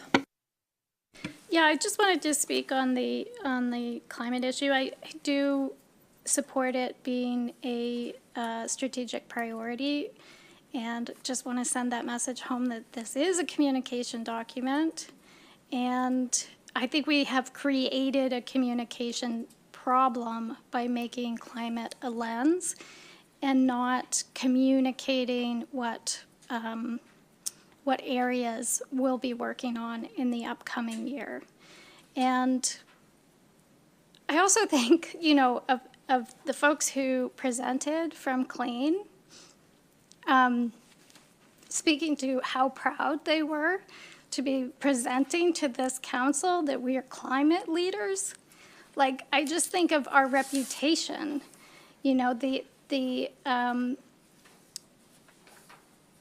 our reputation as climate leaders. And I don't want the headline to be tomorrow, not that, we're broadly covered by news outlets, but I don't want the headline to be that climate change is no longer a priority for Modal.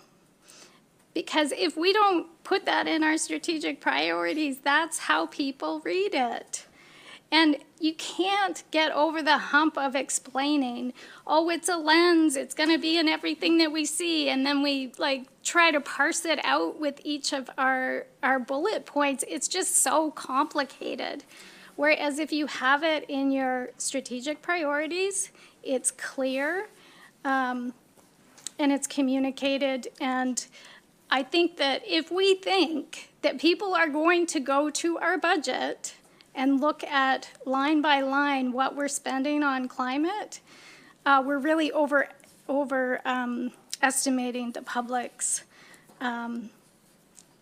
ambition to do research on what we're doing. They want the high points. I mean, some people will look at our budget line by line, but most people need to see it in the strategic priorities. And that's all I'll say. My main point is this is a communication tool. Let's use it to our advantage and keep climate in the priorities.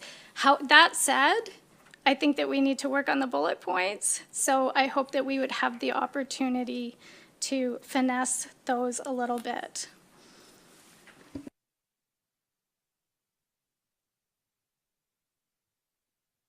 Councillor Brooks.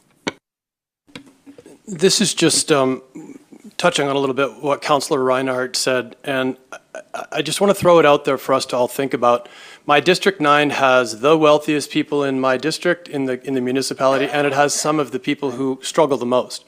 I can tell you exactly where climate breaks along those lines, and you can probably guess. The people who have the money are for climate change, and the people who are struggling are not big supporters. So as we talk about the sensitivities and we talk about how do we get to climate change, part of it is what Councillor Reinhardt said. When people are not hungry, when people have jobs that support them and validate their existence on this planet, their minds are open to other things beyond their table, including climate change. We can continue to talk about climate change.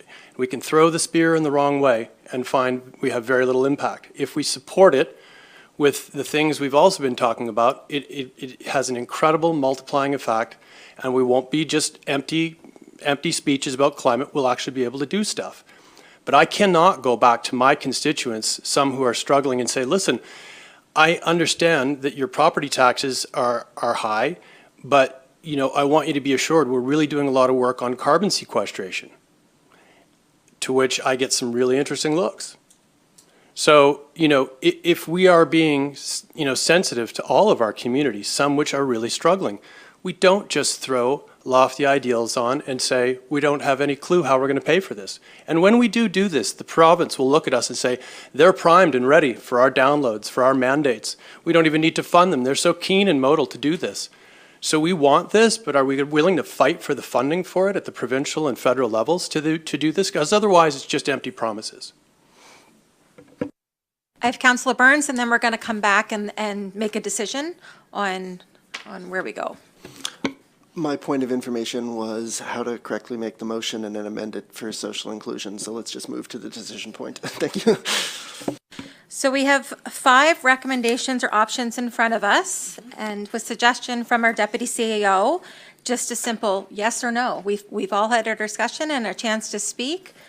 I think that is probably the best way to go forward with that. Would you like to do that now or break for lunch? Do it now. I'm here. Okay. And Deputy CEO is going to provide some additional comments. Yeah, so we structured it so that you could tackle them individually, so that you weren't left with large amorphous debate and no clarity on where to go. Based on the discussion, I did hear that the climate change statement that was drafted was a little bit lacking in terms of assisting residents addressing the impacts of climate change. And so ramp. So it was a really interesting suggestion around ramp, and that we might be able to incorporate that in some of our communications, particularly where we focus on those things.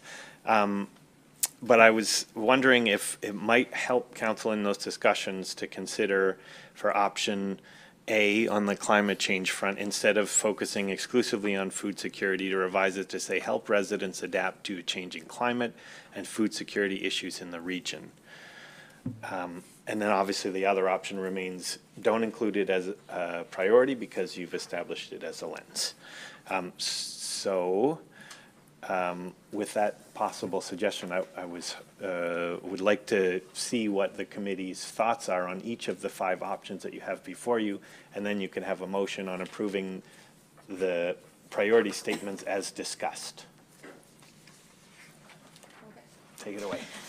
So the first one before us is cell service, and the recommendation is to remove the cell service in the bracket and put advocate for improved cell service.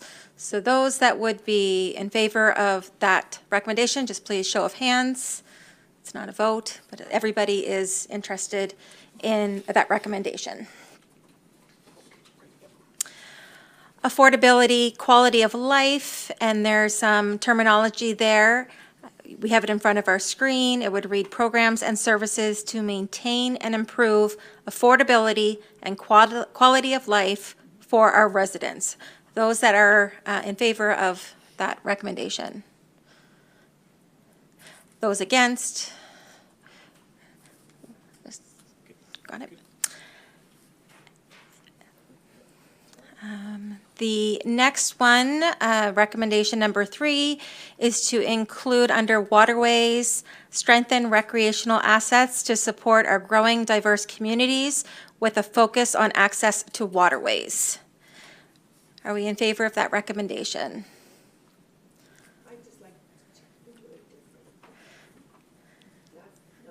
Okay.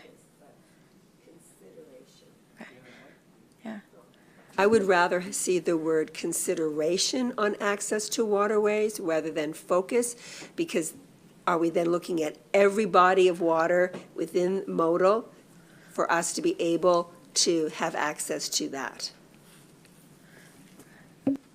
In response to the council member, no, the intention of the wording is not to suggest that MODL will then work to provide access to every single waterway. Only that when you look at your recreational assets, as is already identified in your open space strategic plan, you have a focus on providing public access to waterways. And then it's up to council to determine where those priorities land, but you're making it specific in this statement that you are interested in waterways. Thank you for the clarification. Okay. Are you satisfied with it? Okay, perfect. The next recommendation, or actually it's not a recommendation, but option 4 under social inclusion. Now, what would be the best way to vote on this? To vote on it as it's before us or without it? As long as you're clear, does council want it in? Okay.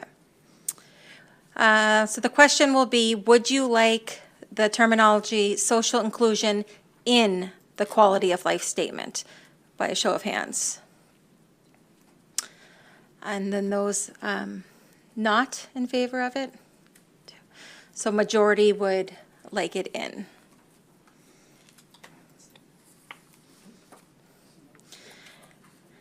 And then the one that we had a lot of debate on, climate change, and whether or not we keep that as a lens or add it as a number 5 strategic priority.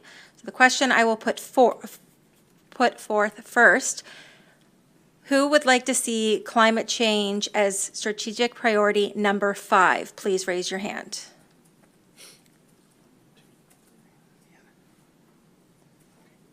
And those that don't, majority is to have that as strategic priority number 5. Has that provided clarity to staff on all of? Yes, it does. So just for a summary, the majority supported including the revision for cell service, including the revision for affordability, including the revision for access to waterways, including the revision to social inclusion, and including a 5th priority around climate change. And we do have 2 proposed motions before us. Why don't we do those before we break for lunch, and then this topic will be done. Councillor Burns, would you like to put forward the first motion? Yes. To the Chair and members of the Policy and Strategy Committee, I move that the Policy and Strategy Committee recommends to Council that Municipal Council adopt the amended strategic priorities as discussed. Is there a seconder on that motion? Councillor DeLong. Discussion on the motion.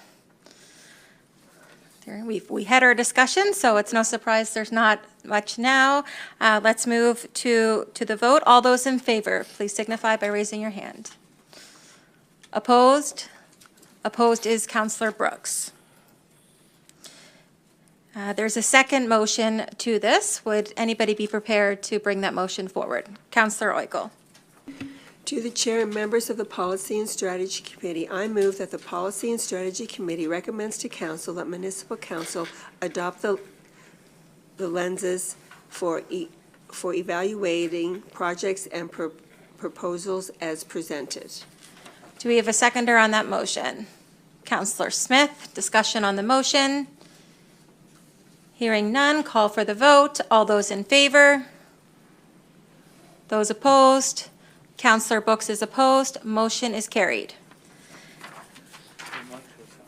We will break and resume back at 1:30.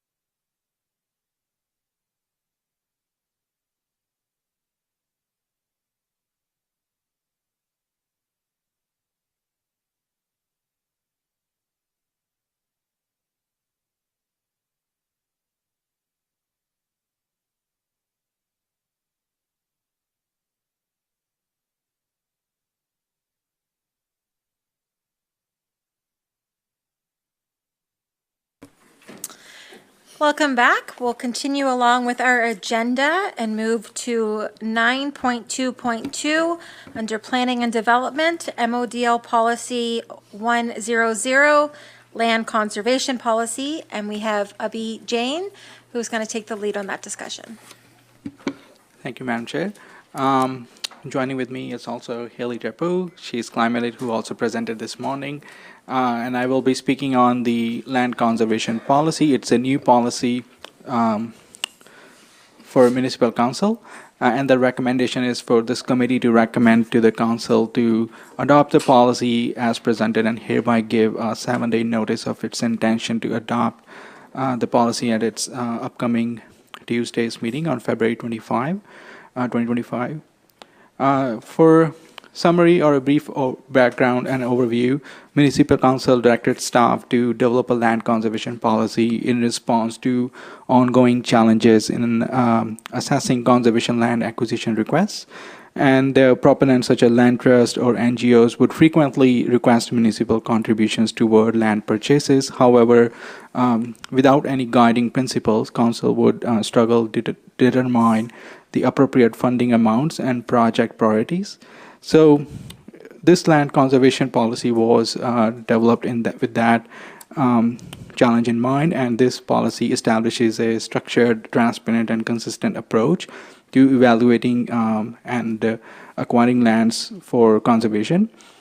The policy provides a clear assessment criteria, guiding principles, and defining all the processes for land conservation, so that it ensures that future decisions aligns with municipality goals, particularly also the target of conserving 20% of lands and watersheds by the end of this decade.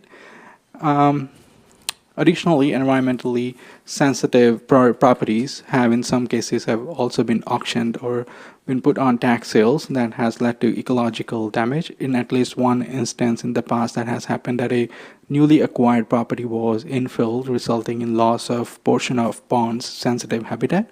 So this policy also ensures that all the tax sale properties that go up for auction or tender processes are looked through conservation lens and see if those properties have high conservation values and be presented to council as an option to bid on those properties and acquire them as a measure to proactively take steps to protect these key environmental assets. In regards to budget implications, there is no direct budget implications in adopting this policy. However, for the implementation, council may withdraw funds from the climate or sustainability reserve to support these land conservation acquisition requests as outlined in the policy's framework. Now I'll pass it on to Haley, who will be walking the council through the policy sections and throughout the whole policy. Haley, do you mind sharing this laptop? Podiums.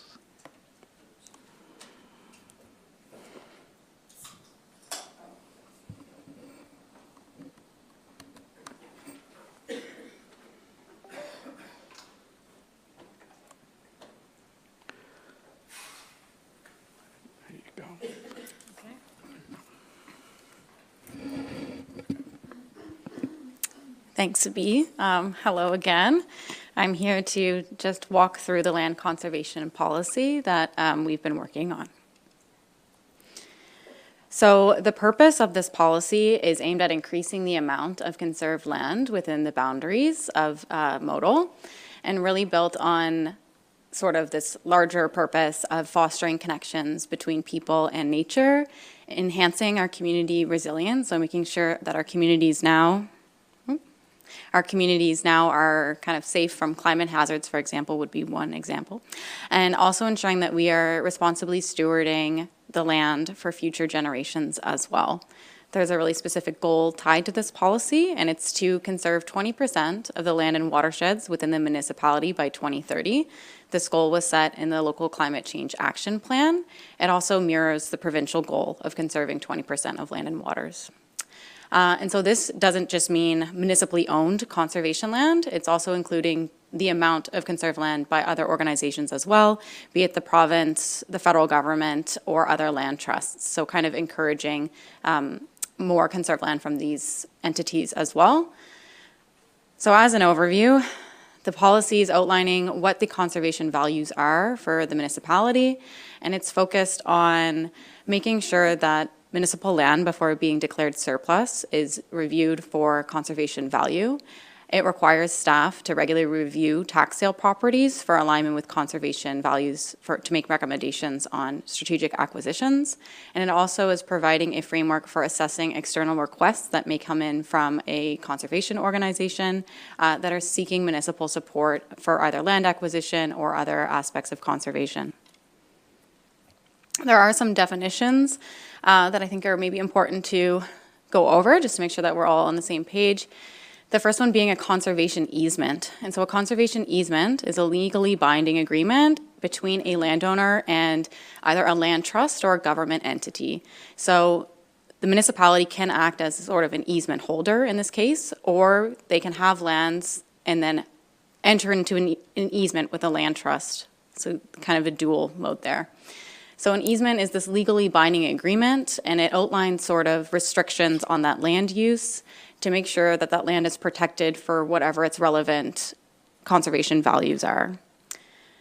When we speak of conservation land in this policy, we are referring to land that is permanently protected to preserve its conservation value, be it biodiversity, ecological integrity, or natural features.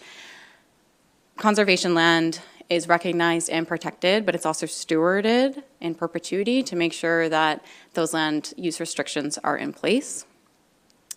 I think we can skip through a couple of these definitions, but species at risk is referring to species that are facing significant threats to survival. They might be classified as endangered, threatened, or vulnerable, and this is determined by provincial and federal designations. Stewardship under this policy is referring to the long-term responsible management, care, and monitoring of conservation land to make sure that its natural, ecological, and cultural values are preserved or enhanced. And I think we can maybe skip over the last of those definitions. But the next section outlines the conservation values, and these were meant to kind of mirror the provincial values as well. So the first value in the land conservation policy is the protection of biodiversity. And so this is conserving land that is able to support both diverse species as well as ecological functions. Key priorities under this value are to prioritize conserving land that is either intact, so it's got minimal human disturbance, so protecting what is already good quality, but also noting that there is certain properties as well that have a value of being conserved and then being restored if they offer significant habitat for species at risk, which is also the third point. Looking to protect land that species at risk are utilizing and are really critical to their survival. And also looking to conserve not just maybe land for the specific species, but thinking of what that specific function of the ecosystem are, because some ecosystems have really unique functions, and making sure that we're protecting those ecosystems that are kind of supporting a functional diversity across the region. Our next value is enhancing resilience and reducing risk. So this is making sure we're protecting land that's going to protect our communities and people today. This includes conserving land that's going to reduce risk to flood and storm protection. So this could be looking at preserving wetlands that soak up a lot of water, or coastal buffers or riparian zones to make sure that things are not developed there. The second one being temperature regulation. So forests obviously are providing a lot of shade that can decrease the impacts of extreme heat. Looking at conserving areas that are ecological corridors. These are important for wildlife adaptation. So as wildlife moves throughout the region and they need to adapt as well to environmental changes, that they have sort of the space to go to kind of access other areas. And the other key priority under this is water security. So making sure we're safeguarding wetlands and watersheds that are kind of replenishing our water systems that we rely on, and are also cleaning that water for us. The next value is ecosystem services. This also kind of relates into the natural asset management and infrastructure. So preserving land that is going to enhance or protect natural processes that are providing benefits to communities as well as wildlife and the environment. So this looks at protecting land that has high pollination support. So conserving those habitats, because this is important to making sure that we have local food production and agricultural health. Prioritizing land that acts as a large carbon sink and that can help towards reducing our emissions in the long term. Prioritizing conserving land for soil and erosion control, so preserving landscape where a forested area, maybe along a stream bank, can really help with the erosion and preventing erosion happening there, but also conserving land that has high-quality soil that is really important for agricultural activities, and also conserving land that is doing a lot in filtering our air and water, so making sure that those systems that are cleaning our air and water are intact and protected. And our last value is social and community benefits. So there's a lot of co-benefits along with conserving land beyond just biodiversity or hazard reduction. There's a really strong link between sort of like health and well-being in natural areas. And so under this policy, we wanted to have that value kind of be a standalone as well, and recognize that it's important to also conserve areas that are supporting things such as low-impact recreation, that are enhancing equity and inclusion. So not only maybe prioritizing requests for conservation from Mi'kmaq communities and African Nova Scotians, but also ensuring that green spaces are equitably distributed across the communities in the municipality. We wanted to highlight the value of collaborative partnerships. So a lot of conservation is more at a watershed or a larger scale. So making sure that we're working together and we're working with the very active conservation groups that are actively working in the municipality already within the boundaries. So working with those land trusts, NGOs, First Nations, the province, if needed, and other municipalities to conserve and steward land. And the final one being health and well-being. So making sure we are conserving land that is also going to improve quality of life, and it does this through access to natural spaces that can support both physical but also really strongly mental health. The policy is grounded in 3 sets of principles that we've outlined.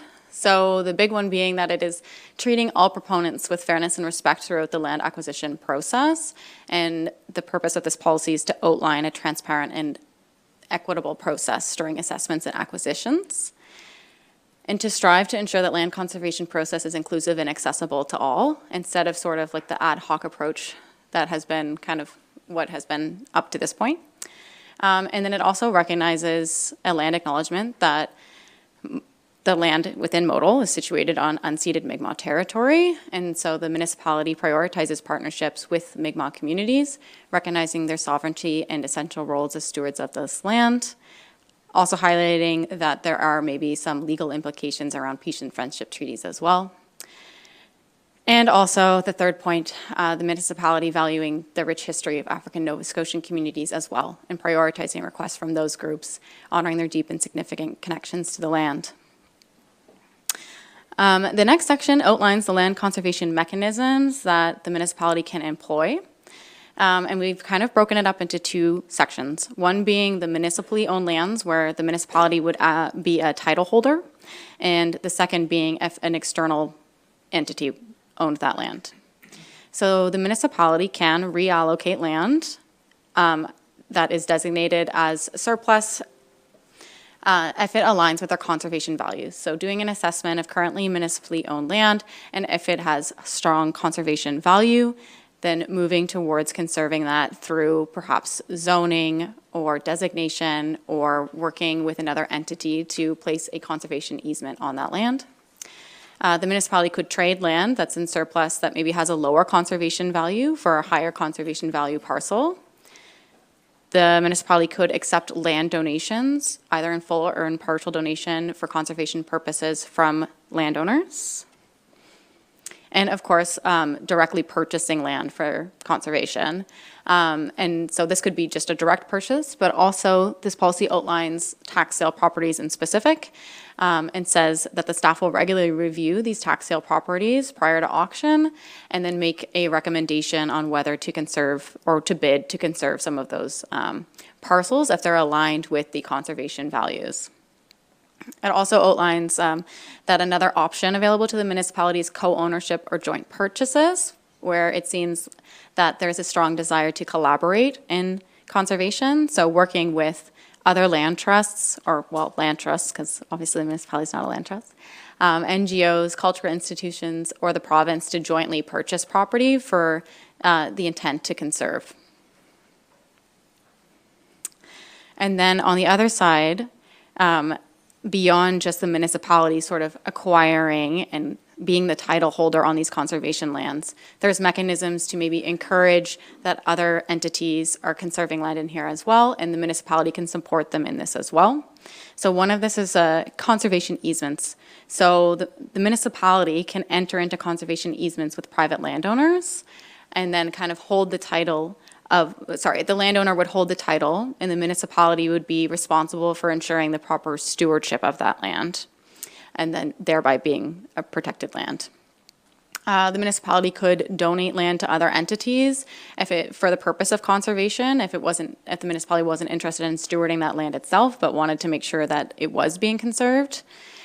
The municipality could also provide financial support to external conservation efforts for another organization, such as a land trust, to purchase and acquire land within the district or to support their stewardship of those lands. And it could also look into zoning for conservation, particularly in the case we have outlined. There are certain properties in the district that are currently kind of being conserved by local organizations, but there isn't necessarily a zoning to match that. So by adding a zoning layer to that on request from that organization could further formalize the status and add more protections to that piece of property. The process we have outlined can either be initiated internally or externally. And so we have it externally being initiated if a proponent is requesting the municipality conserve or assist in conserving land through completing an application that we would suggest is on the website that then is kind of linked to the conservation value mapping. Internally, it is initiated through the annual assessment of tax sale properties, or if staff identifies high conservation value municipal properties. So after sort of a property is identified as being potential to be conserved, staff will then review the proposed property associated application if applicable to see how it aligns with the conservation values of the municipality. The staff will also include assessments around sort of more practical measures, looking at what are the options when it comes to stewarding that land, what does that responsibility look like, what is the capacity to do that, and what are the protection or legal mechanisms available for that property for protecting it. And then they will compile that into a review that they will prepare for council. And then at that point, council will have the decision to either decline the pursuit of the request or can direct staff to conduct more detailed site assessments before making a decision. If directed, then, if the municipal council is interested in continuing to learn more about the property and assessing its conservation value, then they could direct staff to oversee detailed site assessments, which will then be brought back to council to determine whether the property will be acquired or conserved. This is just some of the site assessments that could be conducted, such as appraisal, ecological site assessment, financial review, hazard assessment, legal review, public engagement, and et cetera. Which studies need to be done would probably depend on what the conservation values of that property are. Yeah. So then our next kind of section is around what are the funding and incentives for land conservation. So as Abhi already mentioned, there's no direct budget implications under this policy, but it is under the policy that the municipality will support the policy through strategic budgeting, looking for external funding opportunities and contributions from other municipal resources, partnerships, and recognizing that this is going to be based on available resources and priorities. There is a prioritization of land acquisition proposals under this policy, and that the municipality is prioritizing land acquisition from proponents that are going to kind of contribute matching funds either to acquisition or to fund studies required prior to acquisition, and organizations that have secured or are looking to secure external funding and grants that can help cover the cost of acquisition and stewardship. There are tax exemptions that are available to private landowners that are interested in conserving land or entering into easement agreements or donating their land. And so under this policy, we have the municipality encouraging landowners that are interested in conservation easement agreements to explore tax exemption eligibility under the Nova Scotia Conservation Property Tax Exemption Act, and that they would have to contact the Nova Scotia Environment to determine if their property qualifies.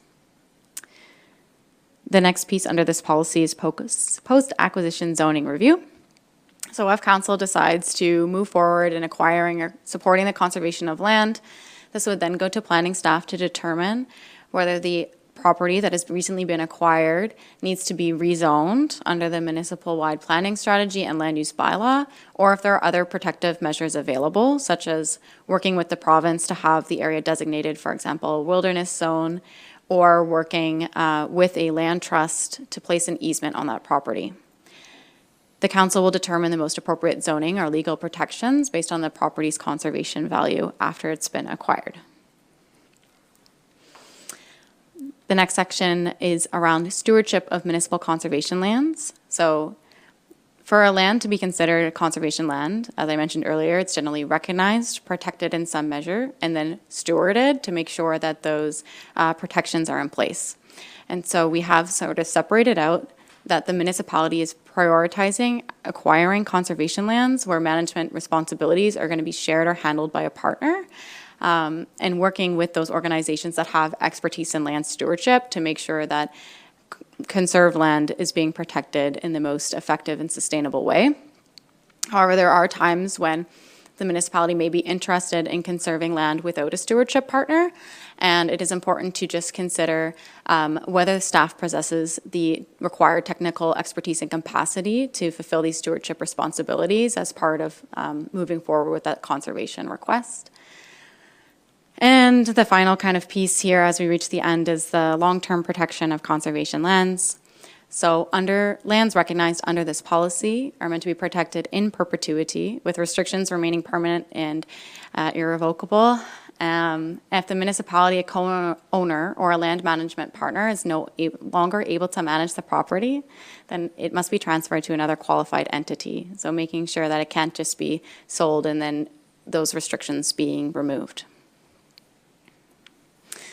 And then we just have the review and revision, and that we are suggesting that this policy be reviewed every 5 years to ensure that it remains relevant, effective, and aligned with current conservation practices and needs.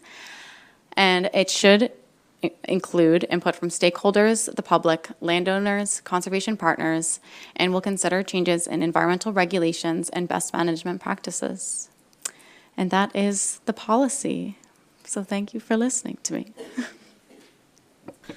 Thank you for presenting that, and we'll open the floor up for questions or comments on this policy. Councillor Hubley. Through the chair, this is probably for Abby. So the goal of the conservation policy is to conserve 20% of lands within the municipality. What do we currently have protected? Yeah, so we currently have about 6% equivalent to 10,000 hectares protected as of last year. Yeah. Councillor DeLong. Thank you. I'm very supportive of this policy, and I'm grateful to staff for moving this work forward. I do have a couple comments, though. Really quick and easy one first. In section 4, under definitions, letter D, I think that needs a little wordsmithing. It says, what does it say? Proponent means a proponent. I think that some of that can be taken out. I think section 5 is really strong with the conservation values. My comment, though, is that there's been no opportunity for public feedback on this, and particularly given that this policy came about in part because of the work of the community in Westhaver, I would hope that they would be consulted prior to us going through first reading. Actually, a couple of us reached out to members of the Westhaver group, and one of their lead proponents had a couple of words that I'd like to share. They appreciate the fact that staff is creating this policy to address conservation, but they're concerned with the timeline, main issue being the lack of guidance, tools, training, or suggested strategy for staff and council to ensure that land conservation values will be protected or even identified at tax sale or otherwise. They want to know how that will happen. I'll send this to you afterwards so that maybe you can comment on it specifically. They feel that an emphasis needs to be placed to address private land conservation, especially in terms of offering incentives to modal citizens who want to donate or establish conservation zones. They also want to know what percentage is currently protected. Is that being mapped?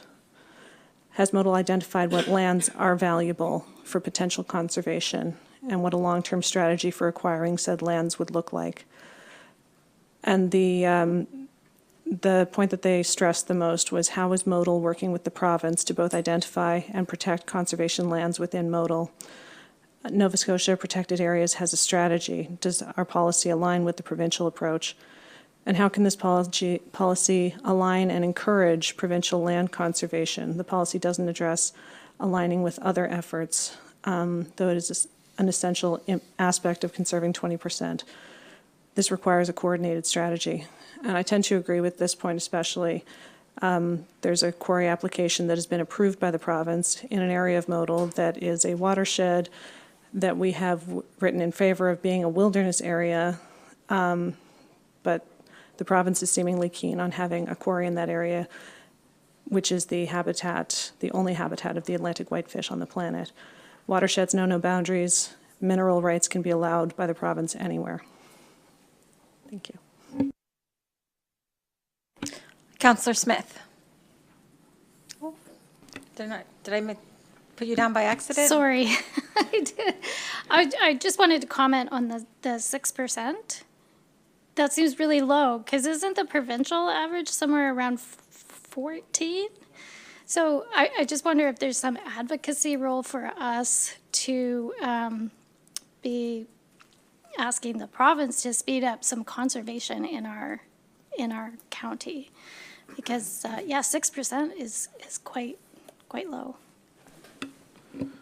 Yeah, there, if you want to go ahead. I was going to just say, there is some advocacy already happening through council. One as recent as the letter of support that MODL will be sending to province regarding the public lands be designated as in the wilderness area in the Petite Riviere watershed area.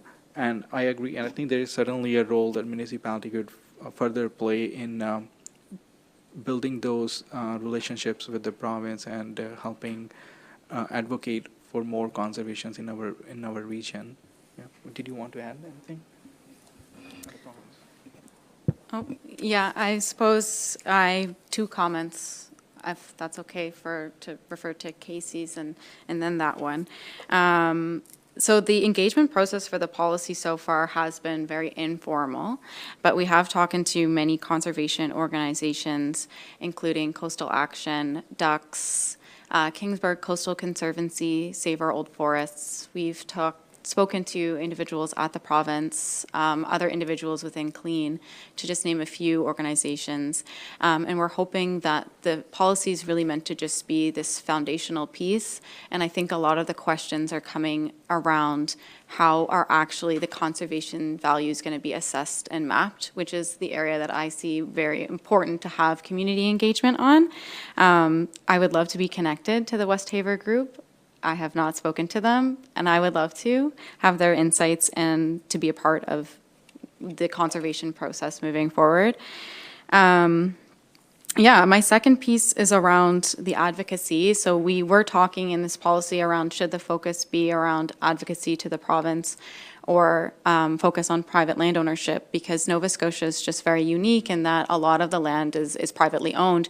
So the policy is designed to focus on kind of that aspect of it, of purchasing and helping the purchasing of private land, which can then be turned into conservation land, not necessarily the advocacy piece of turning Crown land into conservation land, which is another key strategy, but it isn't necessarily folded into the policy in this version. Is there any other questions or concerns around the table? I'm not seeing none. It would be great. With regard to the 6% that the municipality does have, could you provide us with a map at a future date? I'm curious as to where all the locations are, and it'd be good to see a bigger picture of it all. Yep, at some point in time. Absolutely. Yeah, and Mayor McLean-Weil. I hesitate to ask the question, given some of what's been in the news and we've gotten communication on, but can the province override any decision we have about conservation land and how it's utilized?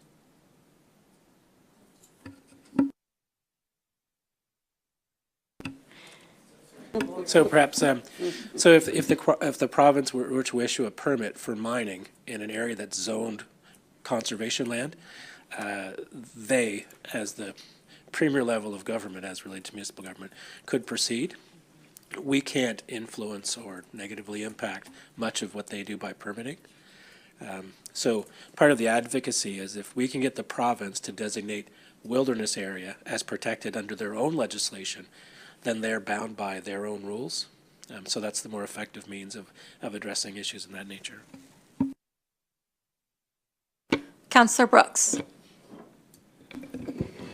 I'm curious what protections communities might have who are struggling to find and build affordable housing. In my community, there's a giant piece of land which is just about to go into conservation, which is right in the heart of my community, which would frankly have been ideal for some low-income housing and some building, but now it won't be there. Now those people will live somewhere else and have to drive back into it.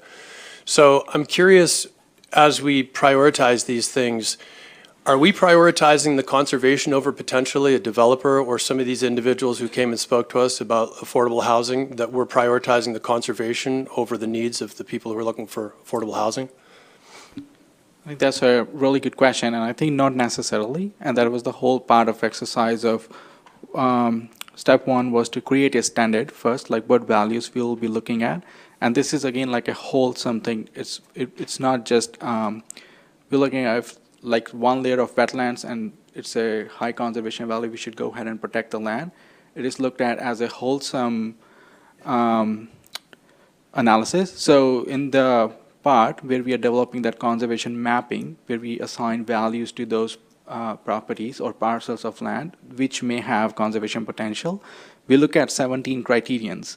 So for example, if it is near service area, or if it is near road structures, or if it is near, as you mentioned, it may have potential for housing, it would receive lower scores.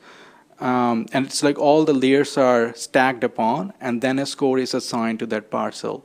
So it is looked at as a wholesome rather than just narrowly only through conservation lens. It doesn't compete with the other priorities. For example, if through this assessment we assign a high score, let's say 7, a parcel receives 7 score, it would also highlight it is technically not developable. Maybe it is a completely wetland, or it is a forested wetland, it may not be developable. That is why it has received, or it doesn't have any road nearby, it has very low densities, like remote areas. So I think like the criterions are looked at as a wholesome and not as a means to just override the conservation value over other over lands that could be better put to use elsewhere for other municipal priorities. Councillor Smith. Sorry, you may have covered this. This policy is quite extensive, but working forests, as far as if someone has like an easement around a working forest, is that eligible to be a conservation, like a conserved, under the conserved umbrella, or? I'm going to say it's going to depend on those practices, the forestry practices. But if it's an example of a community group that's working towards sustainable forestry practice, but they want to have additional protective measures and are interested in having that, have a conservation easement placed on that, generally the conservation easement is like made by the property. So what the land restrictions would be kind of case by case basis. But on the federal level, they sort of call these areas that are maybe used for resource extraction or could be agriculture even, it could be water source areas, but are also meeting sustainability goals. They're called OECM, so other effective area-based conservation measures. So generally, depending on how you define conservation, something like that could be possible, I will say. It's hard to say without exactly knowing the use restrictions, but it's definitely possible, if that answers your question. Did I miss any other hands? I don't think. So we do have a motion on the floor to recommend this to council and get it going. Is there somebody that would like to put this motion on the floor? Councillor DeLong. Thank you. To the Chair and members of the Policy and Strategy Committee, I move that the Policy and Strategy Committee recommends to Council that Municipal Council adopt Policy 100, Land Conservation Policy, as presented, and hereby give 7 days' notice of its intention to adopt the policy on February 25th, 2025. And I so move. Moved by Councillor DeLong. Is there a seconder? Seconded by Mayor McLean-Weil. Discussion on the motion. Councillor DeLong. Thank you. So if there are any proposed edits or things like that that come before this comes to council next week, then those will be incorporated, and that will be part of the motion then. Okay. Further discussion? Seeing none, all those in favor? Opposed? Opposed is Councillor Brooks. Motion is approved. Thank you very much. We'll move down to 9.3, 9.3.1, Accessibility Progress and Goals Report. And we have Sarah Kacharski, Manager of Corporate Services and Communication, to present on this.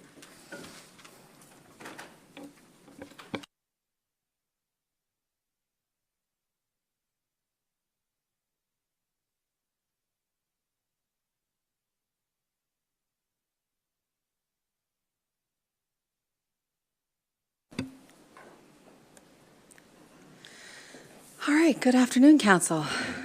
I'm here today to talk to you about the accessibility progress and goals that we've made as a municipality so far, primarily as a district in Lunenburg, but also I will touch on the regional work. So you do have a report in front of you that has a lot more detail. I'm just going over the high-level points and here to answer any questions. So as you know, for the agenda today, we're going to look at the legislative requirements that we have, some quick facts about disability in Nova Scotia, the accomplishments we've made to date, potential projects and action items, and then we'll talk about resourcing and budget. The Accessibility Act, as you probably know, is a requirement by the province.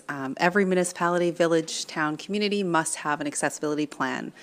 We're required also to have an accessibility advisory committee. And we have to, through this work, we have to identify and remove accessibility barriers throughout Nova Scotia. So there are regulations coming under the Accessibility Act, and there's 6 elements that are being covered.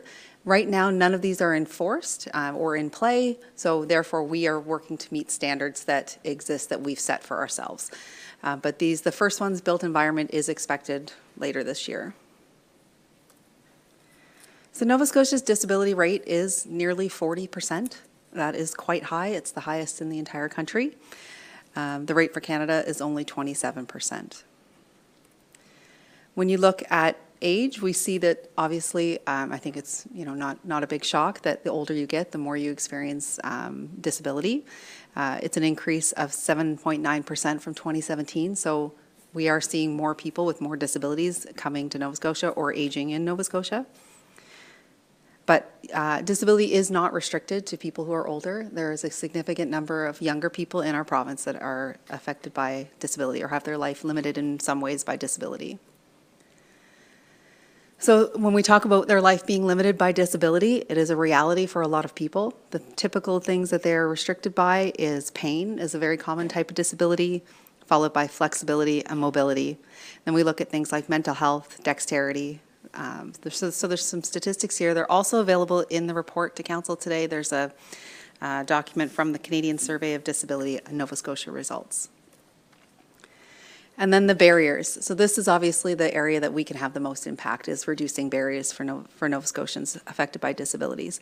And it's important to remember too, this is people that have identified as having a disability. Many people don't identify as having a disability, even though we might look at them and think that they do. So maybe they they have a temporary disability, or maybe they just don't see what they have as a disability. I don't think of myself as a disabled person, but I do have a visual disability that affects me off and on. So the numbers can be even higher than that. So barriers related to features in public spaces is one of the most common limitations people experience, and communication barriers is another one. And then barriers related to behaviors, misconceptions, or assumptions is another high one. And this is nice as a chart because a lot of the actions that we've identified further in this report are directly tied to these limitations. So unfortunately, we don't have more granular details of people experiencing these disabilities in Lunenburg County specifically. That research just isn't there. Statistics Canada could provide us with some more granular level of detail, but it's not expected that that would have any meaningful difference from Nova Scotia as a whole, and it is significantly expensive to request that information and purchase that from Stats Canada, just in case you're wondering why I couldn't go a little more detailed. So we want to talk about the accomplishments to date that the municipality has done. Our municipality led the way. This past council devoted time from staff to creating the regional accessibility plan. I myself led that work with the 5 municipal councils back in 2020. We did the research and then launched the plan in 2021. And then we've done a lot of things since then. So we developed the new municipal services building, probably being the most expensive and biggest impact one there.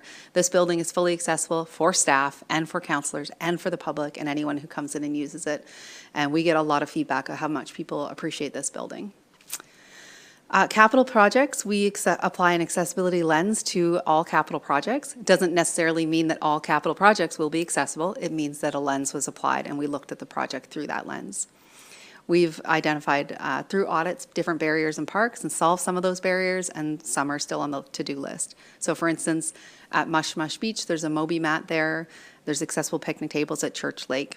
And again, as I mentioned earlier, these don't always make life better just for people with disabilities. They make life better for people who have kids in a tractor trailer, you know, in a stroller. People that just, again, don't consider themselves disabled, but they have different accessibility needs. Our website is modal.ca is fully accessible.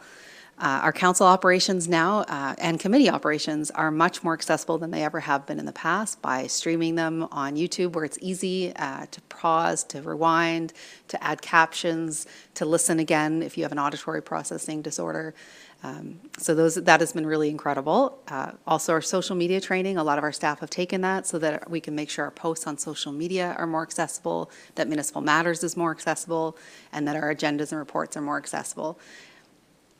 Expanded recreation program, so our recreation team has made sure that our programming is as accessible as possible, held at venues that are accessible, and also have accessibility in mind when we design the program. So I know some of the more headline news are things like the wheelchair basketball and different equipment we've purchased. And Lunenburg County Wheels is a major one. Municipality can take credit for making that making a large investment in that service and making it much more accessible for people throughout the municipality to get into town and go to their medical appointments and do their shopping and live their life with accessibility needs being met. However, they are definitely oversubscribed, and they do have a desire to have more funding so they can serve more residents. And just general, we have overall a very strong commitment by the past council and all indications to date by this council and by staff to bring accessibility into our day-to-day work that we do here. So we've talked about applying an accessibility lens. This is work that's been ongoing and I believe just got approved shortly ago, just before you went for lunch, to have this continue. So what does that mean? It means there's no accessibility checklist. There's no list that I hand to someone and say, oh, you're doing a project, check off all these check boxes. It means we try to eat, sleep, and breathe with accessibility in mind. So we integrate that into infrastructure projects, into public events. We're always asking ourselves, is this accessible? Can we make this more accessible? This is a continuous commitment. That requires staff training, it requires staff education, it requires staff talking to our regional accessibility person, coordinator, Ellen Johnson, on a regular basis, having a relationship with her, and also being out in community and talking to people who are living the experience. So in your report is a detailed list of action items. I wasn't planning to go through them one by one, but they're listed off. First is Regional Accessibility Plan Joint actions. So these are commitments we're making as 5 municipal units. They're in here. This is not today, the goal of today is not for you to approve these action items. It's so you can see these are coming. Ellen Johnson is going to come to each council individually and provide a report that has, here's our plan update, because we're required by the province to update that plan every 3 years, and we're at, 3 years, and we're at the 3-year mark. So she'll be going through those action items with you. We also have here identified joint actions that are actions that have been identified as being positive for both inclusion in the accessibility plan and in the required equity and anti-racism plan that the province has also required municipalities to submit by April 1st. So there's a lot of overlap. And then finally, there's the District of Lunenburg specific action items, which again still has, you'll see, overlap between the larger regional ones. We have our list of modal ones was developed a while ago. We've been working on it ever since. And some of those are such good ideas that the regional coordinator is going to take them and run with them too, and all municipalities want to do. So we do a lot of sharing between the municipalities. Like for instance, one of the action items is creating a standard guide sort of symbol. So if you see an event ad, for instance, our upcoming food hub event next week, there might be a symbol in the corner of the ad that tells you this is an accessible facility. You won't have a problem parking. So all municipalities are going to take on something like that. There's no sense in each of all 5 of us developing our own symbolism or our own verbiage. So we'll share that. And then in the report, we talk about the potential accessibility lens applied to future capital projects. So it identifies on page, I want to just bring that one to your specific attention. That one is on what page? The second to last page, my apologies. So these are capital projects that council will be brought to council in this upcoming budget session over the next few weeks, and they can be viewed with an accessibility lens. So again, receiving this report as information today does not commit you to these projects and to these investments. It's just making you aware that this is probably going to be coming up the budget process. Finally, resourcing and budget. So we have a very integrated approach where we've embedded the decisions around accessibility into the budget process and into our culture. So in terms of resources, we have a shared regional accessibility coordinator position. That's Ellen Johnson. We have a 0.2 person devoted to IDEA, so inclusion, diversity, equity, and accessible, and that is Ella Gindy. She's back off. Is she in the room? Yeah, Ella's here. So that's Ella again. It was me for a little while while we lost her to raising a perfect little baby boy.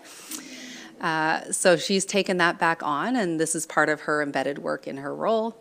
And then again, staff have an accessibility lens and take different various trainings as they see fit within their area of expertise. So we have a number of staff that have taken the Rick Hansen training, and Ellen has been certified at Rick Hansen. In terms of funding, again, there's no commitment today, and we don't do sort of one-off commitments. The funding is allocated as part of the budget process. So when directors come to you with capital and operating budgets, they will be talking about accessibility then, and that's when council makes decisions about the kinds of things they're committing to. So when you look at actions in these reports, you'll see that they are very high level. They're not specific. They could look like different things. So I always compare it to your commitment might be to buy a car, and then the details, which we discuss at budget, is are you buying a used Corolla or are you buying a brand new Ferrari? That's when council makes that decision. So no brand new Ferraris is my guess. But so I like to compare it to that, so it makes it understandable that your commitments are high level, they're not detailed. The details comes in the budget session, and that's when we hammer out those details of what things look like. And I'm happy to answer any questions. Yeah. Is there any comments or questions? There's no motion coming out of this. This was an information piece. I encourage you to read the agenda again if you haven't, because it lists a lot of good stuff in there. Mayor McLean-Weil. This is not directly related to your report, but it is about the accessibility issue as it relates to broader groups in our community. And I just wonder, and I think about it because Deputy Mayor Vino and I were having lunch today and talking about the para hockey tournament that will be held here. And clearly in that you have a group of volunteers. And I just wonder, in those cases, that's probably an obvious one, but we have other events. And I'm just wondering in the broader community what role our regional approach has taken to helping community groups understand the issues around accessibility. Is that part of your mandate, or? Yeah, so that falls under Ellen as the regional coordinator, because, you know, these groups don't follow the lines that we've arbitrarily drawn on a map in terms of districts or municipalities. They live in one, they work in another, they play in another. So we have put that under Ellen's sort of purvey. So she goes out into community and talks to community groups, and when things like that come to the municipality, she's there, and she's known there, and she's sometimes even volunteered there in her personal time as well to build those connections and build those networks. Always we go where they are, right? We go where people are who want to talk to us is a really important part of engaging with the public. And following up on that, a great opportunity may be for her to attend the grant workshops where you have a lot of people in community halls and facilities, and I'm looking to Ms. Payne as well, and that might be a way to reconnect with some of those smaller groups that come out to that. Councillor Brooks. I'm curious from an economic point of view, have you guys ever lobbied to try to use some of the ADA standards in terms of rollout, for example, of Access 2030? Because I've spent quite a bit of time with the ADA regulations, and they're quite logical, and they're quite sensible, and they're also sensitive to the individuals with needs and sensitive to the business community that's largely going to pay for them. We don't have any of those policies here. I'm wondering what your thought on that is. Yeah, so I volunteered to join the committee to review the built environment standards, which now it's like 3-4 years ago. So I was in the first group, and there was a lot of discussion around that, as using ADA as a model. I'm not sure where it ended up, because I haven't seen the built environment standards that they're going to implement, but that's firmly within the province's purvey. So I know Ellen is on one of the other committees too, possibly the communication one.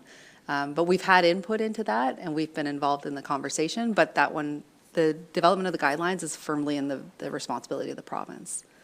So, does that answer your question?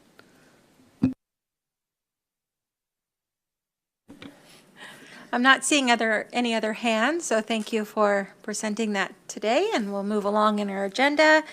9.4.1 MODL Policy 058 Fee Policy Review, and Elena Wenzel, Director of Finance, will lead us through that.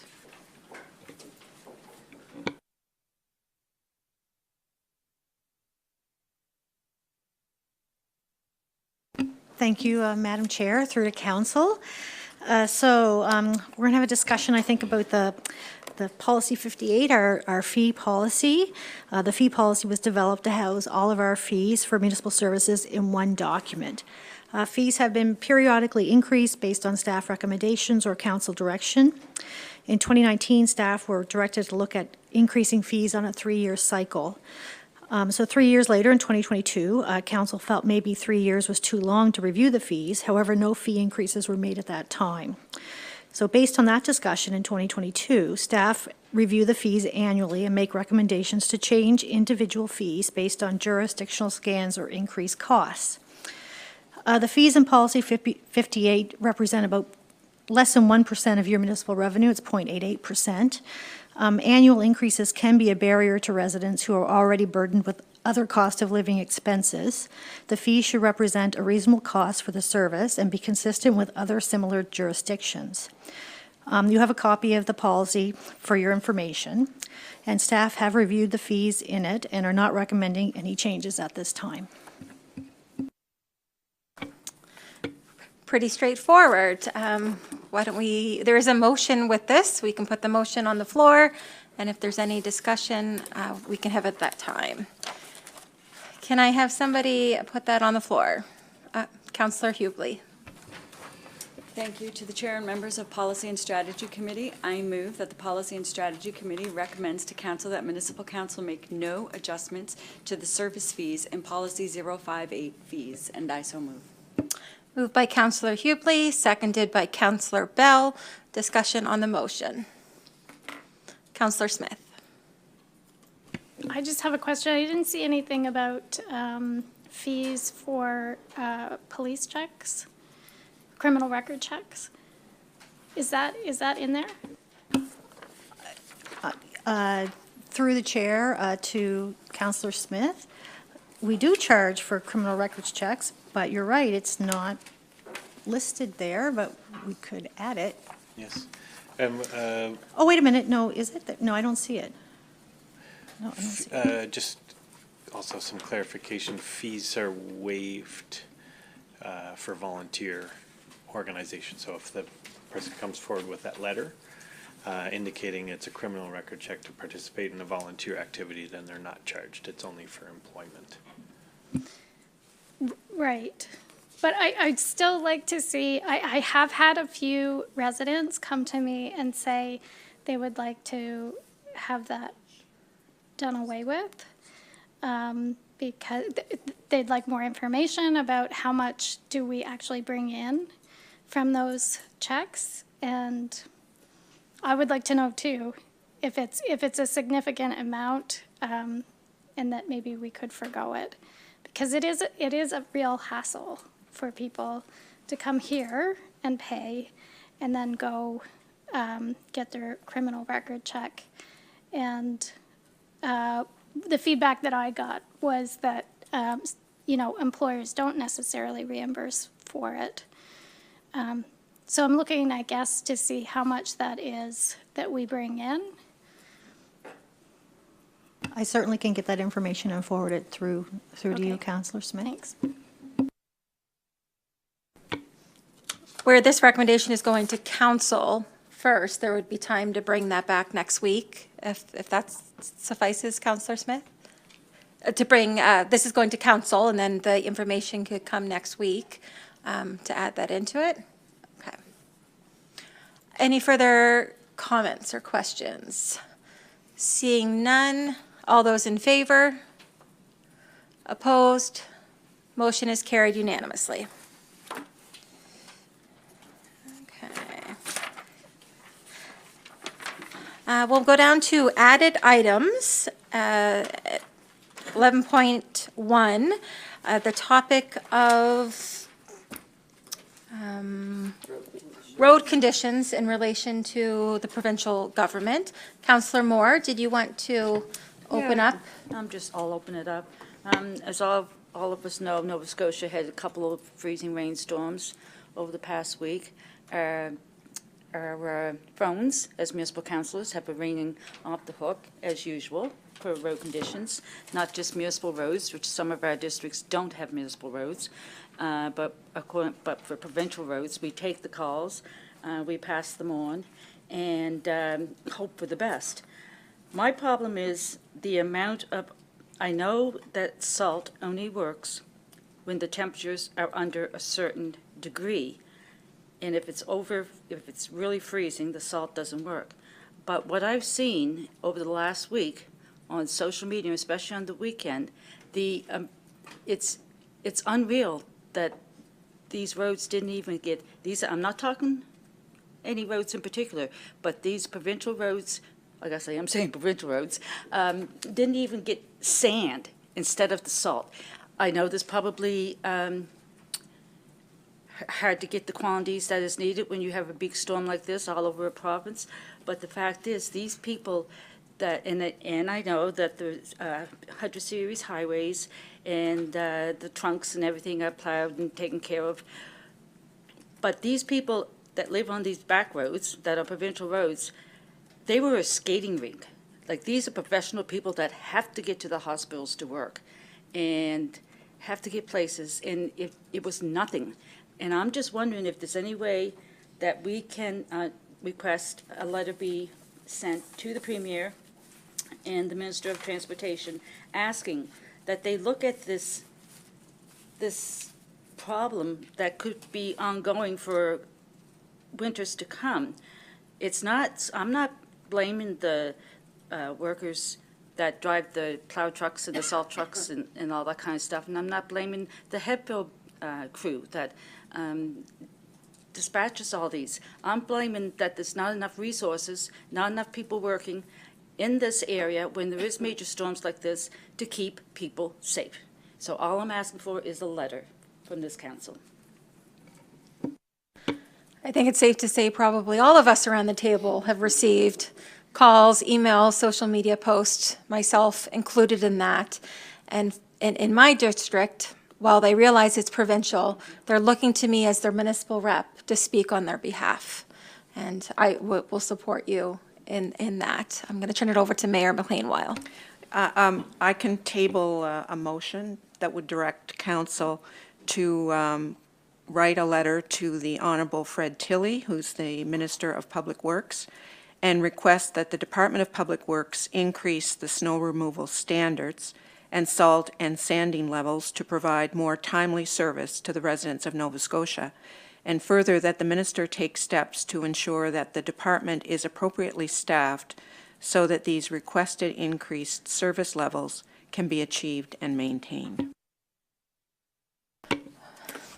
So, motion put on by Mayor McLean-Weil, seconded by Councillor Moore. Discussion on the motion. Councillor Smith.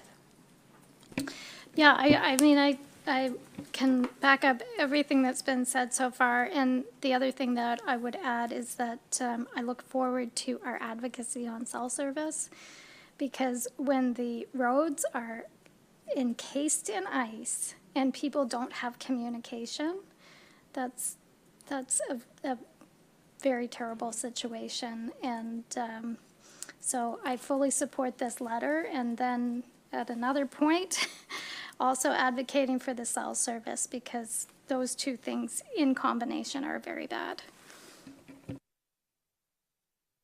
Councillor Burns.